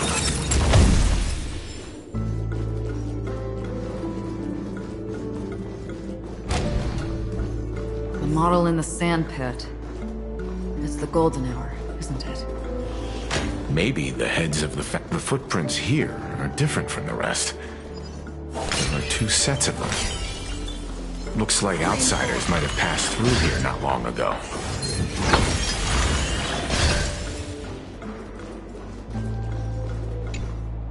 Can you identify the people who left these footprints? Well, there's a unique pattern here. Flamboyant, even. If I'm right, it could be the IPC ambassador, Aventurine. Aventurine. It looks like they were walking side by side as opposed to one behind the other. So the second individual is likely equal in status to Aventurine. The IPC is eager to reclaim Penacony.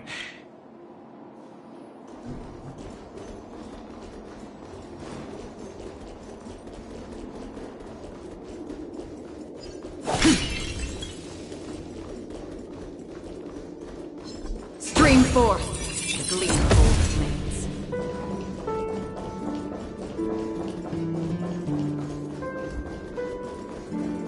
While there aren't any people in this mansion, they've set up quite a few mimetic guards to patrol this place. This is where it is. This is double speed. Destined for oblivion. I weep for the departed. It too shall fall. Time for a buzz. Bad news. I choose you. Get there. On the still waters of oblivion. This is double speed.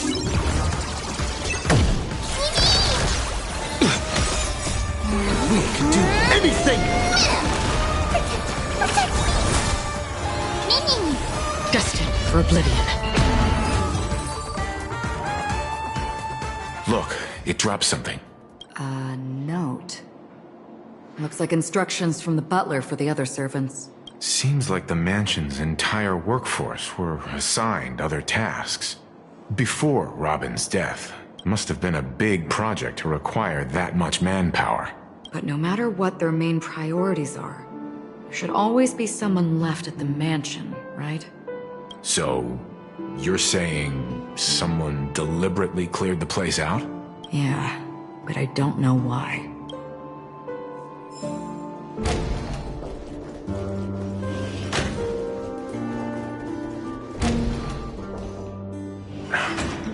No one here either. Since no one's around to entertain us, let's make ourselves at home.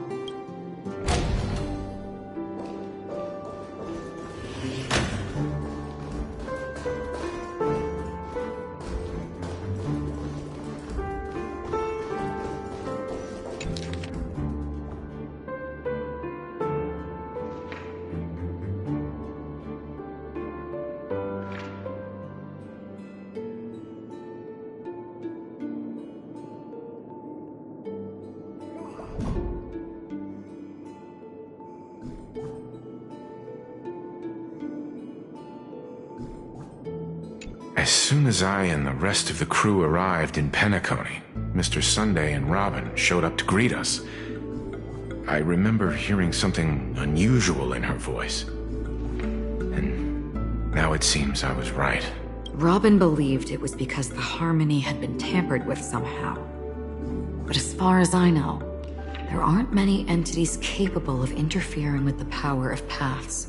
Meaning? If there really is a traitor within the family, that person must hold a high position or possess unimaginable strength. That would explain why Mr. Sunday has been having such difficulty in catching the traitor.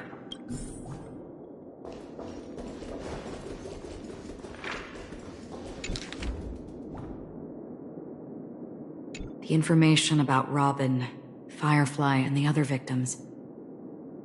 I don't see any commonalities among them. Looks like the rumors were right. Death does seem to be targeting random victims. And based on Sunday's notes, he's no stranger to death. He's just surprised that it has resurfaced. This light cone is securely guarded.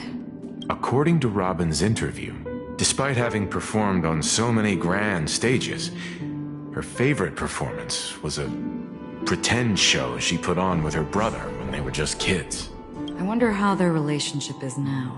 Growing up brings gains, but also losses. Yeah, time has a way of smoothing things out.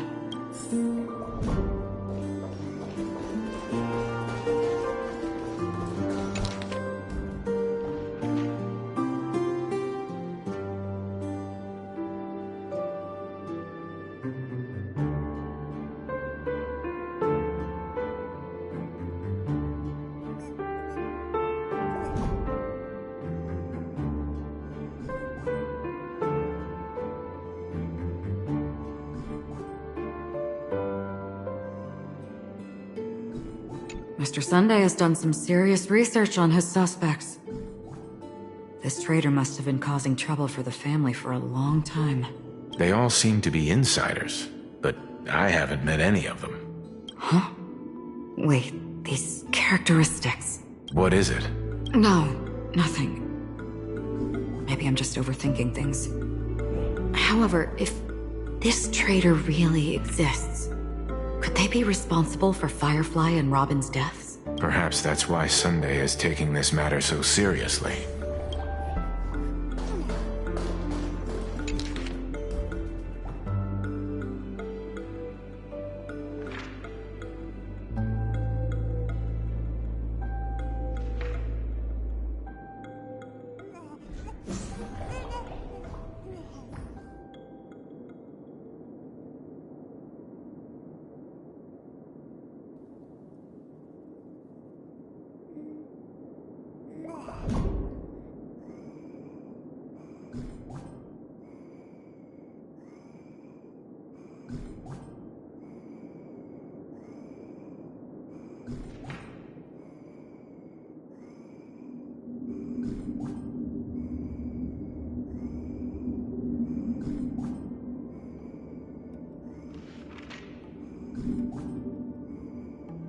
It seems neither the Dream Master of Penacony nor this old Odie is happy with Sunday's recent performance.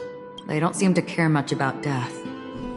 Instead, they're more concerned about the Charmony Festival and the Watchmaker. Maybe the other family heads don't think death is a big deal. One thing's for sure, there's a lot of internal conflict within the family. That's all for now. Nothing more noteworthy. Before coming here, I had all sorts of scenarios in my head about dealing with the family.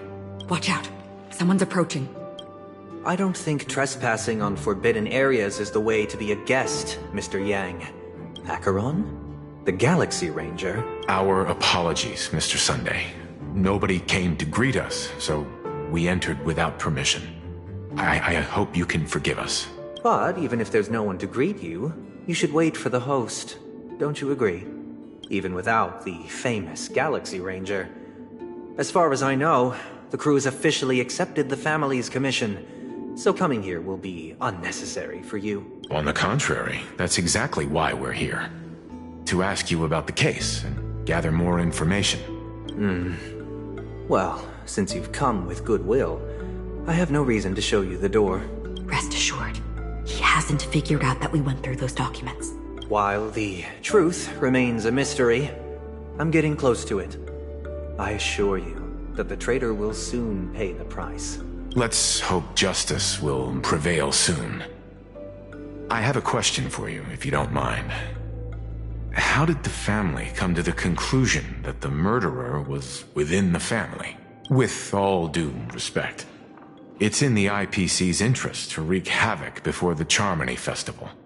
And the family has every reason to suspect the IPC's involvement. Well, other family heads share the same suspicions as you. But, in my opinion, the true murderer would never have drawn as much attention as that ambassador did. Not to mention, I personally shackled him a while ago. However, I'll give you a suggestion regarding your suspicions, Mr. Yang. You should be more cautious of Aventurine. While the wicked can't break through high walls, they can plunge their evil dagger into the heart of the righteous. He's a businessman, not some philanthropist. But right now, he's out there handing out his wealth on the streets. And he went to the Clock Studios theme park all by himself. While the family is dedicated to keeping our guests safe, it might be wise for you to stay alert. You never know what unexpected troubles could arise.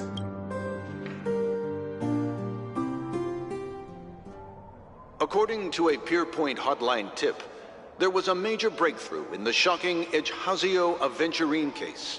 This fraud case has been linked to many departments within the Interastral Peace Corporation and the Intelligentsia Guild, causing a large drain in manpower and resources, resulting in the IPC taking a massive loss.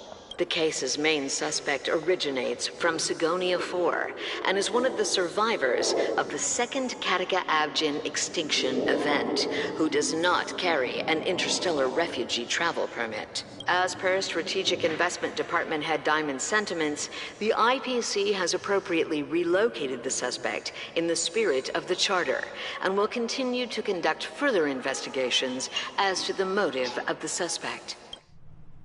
What pretty eyes. Tell me, do they shine in the dark? Well, if they did, I'd sell them in a heartbeat. You don't know how many people long for your eyes to be closed forever.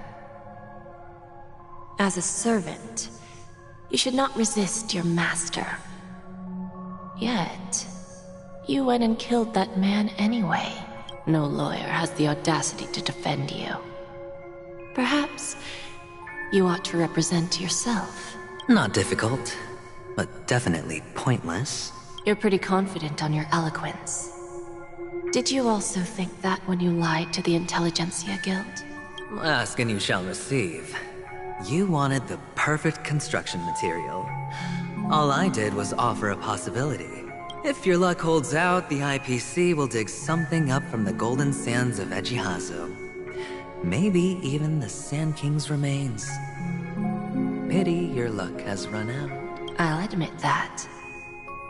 What I'm more curious about, though, is why such a grand scheme failed to benefit anyone in the end, including the perpetrator himself. Madam, I already have what I want. To be brought before you for the next high-stakes gamble. Then let's talk about the second gamble. Tell me, what are you prepared to wager this time? My life. I bet you won't send me to the gallows. What do you want, then? I want your Lenore to meet with me. I have something to say. And then what? I want cash. It can't be that simple, can it? It is that simple. 30 tanbas. The remainder of my market value. 30 tanbas. No more, no less. With this money, I'll climb to even greater heights than you. Grasp even more riches than you. I wager you won't give me this chance. Interesting. A pity Diamond won't see you. No one gets to see him. From here on out, I am Diamond's representative, and I will decide on his behalf. You're wrong. 30 tanbas. He'll give you that. And much more than that. Wealth, status, power, The IPC will give you whatever you want. Even what you don't want. Kakavasha. A good name, but unfortunately destined to be buried in the dirt. Go. Pick the clothes you like. Then choose your desired identity. And then... use them well, child. May your schemes be forever concealed. Life is like a long-term investment.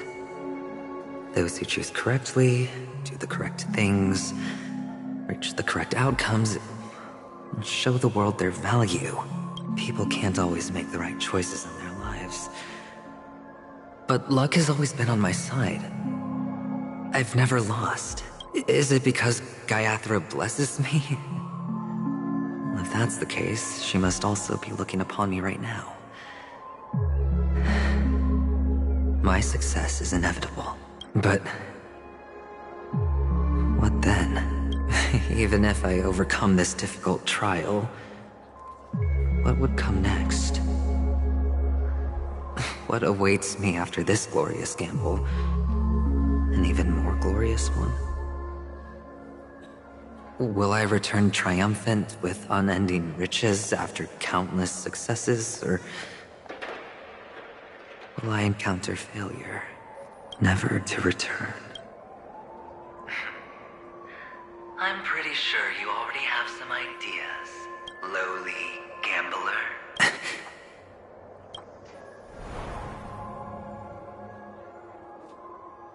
What? What?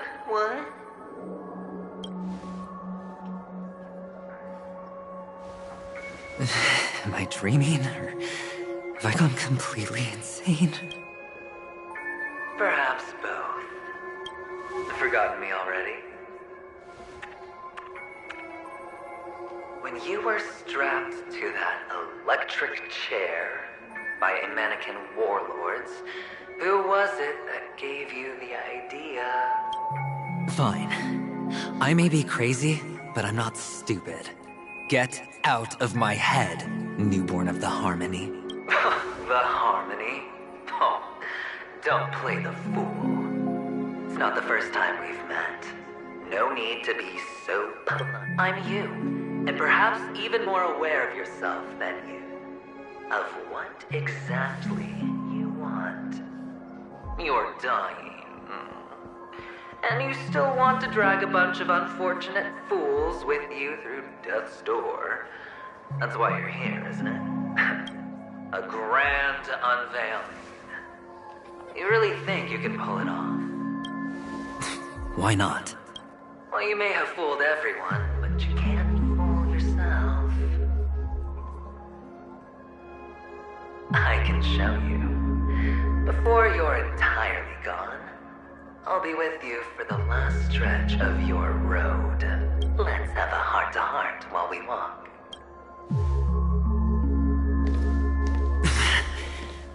What exactly are you?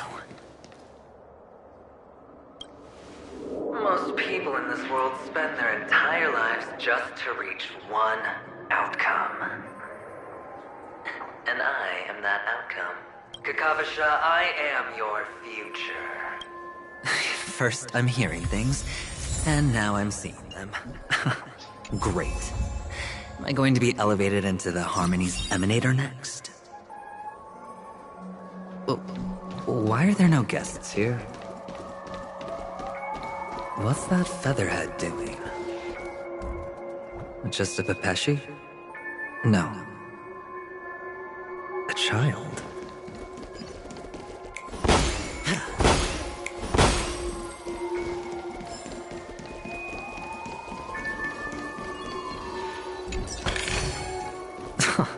This is hardly enough for a seat at the table. Feeling lucky.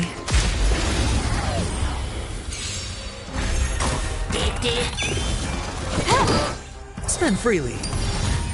I choose you. Get them! Fiends or devils, I'll crush them all! No dirty tricks, alright? Watch your head.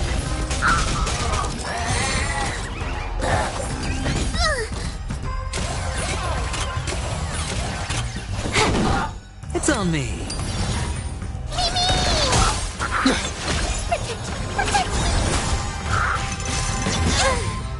All in!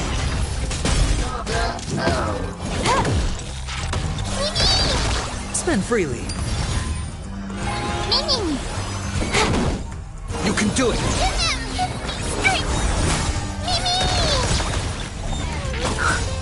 We can do anything! This is double speed.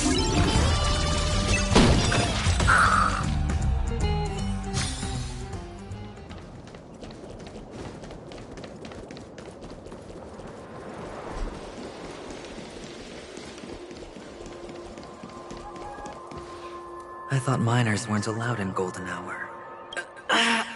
What's wrong, mister? You don't look well.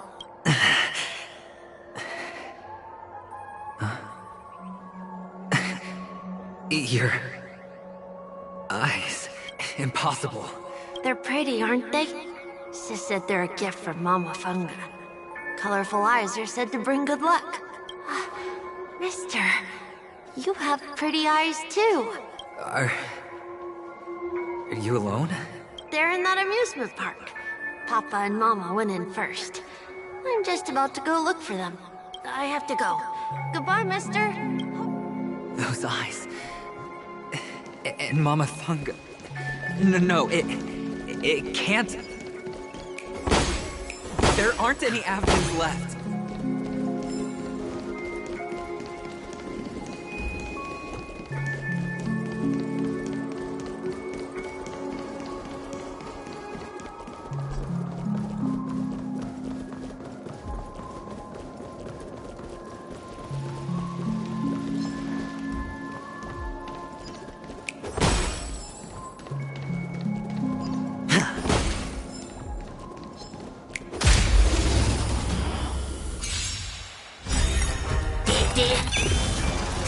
Fiends or devils, I'll crush them all! Bust? Or maybe I'll take it all!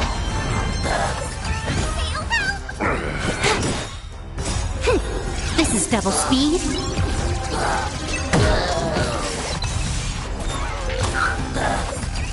No dirty tricks, alright? Time for a buzz. I choose you!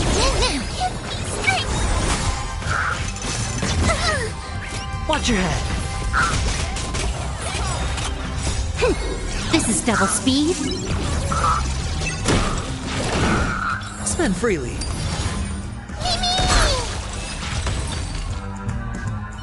Those eyes. And Mama Funga. No, it can't.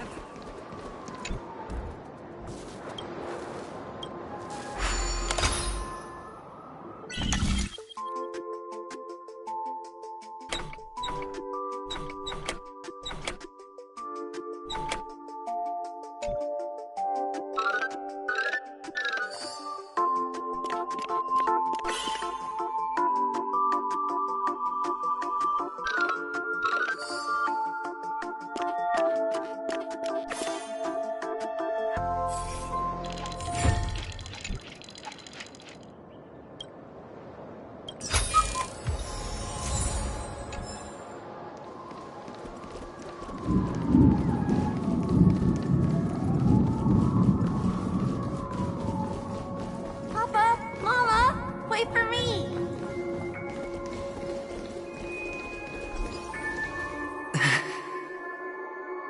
Only on Penacony, am I right? What are you still doing here? Well, you've known all along. The family truly showed leniency to everyone who came seeking help. Why would there be a need for such high walls and deep moats? However, people don't see it like that. Especially since the flavor of the dream syrup is so alluring. You will receive no charity on Penacony. And relying on your own strength alone to topple high walls. Which is why, once you step into the hotel, you remove your high hat and beg everyone you come across for help. Like a hyena scavenging for scraps in the desert. Because you know that opportunities are fleeting. Well, when you put it like that, even Ratio's a teeny peacock analogy sounds pleasant. Well, you know how rare it is for me to give you the straight dope. So listen while you can. It's good timing that you mentioned the doctor. I'm especially fond of what you and he have in common. The conspiracies, calculations. Especially the part about the finale, a magnificent act of betrayal. Oh, when everyone thinks this way, who would even suspect that it was another trap you've meticulously devised? Go on. Tell me I'm right. You know who you really are, Mr. Cavalier Gambler. Uptight, overcautious, massive inferiority complex. You've won so much, and you're still so afraid of losing. They only see your big bets, your bravado, the full house, the straight flush. They don't know the other hand is below the table, clutching your chips for dear life. It's a heck of an act. No wonder the tavern sent you an invite. You're a natural kid. You don't stop at fooling the audience, you fool yourself too. Well, the best way to prevent others from seeing your true colors is first being able to fool yourself. Of course. I know you all too well. But it's strange. Why did you decline that invitation? You had the chance to embrace elation, and was that not what you most wanted? But you chose the IPC instead. For the preservation. I doubt it. Do you even have anything in common with the preservation? Oh, I thought you knew. Didn't you say you had me pegged? We're done. Either stop talking or disappear from my sight. That's fine. But who exactly is about to disappear here? Well, it's not going to be me, anyway.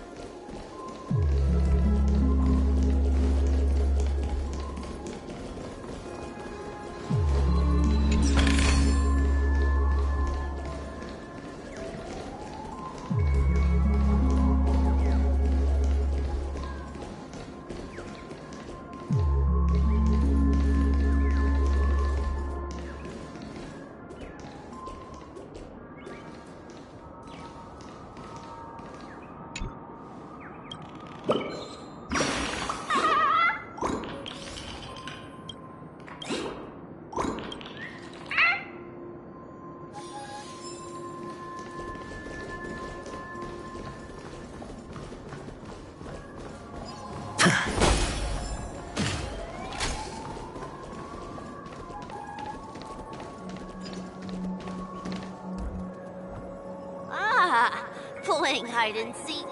I'm really good at this.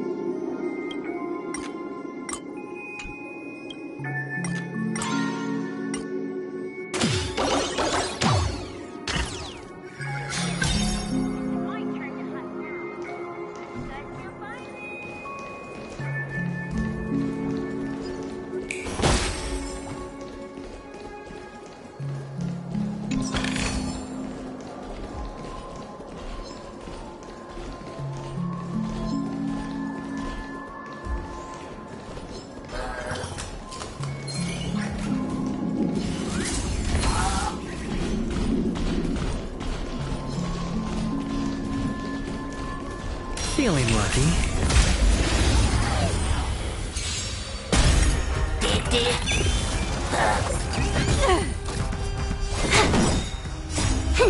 This is double speed. Spend freely. We can do it! Get there!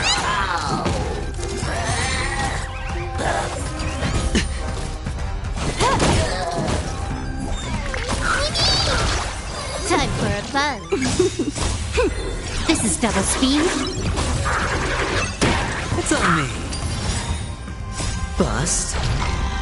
Or maybe I'll take it all.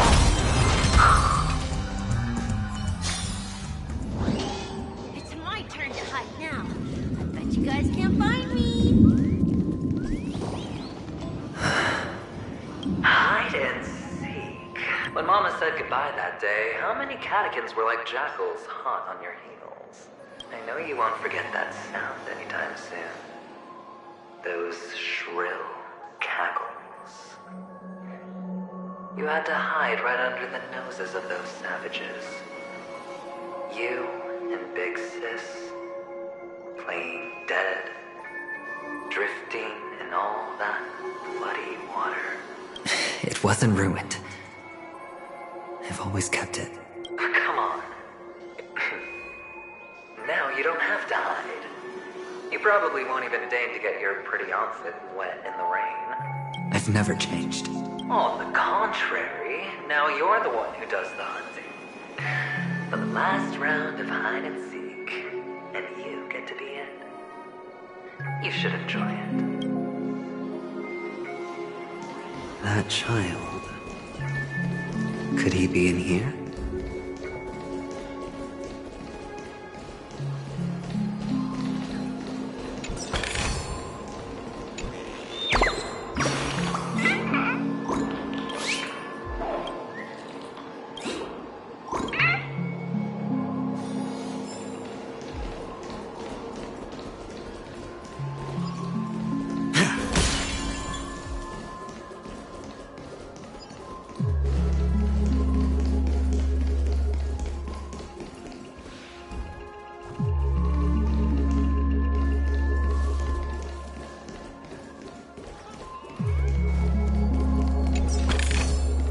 A reward with no risk?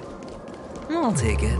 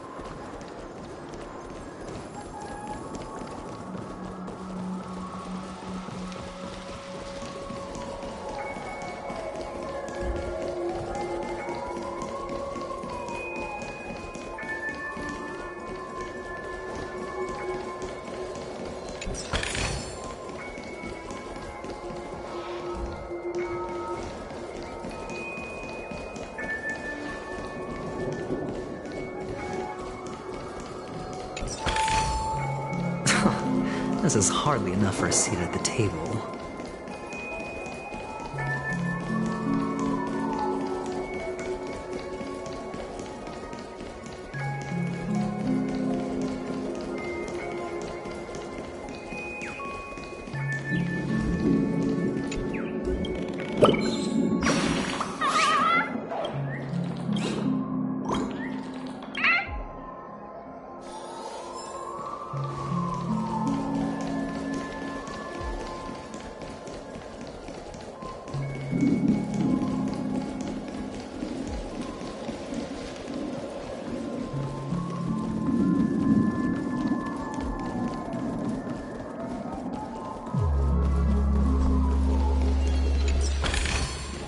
A reward with no risk?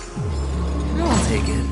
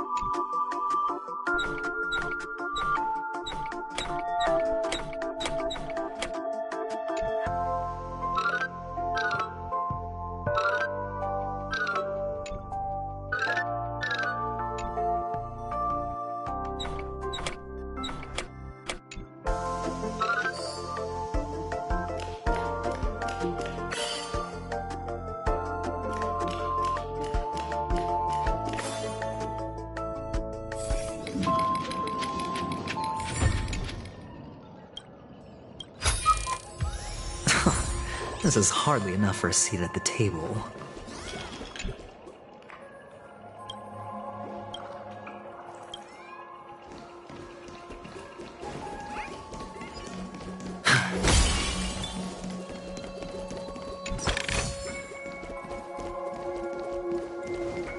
Feeling lucky.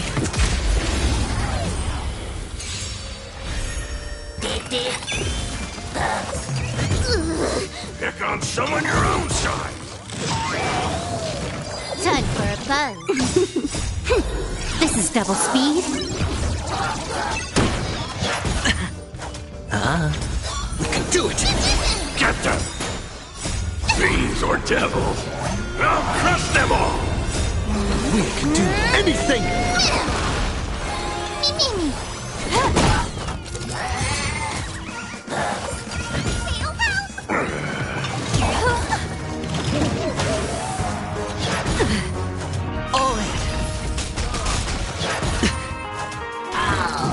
It's on me.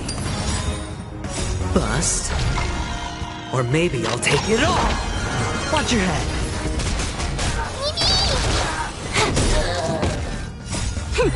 This is double speed.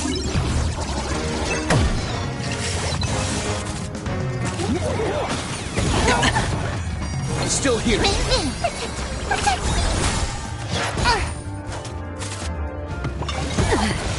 All in. Time for a buzz. Spend freely. Get them.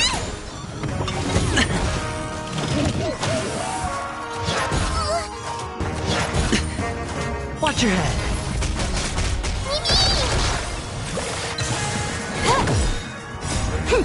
This is double speed.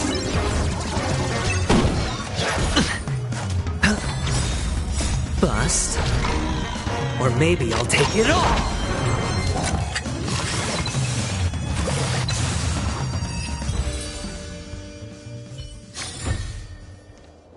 That child. Could he be in here? Fortune follows luck. Just like it always does.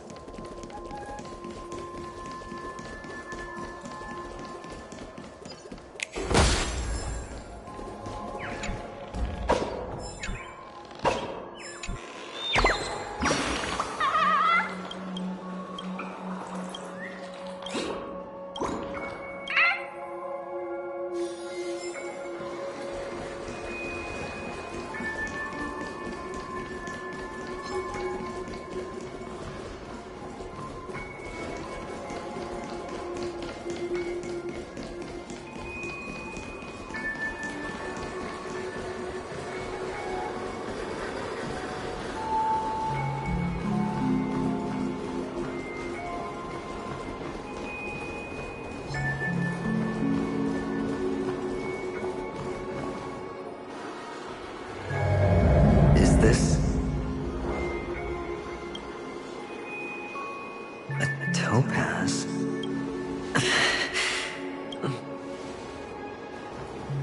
What? Does your cornerstone wrench out your heart, son? I was merely curious why it was here. Maybe that winged guy put it here. To taunt you. Just to make you realize that your painstakingly arranged magic show is nothing but a death rattle. The cornerstone's hue is the same as the radiance of Cliphont's body. I've got to give it to you. I've heard a lot of baloney, but that line deserves a prize for sheer nerve. If you were just a little bit smarter, the jig would have been up right there. This is just big. Of course. That's why Ratio's betrayal was one of the keys to your plan. I have to say, that doctor's acting was superb. Or maybe he wasn't acting at all. All the better for you. Sunday didn't become head of the Oak family by acting sloppy. He's obsessed with control. You have to give him enough detail to satisfy his meticulous nature, but not so much that he gets suspicious. Which is why you had Ratio seek him out and leak the plan on purpose. To prevent the other party from suspecting anything. The intel you gave to Ratio was all true. He spoke the same to Sunday. Finally, Sunday took the bait, found the other cornerstone, and before you know it, everyone's distracted enough for you to steal the third stone right out from under them. Why don't you stop rummaging through my mind? Your mind. It's our mind. You're me, and I'm you. We're the same. The best way to prevent others from seeing your true colors is to first be able to fool yourself. Really? You can't even fool yourself. You just got lucky this time. This is the other cornerstone in Sunday's hands. Rather beautiful green. Just like you. Smooth. Cunning. Tell me, what's its name? Why are you even asking me? Must I do all the work? Aventurine is the stone of luck and trickery. That's what she said when you received the stone, wasn't it? This type of stone isn't rare, but its hue is very similar to a certain gem. In fact, it's often used as a substitute. And that more precious gem is... Jade. Even Sunday can't tell the difference. Oh, looks like Jade can be substituted for Aventurine, too. Sauce for the goose. Aventurine, Topaz, Jade. 3 elites, 3 cornerstones who, for a measly penny, offered their everything. As I've said before, 3 chips are sufficient. All or nothing. But will it be the former or the latter? So, where's the real Aventurine stone? Take it out, let's have a look. Suddenly you don't know where it is? I just want to hear you say it. After all, it really does resemble its owner. As you wish, then. They never went anywhere. They're right where they belong. Piled up with these cheap baubles. You smashed the Aventurine stone before you left? Oh, just look at it. Shattered. Just like your life. Poor thing. A humble pebble coated in the most lustrous sheen. I take it back. This thing's far more precious than your life. You're absolutely clear about the consequences of doing this. Blasphemy against Clipoth's body. You think the IPC will let you get off scot-free? Well, Diamond has always been all about results. As long as I could create value far beyond the cost, the ends justify the means. How else would the family be fooled if there was no price to pay? It doesn't matter. Even smashed to smithereens, the preservation's cornerstone can still be used. Its effect may be greatly diminished, but it's enough for me. Now I'm really curious. Why does every step you take involve reckless risks, and the choices you prepare for yourself always come with a strong impulse for self-destruction? Do you truly believe that the greater the risk, the greater the rewards? I wouldn't have guessed you'd be so loyal to the IPC. There is so much you don't see. Which is also why you'll never see how I'll win it all. That is, if you can do what it takes. We'll just have to wait and see then. The cornerstone is gone. Another illusion of the harmony. Huh? This is hardly enough for a seat at the table.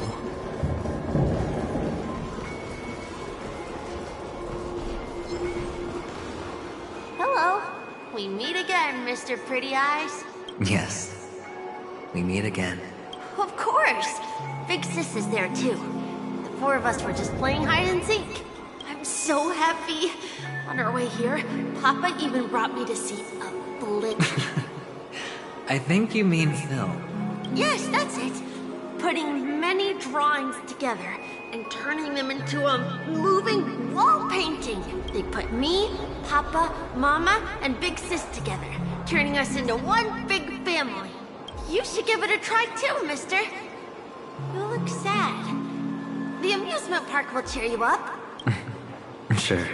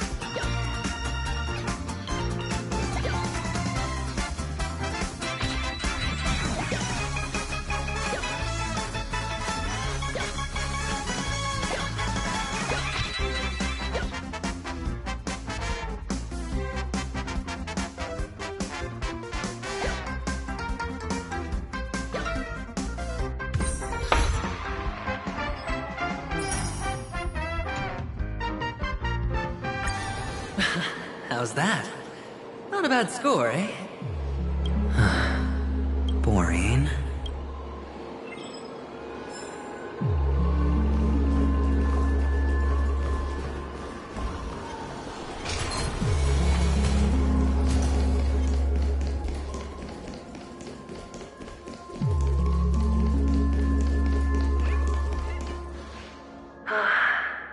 Why aren't you talking? You've piqued my interest. I'll admit that there are still aspects of you that I don't completely understand. Well, you sound sincere, this time at least. Well, sincerity is one of my traits that everybody likes. And I have precious few of those. Moving on. See that maze over there? I'll know everything about you before you reach the exit. Our quaint journey through this amusement park still isn't over. And I wouldn't mind stretching this out